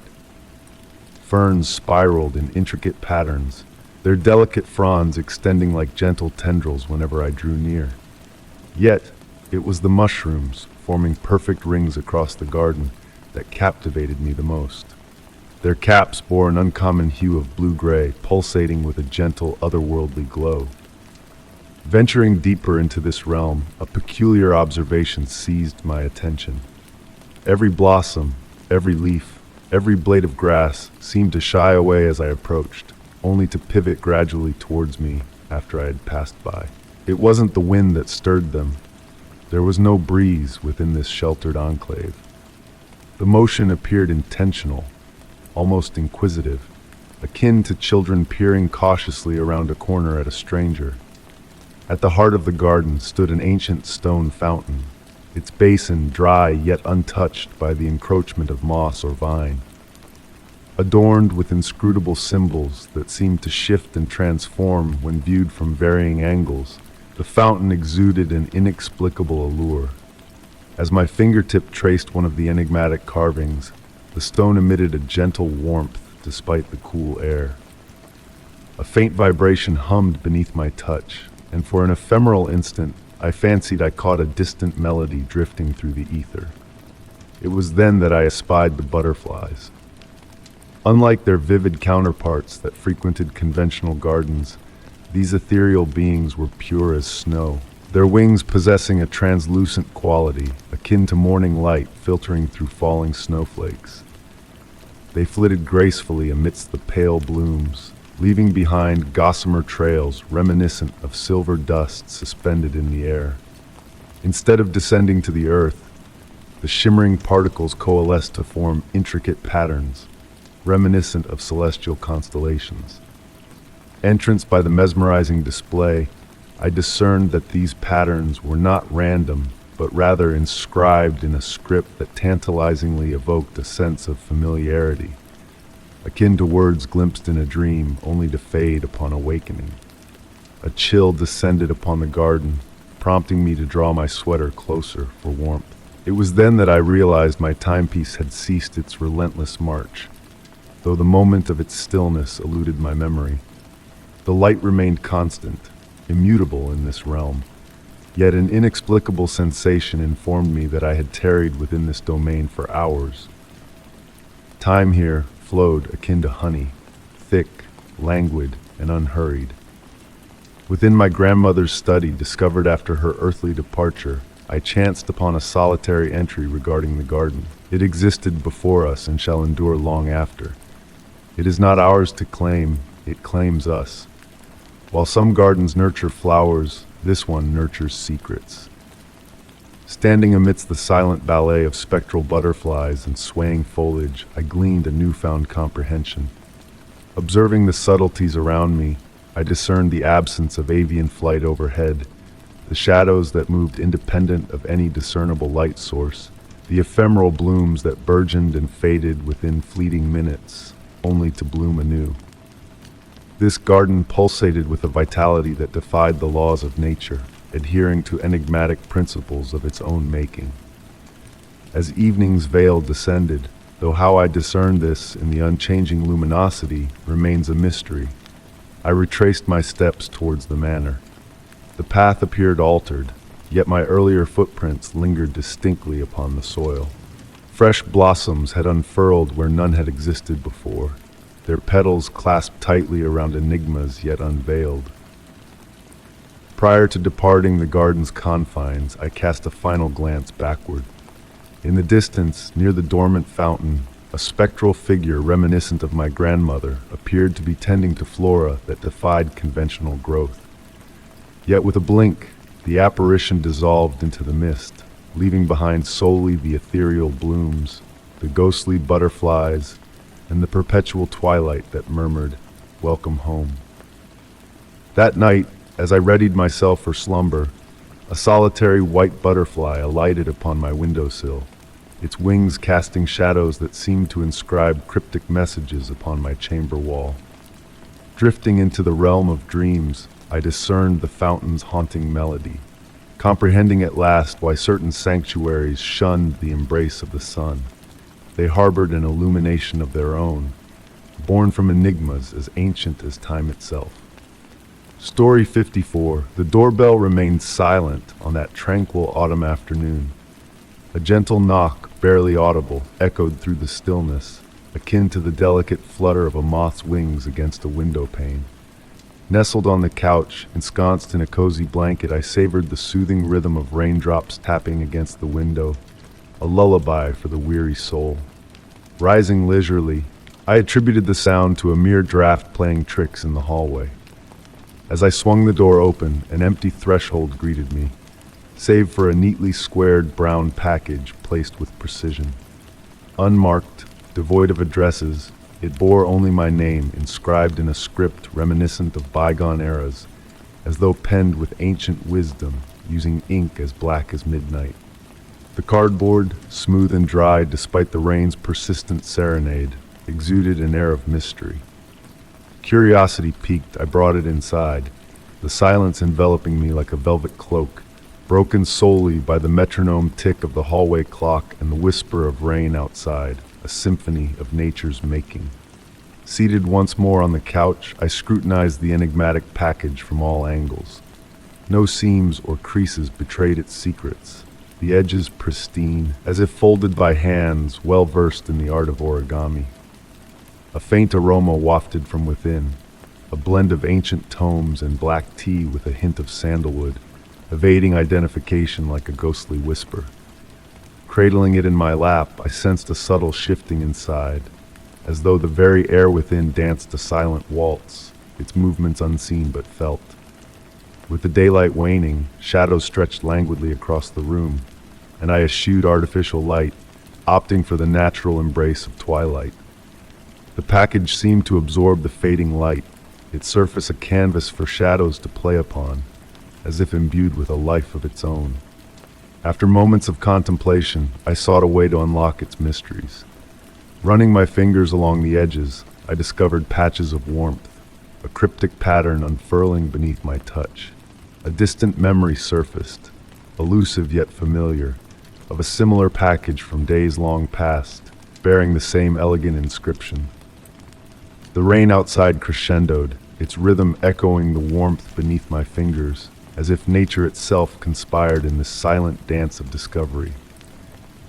Lost in thought, the room's temperature shifted imperceptibly, a delicate balance achieved between cool and warmth, as if the very air held its breath in anticipation. The scent, now intensified, mingled with the fragrance of rain, a symphony of scents swirling in the air. And then a revelation. My touch upon the cardboard left ephemeral, luminescent trails, a dance of light in the dimming room, as if the package responded to my presence with silent reverence.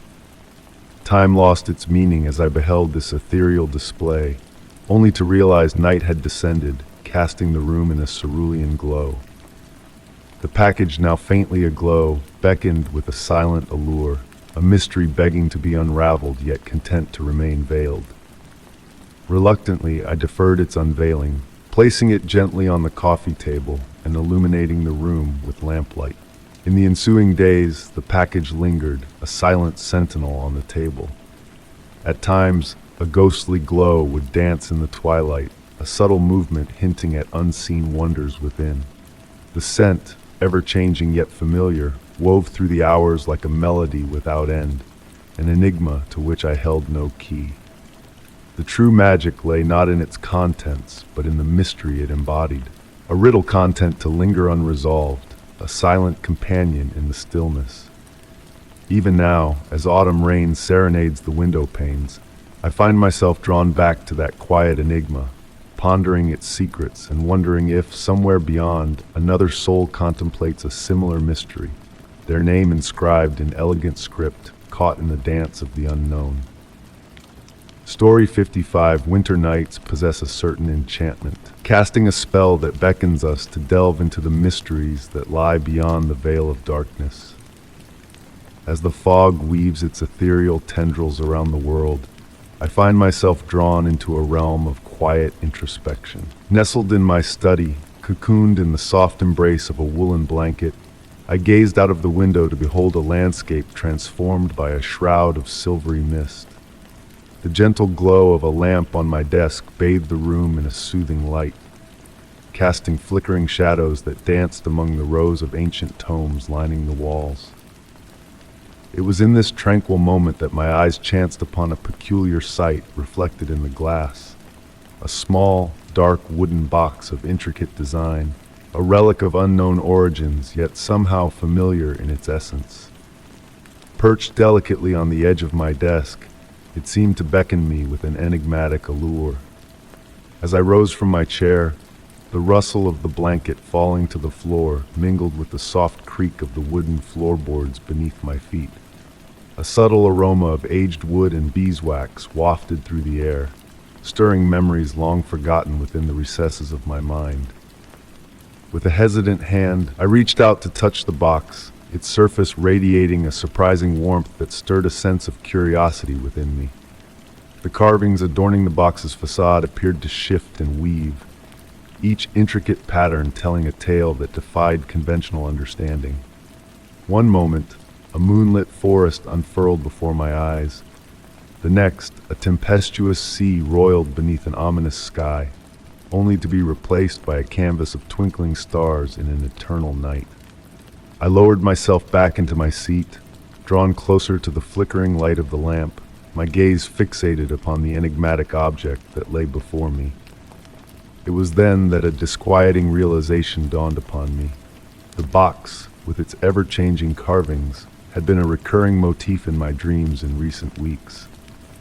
Its presence had haunted my slumber, manifesting in varied forms yet exuding the same aura of mystery that now enveloped me in wakefulness. In the hush of the room, even the solemn ticking of the grandfather clock seemed to falter, as if time itself held its breath in anticipation. With a sense of trepidation, I lifted the box from its resting place, surprised by the weight it bore despite its diminutive size. Though lacking any visible lock, I sensed that something of profound significance lay concealed within. As my fingers traced the shifting carvings, a newfound pattern emerged at the center of the lid, its intricate design pulsating in response to my touch. The scent of beeswax mingled with an elusive fragrance, hinting at secrets long veiled from mortal eyes. A melodic hum resonated from within the box, its dulcet tones weaving a tapestry of forgotten memories that tugged at the edges of my consciousness. Unbidden weariness crept upon me, my eyelids growing heavy as the rhythmic pulse of the lamp's light lulled me into a state of languorous repose. And then, as if awaking from a dream within a dream, I found myself seated at my desk once more, the night sky unveiled in all its starlit splendor. The box had vanished, leaving behind a lingering imprint upon the wooden surface, a phantom echo of its enigmatic presence. I pondered the events of the night, grappling with the blurred boundaries between reality and the realm of dreams.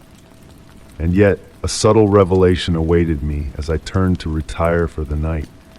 A faint carving upon the back of my hand, reminiscent of the patterns adorning the mysterious box, softly aglow in the dim light.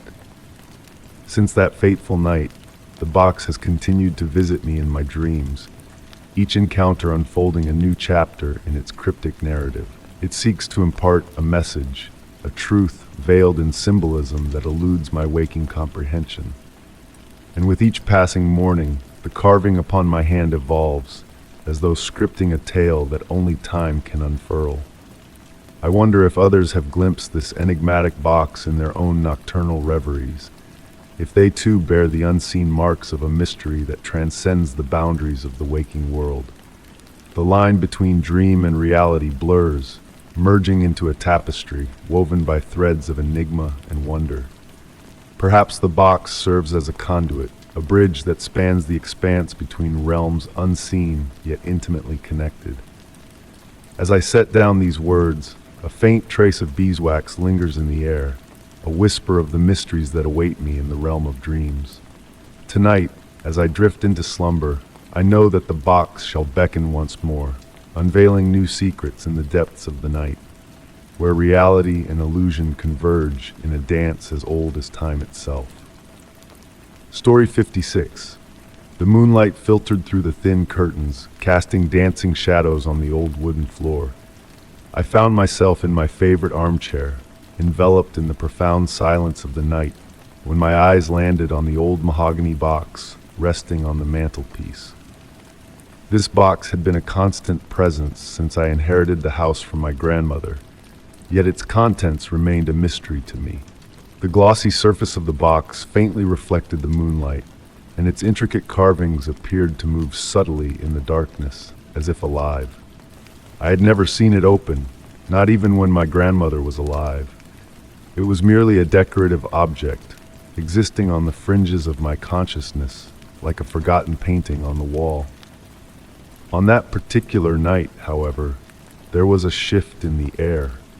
Perhaps it was the play of light on the inlays, or maybe it was the profound stillness that filled the room. Slowly I rose from the armchair, the fabric of my wool sweater brushing against the backrest in the hushed atmosphere. Each step closer to the box seemed to thicken the air, creating an almost tangible aura around it. As I reached out to touch the smooth mahogany surface, a warmth greeted my fingers, sending a shiver down my spine. The carvings on the box depicted intricate patterns of leaves and branches, so finely detailed that they almost appeared to be in motion. And for the first time, I noticed a tiny eye hidden among the designs on the lid. As I examined it closely, a faint, ancient scent wafted from the box, reminiscent of sandalwood, with an elusive, mysterious undertone that stirred something deep within me. Closing my eyes, I allowed the scent to transport me to a place of forgotten memories, a woman's gentle smile, the whisper of words I couldn't quite grasp. The sound of the wind outside brought me back to reality, my hands trembling as I traced the edges of the box. Despite the absence of a visible lock, I was certain it had never been opened. Or had it? Memories of my childhood in this house felt jumbled, as if pieces of the past had been rearranged. Seated on the couch, I cradled the box in my hands, feeling its weightlessness as if it contained something intangible, like a fleeting shadow. The warmth it exuded intensified, and I could swear that the tiny carved eye was watching me, imparting a sense of familiarity that was both unsettling and comforting. Recollections of my grandmother's enigmatic words resurfaced in my mind. Some questions find answers only when we stop seeking them. In the quiet of the night, holding the mysterious box, the meaning behind her words began to dawn on me. The shadows in the room twisted and swirled, mimicking the patterns on the box. The scent grew stronger, wrapping me in its hypnotic embrace. Contemplating the countless generations that had passed through this house, each ignoring the box's secrets, I questioned the necessity of unraveling its contents. Placing the box back on the mantelpiece, the carved eye seemed to smile in approval. Returning to my armchair, a peculiar sense of tranquility washed over me. Certain mysteries, once understood, require no solution but only reverence. The moonlight continued to infuse the room with its gentle glow, and the silence of the night felt profound and significant. Eyes closed, I allowed the lingering scent to guide me towards slumber. In that delicate space between wakefulness and dreams, a faint sound emanated from the mantelpiece, a sigh, a whisper, or perhaps just the playful dance of the wind. The box remained, a silent guardian of its secrets, a part of a mystery that needed no unveiling. And in that realization, a newfound peace settled upon me, like a long-lost friend returning home. Story 57. The gentle patter of rain on the roof of the ancestral home wove a soothing lullaby as I sifted through the final remnants of my grandmother's legacy. Nostalgia hung heavy in the air, mingling with the fragrance of aged wood and swirling dust particles basking in the dwindling sunlight seeping through the cream-colored drapes. Each item I unearthed seemed to hum with its own tale, murmuring echoes of bygone eras. And then, amidst the remnants, I stumbled upon a weathered, leather-bound photo album. Its time-worn cover bore the marks of time, yet retained a velvety softness that only years can bestow. Running my fingers over its surface, I placed it delicately on the antique oak table in the living room. The album exuded a faint mustiness, a scent of aged paper and memories long past. Page after page revealed snapshots of family history. Weddings, birthdays, lazy summer days by the shore. A smile tugged at my lips as I recognized familiar faces of ancestors in their youth, noting resemblances that transcended generations. The rustle of pages harmonized with the rain's steady rhythm against the window panes. But it was a particular photograph that seized my attention, capturing a moment in the garden, a sunlit tableau of a summer luncheon. There, amidst the familiar faces of kin, sat my grandmother, radiant in a floral frock, surrounded by her siblings. Sunbeams from that distant day cast gentle shadows on their beaming visages. Yet, a figure apart from the group drew my gaze, a woman in a pale dress cascading to her ankles, her features veiled by the brim of a wide hat. She was a stranger to me, absent from the tapestry of family tales woven around holiday feasts. Retrieving the photo from the album, I scrutinized it closely. On its reverse, in my grandmother's elegant script, a solitary date was inscribed: Summer 1956. No further clues, no identity for the enigmatic figure. As I studied the image, a chill breeze whisked through the room, setting the curtains aflutter. Dusk had descended, casting a shroud of uncertainty over the scene.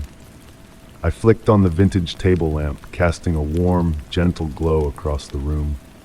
Returning my focus to the photograph in the new light, a disquieting detail pricked my senses. The mysterious figure's shadow defied the natural course, diverging from the others. While the family's shadows stretched to the right, hers veered in an unnatural direction, as if illuminated by a different source. A shiver traced my spine. Recollections surfaced of a hushed exchange between my mother and aunt, a clandestine conversation from years past about a woman who had briefly graced the family fold before vanishing without a trace. Her origins and true identity remained veiled in obscurity. The rain's cadence seemed to intensify, weaving a hypnotic spell. Fixated on the photograph, the figure sharpened in focus, the rest of the scene blurring slightly, a silent beckoning, a tale yearning to be unfurled. Turning the photo over once more, my gaze caught faint markings in the bottom corner, almost imperceptible etchings, as if scripted with feather-light strokes. Adjusting the angle under the lamplight, I deciphered the elusive words, "She always sees." With a reverent touch, I nestled the photograph back into the album, unable to seal its secrets within. An unseen hand urged me to linger, to peer deeper into that frozen moment, as if it held a cryptic message awaiting revelation. How many untold narratives lay cloistered within these walls, I pondered. How many enigmas immortalized by the lens and enshrined in the hush of time. The rain persisted in its gentle descent as night enfolded the house in its tranquil embrace. Nestled in the armchair beside the window, the album cradled in my lap, I surrendered to introspection. Who was she, that mysterious woman? What had she witnessed? And did her gaze still linger upon us? Resolving to retire for the night, I cast a final glance at the photograph from the threshold. In the flickering lamplight, a fleeting impression flitted through my mind, a subtle shift in the figure's posture, as though she had turned her gaze towards me. Yet, it could have been a trick of shadows, a mere illusion, or perhaps something deeper, a conundrum destined to dwell within the sepia-tinted confines of an aged family album. Story 58. The rain cascaded down with a mesmerizing cadence upon the roof of the house, orchestrating a natural symphony that serenaded the stillness of the night. Nestled in my cherished armchair, cradling a cup of now cool chamomile tea in my hands, I found myself entranced by the tranquil melody until a subtle anomaly seized my attention. Amidst the rain's gentle percussion, another sound emerged, a faint, almost imperceptible echo. Delicate footsteps, as if tiptoeing from the depths of the basement. Initially, I dismissed it as the house settling, a common occurrence in old abodes with their unique language of creaks and murmurs. Yet, there was an eerie familiarity to these sounds, a rhythmic precision that mirrored the gait of a human. Rising from my seat with deliberate motions, I set the cup down on the nearby table. The wooden floor exuded a residual warmth beneath my feet, a remnant of the day's fading heat. With each step towards the basement door, the air grew colder, a chilling draft ascending from the stairwell. The brass handle, icy to the touch, yielded to my grasp with a resounding click, shattering the silence. Descending into the darkness, the staircase unfolded before me, faintly illuminated by a ghostly blue glow filtering through a small skylight. Each footfall echoed in tandem with the mysterious footsteps that led me further into the unknown depths below. The familiar scent of the basement, mingled with aged wood, damp earth, and indefinable whispers, intensified with each descent. In the subterranean chamber, shadows danced upon the walls, contorting with the sporadic flashes of lightning through the skylight. Laden shelves of antiquities cast eerie specters that seemed to sway in synchrony with the rain's rhythm. Amidst this macabre dance, a peculiar sight arrested my gaze. Faint, moisture-laden footprints adorned the dusty floor. These were no ordinary marks, but ethereal imprints, as if left by someone with damp soles pacing in circles at the room's heart. Approaching the enigmatic prints, I pondered their origin. The skylight remained intact, ruling out any source of water, yet a movement in the shadowy recesses of the basement drew my eye. In the darkest corner, where light dared not tread, a form stirred, languid and deliberate. A curious blend of apprehension and recognition quickened my pulse, not from fear, but a primal intrigue. Advancing towards the obscure alcove, the air turned frigid, the phantom footsteps now enveloping me from all directions. A revelation unfurled. The footprints formed a meticulous design, a spiraling path converging towards the room's center. Tracing the spiral with my gaze, I discerned the freshest imprints, still moist as if freshly laid. Time stood suspended as I beheld these ephemeral traces dissipate into the cellar's icy breath. The echoes of footsteps waned, melding seamlessly with the rain's persistent cadence outside.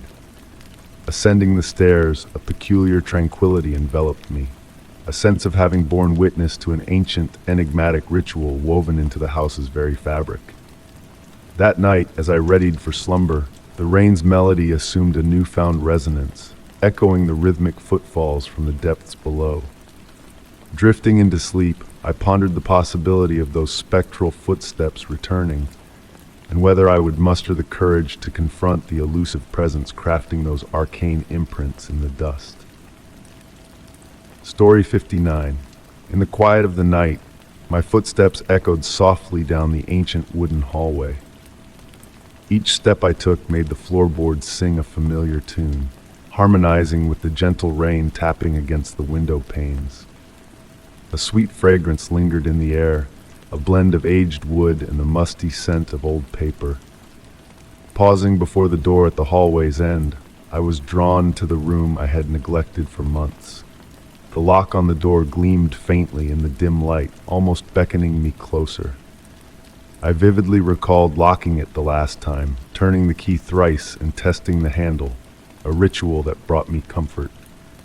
Yet, on this particular evening, a subtle shift in the air caught my attention. The space around the door felt cooler, and a delicate dusting of powder had settled on the brass handle, forming intricate circles that seemed to dance in the dim light. As I leaned in for a closer look, I noticed a warmth emanating from the wooden surface, a warmth that shouldn't have been there in the sealed room. Pressing my ear against the door, I strained to listen. Amidst the silence, a faint sound akin to the soft breaths of someone in slumber brushed against my senses. Retrieving the key from my robe, its unexpected warmth surprised me. With careful precision, I inserted the key into the lock, the mechanism yielding to my touch with a hushed click. Upon swinging open the door, a wave of warmth and the scent of vanilla tea greeted me, as if the room had just been occupied. Moonlight filtered through the sheer curtains, casting a silvery sheen over everything within. Familiar yet altered, the room held a sense of otherworldly familiarity. Books on shelves now formed intricate patterns. The velvet armchair had shifted slightly, and an empty cup sat on the side table, a detail I couldn't recall leaving behind. Approaching the mahogany desk, my fingers traced the uneven dust, almost as if invisible words had been written and erased. Beside the inkwell lay a yellowed sheet bearing a single sentence in script resembling my own, yet foreign to my memory. Time flows differently here. Reading those words, I felt my breath sink with the gentle sway of the curtains, though no breeze stirred the air. The room's silence hummed with an unseen energy, a chorus of whispers just beyond reach. Sinking into the plush velvet of the armchair, I glimpsed the room's reflection in the window, a fleeting shadow darting in the periphery. Startled, I turned, finding only the moon's glow dancing in the room. Closing my eyes, I surrendered to the room's embrace. Upon opening my eyes, a subtle shift had occurred. Objects seemed to have moved imperceptibly. The once cold cup now radiated warmth, a wisp of steam rising as though in greeting. Rising slowly, I felt the weight of the room's enigma pressing against me. As I made my way to the door, my footsteps fell silent on the wooden floor. Pausing at the threshold, I cast a final glance back. The room exhaled softly, a living presence in repose. Gently, I closed the door, the key turning in the lock with a melodic finality. Since that night, a hint of vanilla tea lingers near the door, accompanied by the whisper of pages turning by unseen hands. Though I've not ventured back inside, I know the room harbors secrets best left undisturbed, spinning its mysteries in the quiet of its own clandestine world. Story 60. The soft glow of the candle flickered, casting eerie shadows on the ancient stone walls as I made my way down into the depths of the cellar. Each step I took echoed with a familiar creak, a sound woven into the fabric of my memories from countless journeys to retrieve Grandma's preserves. The air was thick with a cool, musty dampness, carrying the earthy aroma of aged wood that enveloped me like a comforting blanket of nostalgia. Yet on this particular evening, a subtle shift in the atmosphere whispered of something unknown stirring in the shadows. The candle flame danced in a hypnotic rhythm, defying the stillness of the air, while a thin veil of dust lay undisturbed upon every surface, despite my recent presence. The elongated shadows on the walls seemed to reach out towards the darkness below, beckoning me with an unspoken invitation. Halting midway down the staircase, a peculiar sensation gripped me, urging me to pause and listen to the silence that enveloped me like a shroud. The wooden shelves that usually ended within a few paces now seemed to stretch endlessly into the abyss, their depths shrouded in darkness beyond the reach of the flickering light. The silence grew palpable, broken only by the steady rhythm of my heartbeat and the distant murmur of water trickling through the ancient stones. Driven by a curiosity that eclipsed my trepidation, I pressed onward into the unknown. The jars of preserves, usually a comforting sight, now bore labels with dates that grew increasingly ancient as I ventured deeper into the subterranean labyrinth. 1980, 1960, 1940. Some so faded that they were mere ghosts of the past. The air grew colder, carrying a scent of damp earth mingled with the fragrance of forgotten ages, like the whispers of bygone eras long buried in the earth. As the shelves extended further into the depths, the rough stone walls gave way to intricate patterns of ancient bricks, adorned with enigmatic symbols etched with a precision that defied the era of the cellar's construction. Pausing before a particular shelf, my gaze fell upon a jar unlike the rest, crafted from obsidian glass that seemed to swallow the feeble light. The label, remarkably intact despite its age, bore a perplexing date, 1820. With trembling hands, I lifted the jar, and in the hushed stillness of the cellar, a faint whisper brushed against my senses. It was not a voice, but a murmuring echo of time itself, a symphony of ages past woven into the fabric of existence. Slowly turning, I caught a glimpse of blurred figures moving in the shadows, ephemeral specters of memory seeking to materialize in the darkness. Sensing a subtle shift in the currents of time, I made the decision to retrace my steps. Yet, as I ascended the stairs, the distance seemed to elongate, the light at the summit dwindling to a mere speck in the vast expanse of the cellar. Each step I took echoed with a haunting resonance, guiding me back through the labyrinthine corridors of time. The shelves began to shift once more, returning to their familiar form, the dates on the jars gradually shifting to more recent years. The walls transformed back to rough-hewn stone, and the world around me settled into a semblance of normalcy. Clutching the jar from 1820, now a tangible link to the enigmatic depths I had traversed, I emerged into the warm embrace of the kitchen's light. Placing the jar on the first step, I cast one final glance into the shadows of the cellar, where the veil between past and present seemed to shimmer with untold secrets. That night, cradling a cup of steaming tea in my hands, I pondered the mysteries of the jar now labeled Blackberry Jam 2023. When I uncorked it, a scent unlike any other wafted forth, redolent with the essence of time itself, a bittersweet symphony of ages long gone. Since that fateful evening, every descent into the cellar has been tinged with a sense of anticipation, a whisper of the unknown lurking just beyond reach. The stairs remain unchanged, the preserves familiar, yet beneath the surface lies a hidden world of temporal enigmas waiting to be unveiled. In moments of dim light and profound silence, the cellar seems to pulse with a life of its own, a gateway to realms where time loses its meaning. And perhaps, one day, I will find the courage to venture beyond the threshold of the infinite corridor, to unravel the mysteries that lie at the heart of the cellar's timeless embrace, where past, present, and future converge in a tapestry of existence. Story 61.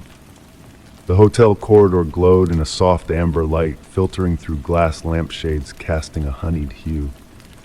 It was deep into the night, and the only sound disturbing the silence was the gentle hum of air conditioners. With my suitcase in tow, its wheels gliding noiselessly over the rich burgundy carpet, I made my way towards the elevator. The weariness from a long day of business meetings weighed heavily on my shoulders. Pressing the elevator button, I watched my reflection blur in the metallic doors.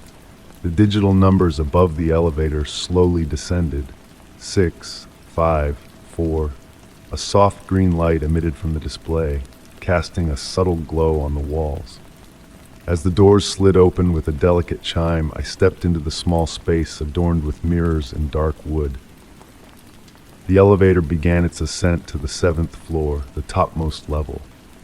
Pressing the button, I leaned back against the wall, closing my eyes briefly.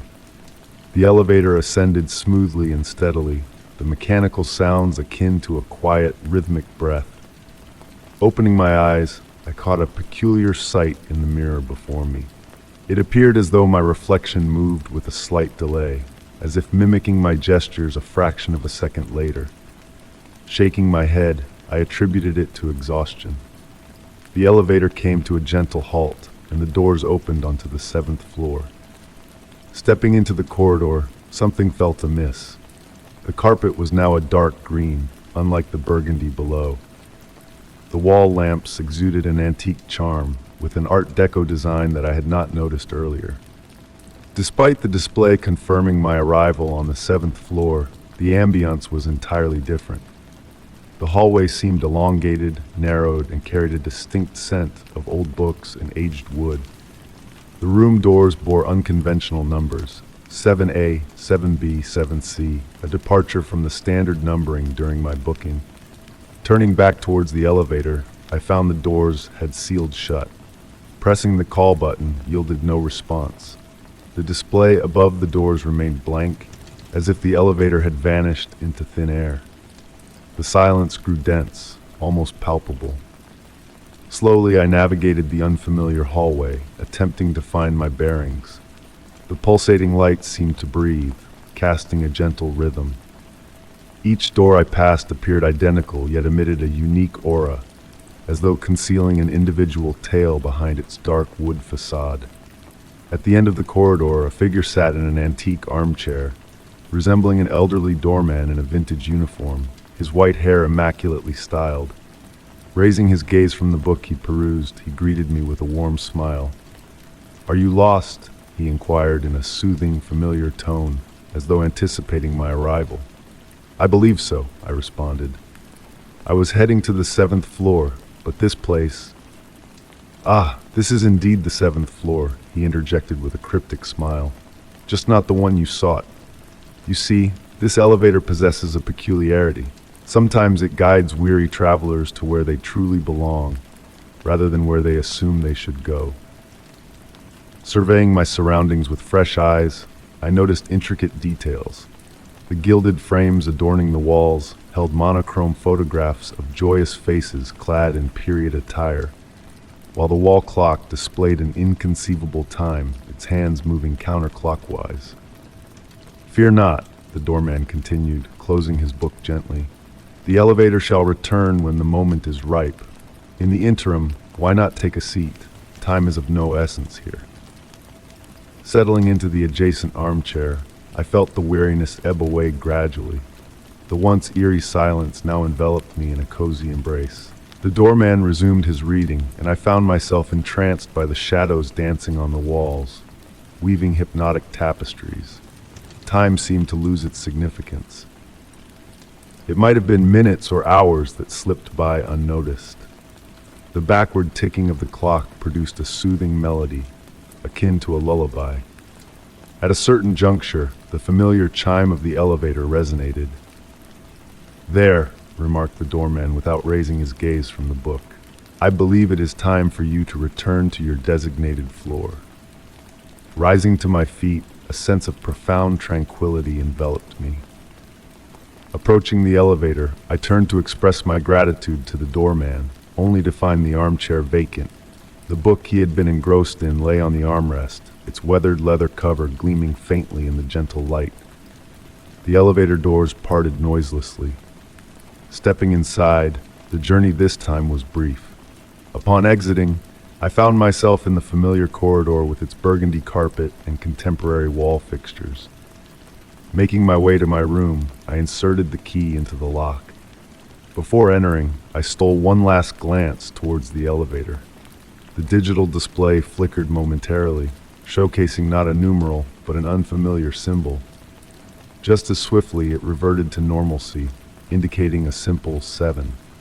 Since that peculiar night, every elevator ride in a hotel triggers a sense of wonder within me, pondering whether it will transport me to my desired destination, or to where my spirit truly belongs.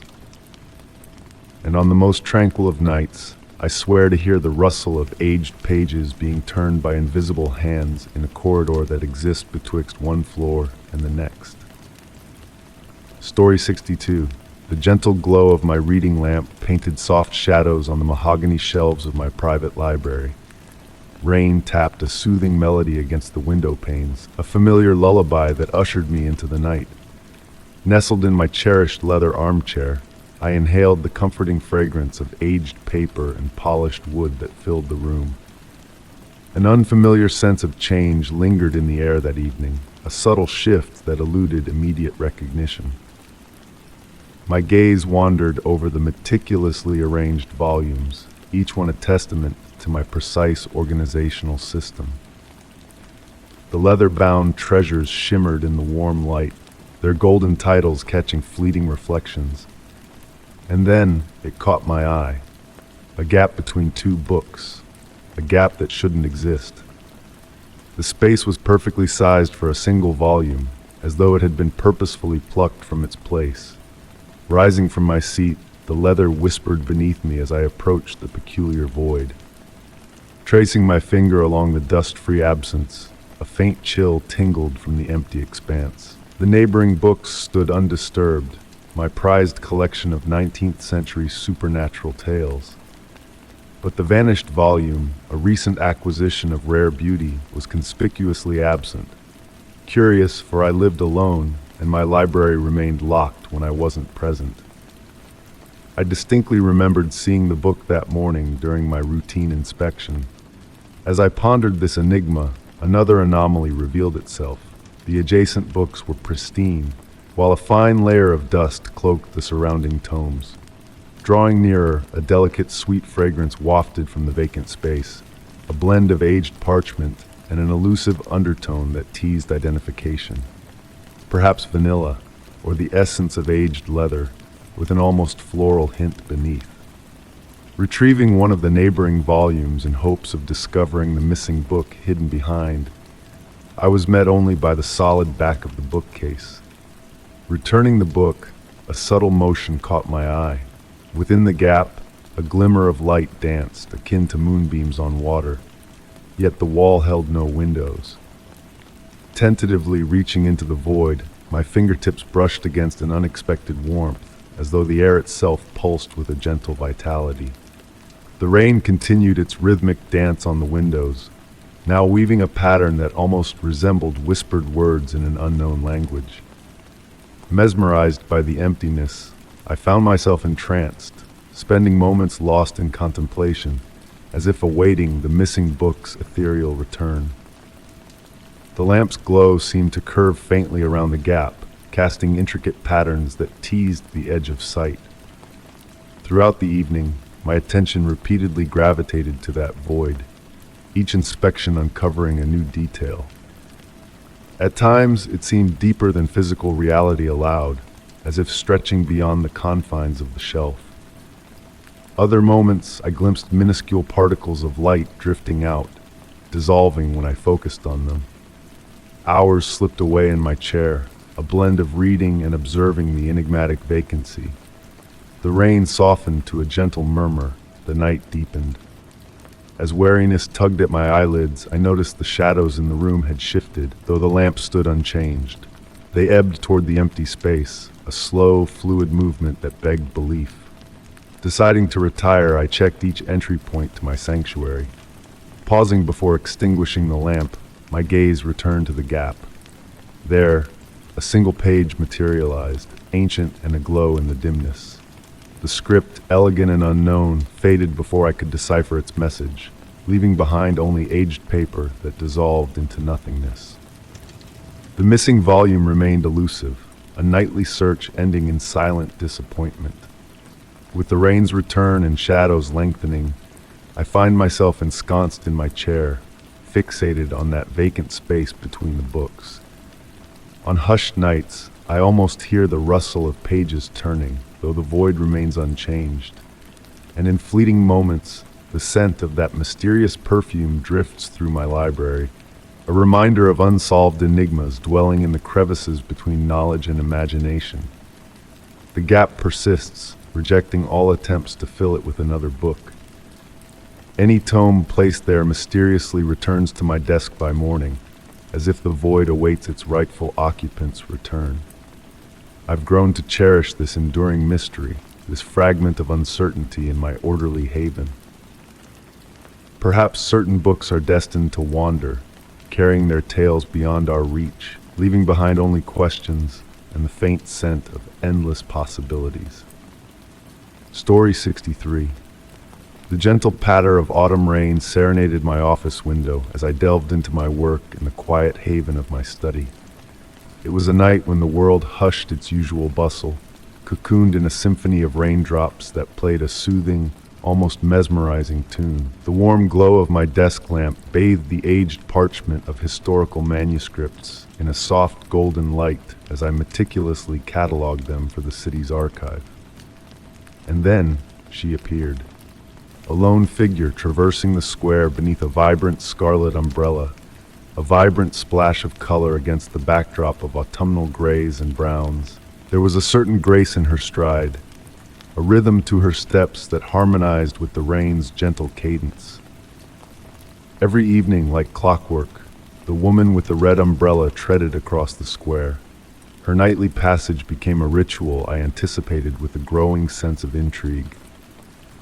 Her face remained veiled beneath the sheltering canopy of her umbrella, obscured by the mist of rain that enveloped her. One fateful night, as I observed her customary journey, something extraordinary occurred. She paused in the square's heart and for an ephemeral moment turned towards my window. My heart skipped a beat as I caught a glimpse of what seemed like a fleeting smile on her pale visage, illuminated by the dim streetlight. and then she continued on her path, disappearing into the night's embrace. In the ensuing days, peculiar occurrences began to unfold. Watermarks materialized on the manuscripts I handled, as if touched by rain-dampened fingers. The delicate, enduring fragrance of antique roses wafted through my study during the twilight hours, even when all apertures were tightly shut. One evening, a forgotten black and white photograph materialized on my desk. It depicted the square as it stood 50 years prior, with a solitary figure under a red umbrella prominently featured amidst the crowd, a vibrant anomaly in the faded image. Inscribed on the back was a date, October 15, 1973. Diving into the archives, I unraveled the tale of Sarah Thompson, a young librarian who once inhabited the same edifice half a century ago. Renowned for her red umbrella and fervor for ancient tomes, her life met a tragic end in that very square on a rainy night, much like the others. As I pored over her story, the scent of roses intensified. The rain's melody seemed to evolve into a gentle lullaby, a whispered memory from the past. The documents I perused appeared to stir faintly, as if caressed by an unseen zephyr. Raising my gaze to the window, I beheld her closer than ever before. The red umbrella now folded, revealing her countenance. Her eyes exuded kindness, her smile exuding tranquility. No fear gripped me, only a profound sense of melancholy and comprehension. Following that night, the woman with the red umbrella never graced the square with her presence again. Yet, on rainy nights, when silence enveloped the archives and shadows waltzed upon the walls, I could still perceive the echo of her footsteps and the delicate perfume of antique roses. Occasionally, while leafing through ancient documents, I would discover fresh dewdrops on the pages, as if someone had just grazed them with rain-soaked fingertips. I often pondered whether Sarah lingered, safeguarding her cherished books, if her spirit continued to meander in the rain with her red umbrella. This tale remains untold to all, a precious secret shared solely between myself and the library's shadows. Whenever the rain's gentle tap danced upon the windows, a smile would tug at my lips, knowing that somewhere amidst the folds of time, a woman with a red umbrella embarked on her eternal stroll. Story 64. The night held a unique essence, that of autumn seeping into your very core, murmuring promises of ever-lengthening nights. Nestled in the cozy armchair of my study, I savored the soft caress of the wind outside, a gentle symphony conducted by rustling leaves. Amid this tranquil interlude, a faint noise stirred from the depths of the basement, a subtle shuffling akin to the whisper of ancient parchment. Initially attributing it to the house settling, those customary nocturnal murmurs of any abode preparing for slumber, I rose from my seat, driven more by curiosity than alarm. Bathed in the warm glow of the desk lamp, a halo of golden light enveloping me, I made my way towards the basement entrance. The wooden stairs yielded a gentle creak underfoot, as if imparting long-held secrets in hushed tones. With each descent, the air grew cooler, bearing a faint fragrance of damp earth and forsaken books. Within the basement, shadows waltzed across the walls in harmony with the flickering light bulb, casting an eerie yet familiar ambience. The space, typically adorned with neatly stacked boxes and veiled furniture resembling slumbering phantoms, possessed an unfamiliar aura that night. A detail captured my attention, one previously overlooked. Nestled in the far corner, where light struggled to penetrate, stood a door. Unadorned, fashioned from dark wood, it bore no distinctive markings. Strangely, I had no recollection of ever encountering it, despite spending countless hours organizing my belongings in that very space. The brass handle gleamed as though freshly polished, drawing me towards it with a magnetic pull. As I approached, the frigid floor seemed to pulse beneath my feet, as if imbued with a life force. Upon reaching out, my fingertips grazed the weathered, uneven surface of the door, sensing a subtle vibration, almost as if it acknowledged my presence. The weight of silence in the basement grew oppressive, punctuated solely by the reverberations of my own heartbeat. Tentatively, I clasped the handle, surprised by its warmth against the chill enveloping me. With deliberate slowness, I turned it, the mechanism yielding with a seamless ease. Without a single groan of protest, the door swung open, unveiling a sight beyond belief. Instead of a wall or another chamber of the house, a gossamer mist, shimmering with ethereal light, undulated as if stirred by unseen currents. Emitting a soft, entrancing glow, the mist beckoned with a tranquil allure, akin to a fading dream slipping from grasp upon waking. A delicate melody, akin to a distant piano tune, wafted from within, accompanied by a familiar, comforting scent of spring blooms or freshly brewed tea. Caught between the urge to venture forth and the instinct to retreat, I lingered at the threshold. The mist pirouetted before me, weaving ephemeral shapes that materialized and dissolved before my eyes, teasing with fleeting glimpses of recognizable faces and unseen landscapes. It felt as though I peered through a veil dividing reality from a realm profound and enigmatic. Stepping back, I gently shut the door, the click of the latch seeming to dispel the enchantment. Familiar sounds of the house surged back, the rhythmic ticking of the upstairs clock, the whisper of wind through trees, the distant bark of a dog in the slumbering neighborhood. Ascending the stairs at a leisurely pace, I carried with me the sensation of having unearthed something extraordinary.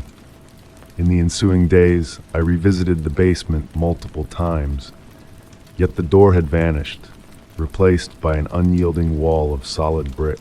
Yet, on the stillest nights, when the world hangs suspended between wakefulness and slumber, I still perceive that distant melody, pondering if the door lingers elsewhere, concealed, awaiting rediscovery by another soul. Some doors, I've learned, unlock only at specific junctures, when time and space converge in unfathomable ways. Perhaps this is for the best, for the enigma of that basement door taught me that not all enigmas demand solutions, and certain mysteries are more exquisite when shrouded, akin to dreams that fleetingly brush against reality before dissipating into the silvery mist of memory. Story 65. The winter twilight cast a soft purple glow over the walls of my bedroom as gentle raindrops tapped against the window panes in a soothing, hypnotic rhythm. The flickering candle on my antique vanity mirror, a cherished heirloom from my grandmother, painted dancing shadows that swayed with the flickering flame, pushing back the encroaching darkness. The scent of melting wax mingled harmoniously with the faint aroma of crackling firewood downstairs, enveloping the room in a warm and inviting embrace. Amidst this tranquil ambiance, a subtle anomaly caught my eye.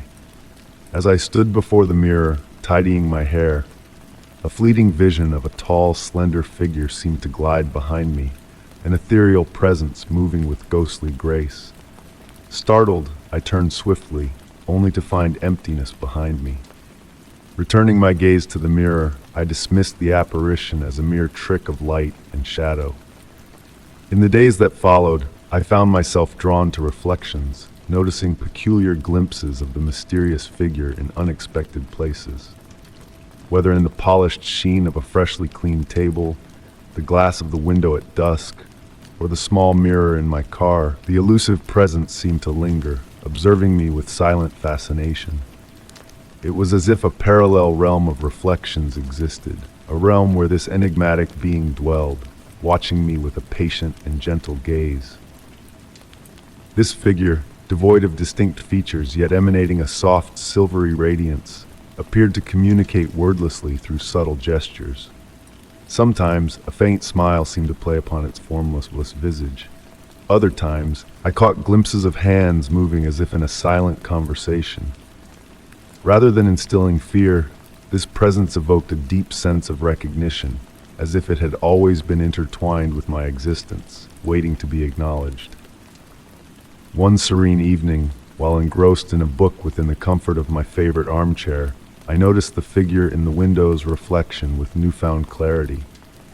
Unlike before, it did not fade upon my direct gaze. Instead, it lingered, its presence palpable.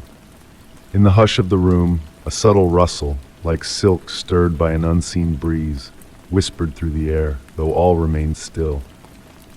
Entranced, I rose from my seat and approached the window, watching as the figure mirrored my movements from the other side of the glass. For the first time, details emerged. The figure, adorned in flowing, ethereal attire, moved with a grace that seemed to defy earthly bounds, as if dancing on invisible currents. As it extended a hand towards me, an unspoken invitation hung in the air, prompting me to reciprocate almost instinctively. In that fleeting moment, a profound realization dawned upon me.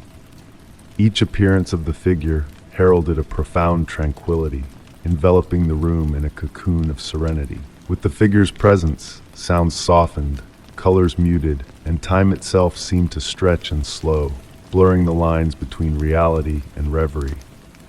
Seeking out reflections became a pursuit not born of fear or curiosity, but a quest for that elusive serenity that accompanied the enigmatic visitor. It seemed to appear most often in moments of quiet clarity, when the clamor of the world faded and worries dissolved into the background.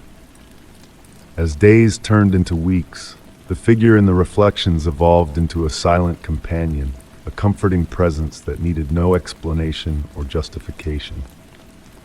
Some mysteries, I realized, were meant to be embraced rather than unraveled. The enigma itself held a beauty and allure that transcended the need for answers. Even now, as the gentle hues of sunset cascade through the windows, casting elongated shadows upon the walls, I pause to observe the play of light and reflection. In those rare moments of stillness, when the world holds its breath, I catch glimpses of the luminous figure moving gracefully among the mirrors, carrying with it a profound sense of peace and a gentle reminder that some mysteries are best left untouched, their essence preserved in the quiet dance of shadows and light. Story 66. The gentle glow of my desk lamp caressed the worn surface of my grandfather's ancient writing desk. Raindrops danced softly on the window, composing a serene melody that embraced the tranquil evening. Amidst the collection of aged letters and faded postcards, a pristine white envelope stood out, untouched by time's hand. Its paper, untouched and immaculate, held a familiarity tinged with a whisper of novelty, like rediscovering a long-lost memory with a subtle twist. My name, elegantly scripted in deep blue ink, adorned the envelope, devoid of any postage marks, drawing me in with a magnetic pull. Yet, it wasn't the absence of stamps or the quality of the paper that stirred my soul. It was the date etched in the corner, December 27th, 2025, precisely 1 year from today. With a fluttering heart, I flipped the envelope over, revealing a seal of dark red wax imprinted with a mysterious pattern, its intricate design seeming to shift and transform under my gaze, akin to ripples settling on a tranquil pond. A blend of old book fragrance and leather from my grandfather's desk intertwined with a subtle hint of lavender and a metallic tang reminiscent of the charged air before a storm. Placing the envelope down, I observed as shadows waltzed across its surface, painted by the rain-splattered window. The grandfather clock solemnly chimed 9 times, each toll lingering in the air, elongating the moment. Between the resonant chimes, a faint rustle of paper teased my ears, though the envelope remained motionless. As I gingerly broke the seal, a warmth seemed to emanate from the wax, sending a shiver down my spine. Inside, a single sheet of paper awaited, folded with precision, bearing my hurried handwriting in the same deep blue ink. The scent of lavender and ozone wafted stronger, sending a tingling sensation through my fingertips as they grazed the page. The letter commenced with a gentle pulsating rhythm, stating, "By the time you read this, you'll have already made the choice," each word breathing with a life of its own. As my eyes traversed the page, the lamp's light flickered in sync with my reading, a subtle dance between reality and illusion. The rain's melody against the window transformed, harmonizing with the prophetic words before me. The letter unfurled a tapestry of uncharted decisions, untraveled paths, and unseen consequences, painting a future both inevitable and unimaginable, narrated in a voice familiar, yet altered by experiences untold. Abruptly, the final paragraph halted mid-sentence, hinting at an interruption or a deliberate omission by my future self. Beneath the unfinished line, a postscript materialized in a darker ink, bearing a cryptic message. Remember, the choice comes at midnight. The door will only open once. Glancing at the grandfather clock, I noted it was 5 minutes to midnight, the silence profound after the rain's departure, only broken by the steady tick-tock of passing seconds. Holding the letter, it seemed to grow weightless, almost ethereal, as if on the brink of vanishing. Rising slowly, I approached the window, moonlight cascading into the room, illuminating the page as the ink began to fade, words evaporating like morning mist. As the clock struck midnight, the paper lay blank in my hand, leaving behind the essence of lavender and the specter of boundless possibilities. The envelope eluded my search thereafter, disappearing into the shadows of the desk. Sometimes on quiet rainy nights, the scent of lavender and ozone lingers, evoking a ghostly memory of that elusive paper. I ponder the choice foretold in the letter, whether it was already made or awaits on the horizon. Perhaps both realities coexist, intertwined like the letter itself, suspended between what was and what could be. The grandfather clock persists in its rhythmic cadence, each tick a reminder of time's relentless march, or so we believe. Yet on nights veiled in rain and dancing shadows, my gaze drifts to the door, anticipating midnight and contemplating if, somewhere in a distant future, I am scripting a missive to my past self, bridging the chasm between actuality and potentiality. Story 67. The soft patter of rain against the window panes enveloped my grandmother's ancient home in a melodic embrace. My task was to sift through decades of memories tucked away in the musty attic, a duty that carried both a weighty sense of responsibility and a strangely tranquil aura. Each step I took up the creaking wooden stairs released a hint of aged cedar and distant recollections into the air. The attic greeted me with a gentle, diffused light filtering through a small, circular window. Dust motes pirouetted lazily in the muted beam, weaving ephemeral patterns in the atmosphere. The space seemed alive with murmurs of yesteryears, every box and trunk cradling shards of lives long lived. As I meandered through the attic, my fingers skimming weathered cardboard boxes, the rain's lullaby provided a perfect backdrop to my exploration. Nestled in the far corner, partially concealed behind a stack of worn leather photo albums, an oddity caught my eye. A diminutive music box, its surface dimmed by the passage of time, rested on a faded pink blanket. It wasn't its appearance or placement that intrigued me, but rather the slow turn of its metal key, as if recently wound. The subtle motion, almost imperceptible, stood out in the attic's hush. A chill seemed to descend as I drew near, the air growing slightly cooler. The music box's ornate lid boasted intricate carvings of woodland creatures, their features softened by countless caresses. Curiously, my grandmother had never spoken of this particular piece, a departure from her usual habit of sharing tales about her cherished belongings. When I gingerly lifted the music box, I noticed a warmth to its touch, a stark contrast to the attic's inherent coolness. The key continued its gentle rotation, defying logic. With trembling hands, I lifted the lid, anticipating the familiar tinkling melody of a lullaby. Instead, a different sound filled the space, the distant, ethereal giggle of a child drifting through the air like a forgotten memory. The sound, not eerie but imbued with a profound sense of solitude and longing, stirred something deep within me. Nestled beneath the music box lay a petite porcelain doll, no bigger than my hand. Its painted visage exuded a tranquil air, though one glass eye was slightly askew, lending it a peculiarly knowing gaze. The doll's dress, once pristine white, had taken on the hue of aged ivory, its delicate lace trim reminiscent of spider silk. What struck me most were the doll's tiny hands, outstretched as if yearning to be held. As I studied the doll, the rain's cadence seemed to shift, growing more deliberate, akin to footsteps traversing the attic floor.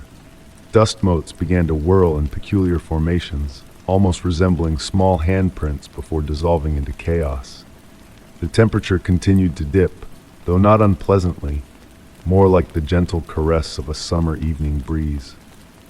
Memories not my own began to surface in my mind, like vivid watercolor paintings with soft edges and muted hues, carrying an undeniable ring of truth. I recognized the scenes as glimpses of my grandmother as a child, though I couldn't explain how I knew with such certainty. The music box's key finally stilled, and the spectral giggle faded into silence.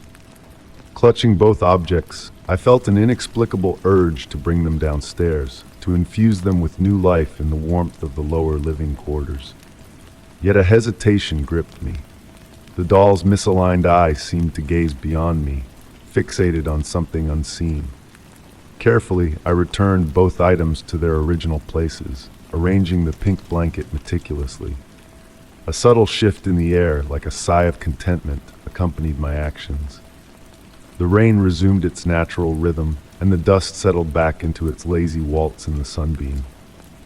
What I grasped in that moment was a fundamental truth about this space. Some toys refuse to fade into oblivion, lingering in the realm between memory and reality, past and present, frolicking with phantom children in the silent hours when no eyes are upon them. That evening, as I readied to depart, a faint strain of a music box melody seemed to drift down from the attic, accompanied by the patter of tiny feet dancing across aged floorboards. I chose not to investigate. Some enigmas are meant to remain unsolved, inhabiting the tranquil realm between wakefulness and dreams, where the unthinkable becomes conceivable, and memories pirouette eternally in the dust-kissed light of aging attics. Perhaps this was why my grandmother never spoke of the music box. Some treasures are destined to be unearthed rather than bestowed, their enchantment unveiled solely to those who chance upon them at the precise moment, when the rain whispers softly and the world hushes enough to heed the echoes of the past. Story 68. The November breeze gently danced with the crisp leaves scattered on the driveway as I gazed at the abandoned mansion's silhouette against the heavy overcast sky.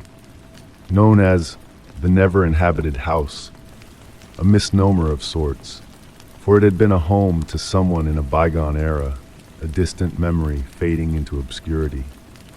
Approaching the weathered gate, the touch of the cold wrought iron sent shivers down my spine. The air carried a hint of moss and damp stone, enveloping me in a mysterious embrace. The neglected garden, overrun by brambles and nettles, intertwined with the weather-worn walls, yet the mansion exuded a haunting elegance that belied its desolation. In my role as a real estate agent, tasked with assessing the property's worth, I ventured further into the unkempt grounds. An elderly owner, residing abroad, sought to part ways with the estate he had inherited from a long-lost relative. Unseen by his eyes, the mansion stood as a forgotten legacy, awaiting a new chapter. Amidst the tangled foliage, I noticed faint trails as though someone had recently traversed the neglected paths. A curious mystery lingered in the air, a whisper of unseen visitors. The neighbors insisted that no soul dared to breach the threshold of the forlorn abode. The creak of the front door yielded to a hushed interior bathed in a bluish hue filtering through the closed shutters. The atmosphere was thick with dust and the essence of ancient wood, each step echoing through the cavernous rooms. Covered furniture loomed beneath ghostly sheets, casting eerie shapes in the dim light. Mirrors, veiled with age, conjured illusions of movement in their cloudy reflections, adding to the spectral ambience. Ascending the staircase, the polished handrail bore witness to countless hands that had passed before me. A procession of closed doors lined the corridor on the upper floor, each unveiling empty spaces frozen in time. It was in the final room where a subtle disturbance caught my eye, a bedroom hinting at a feminine touch. Dust veiled every surface, yet certain objects appeared untouched. A silver brush beside strands of dark hair, inexplicably fresh. A sense of unease crept in as I noticed the immaculately arranged bed, a slight indentation hinting at recent occupation. As I turned to depart, a flicker of movement in the mirror startled me, a fleeting glimpse of a feminine figure perched on the edge of the bed. Startled, I whirled around, only to find emptiness enveloping the room, save for the lingering sensation of a spectral presence. Descending the stairs with haste, the shifting light in the salon cast elongated shadows that seemed to observe my retreat.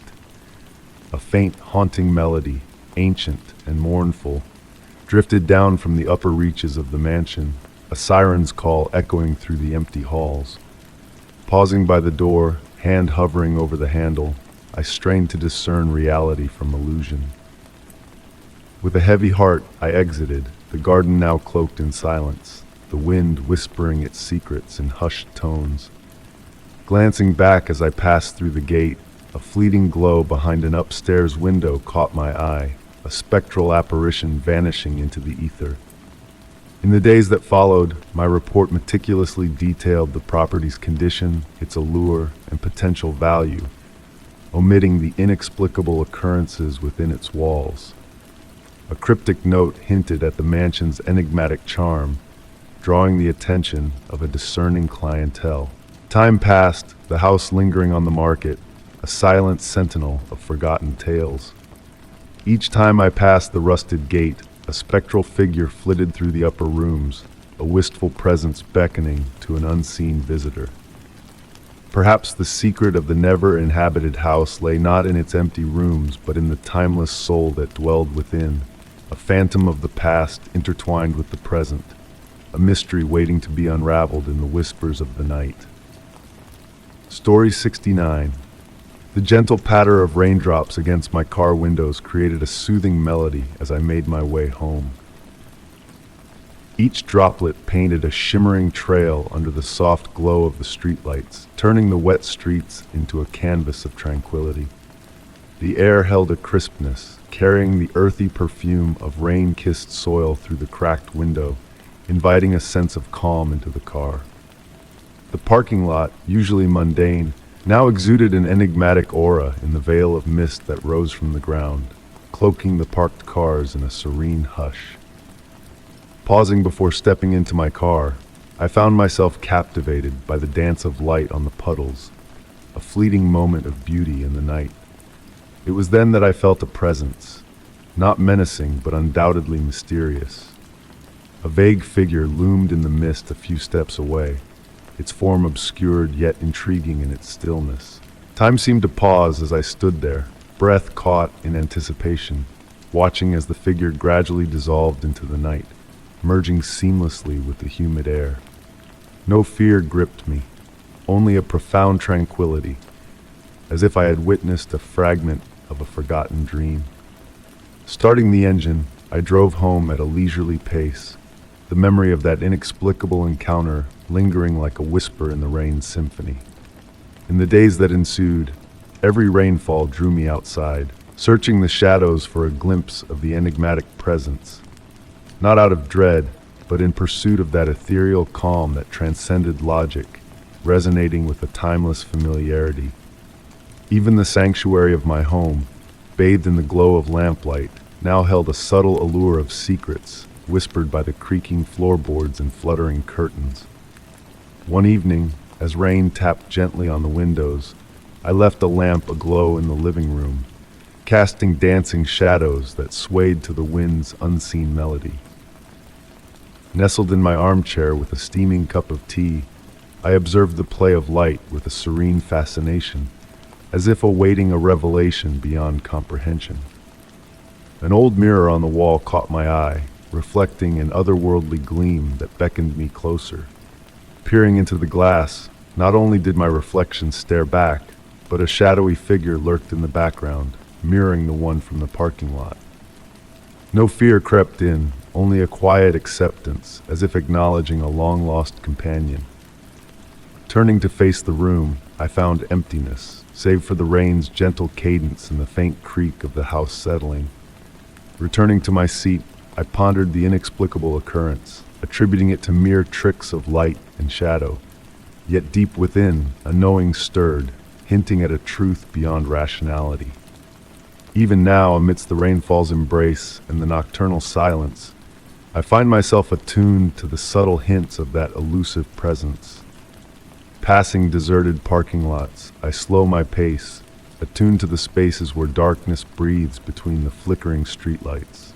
Though the figure has not materialized again, there are moments, in the perfect convergence of rain and silence, when I feel its intangible presence.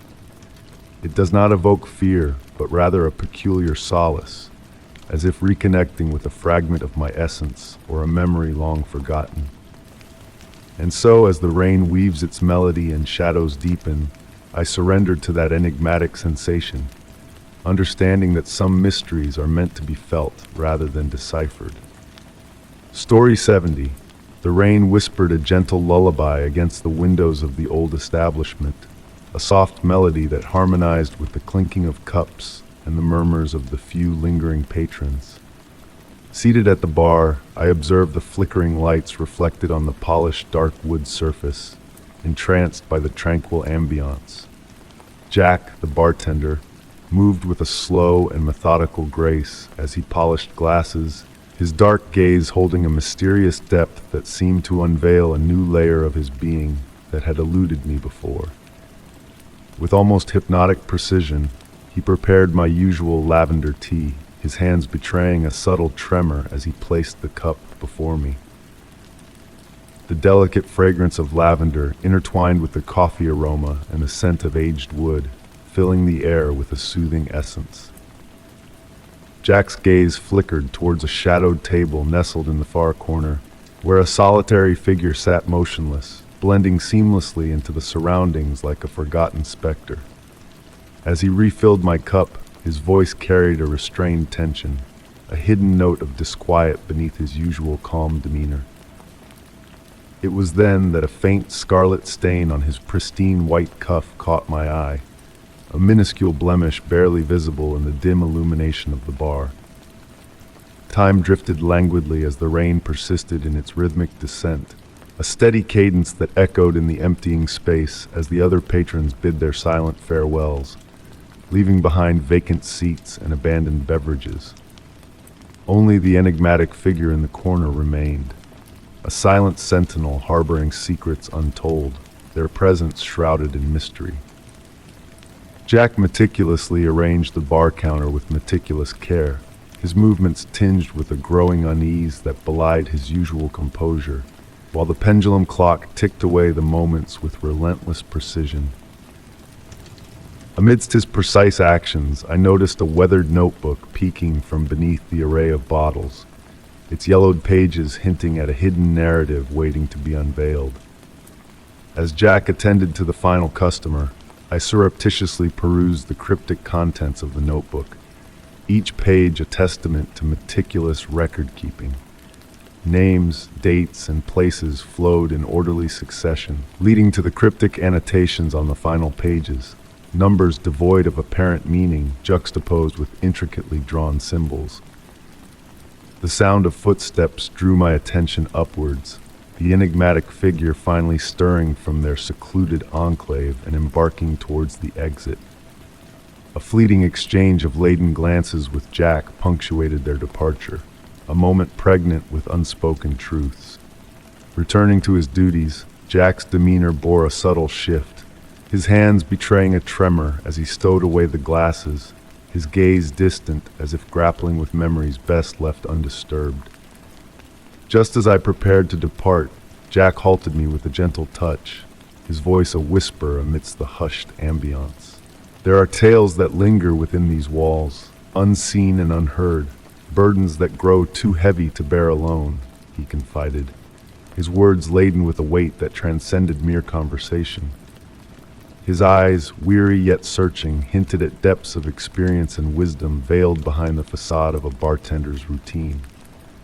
The notebook, a silent witness to untold narratives, remained a silent sentinel amidst the bottles, a silent companion to Jack's enigmatic revelations.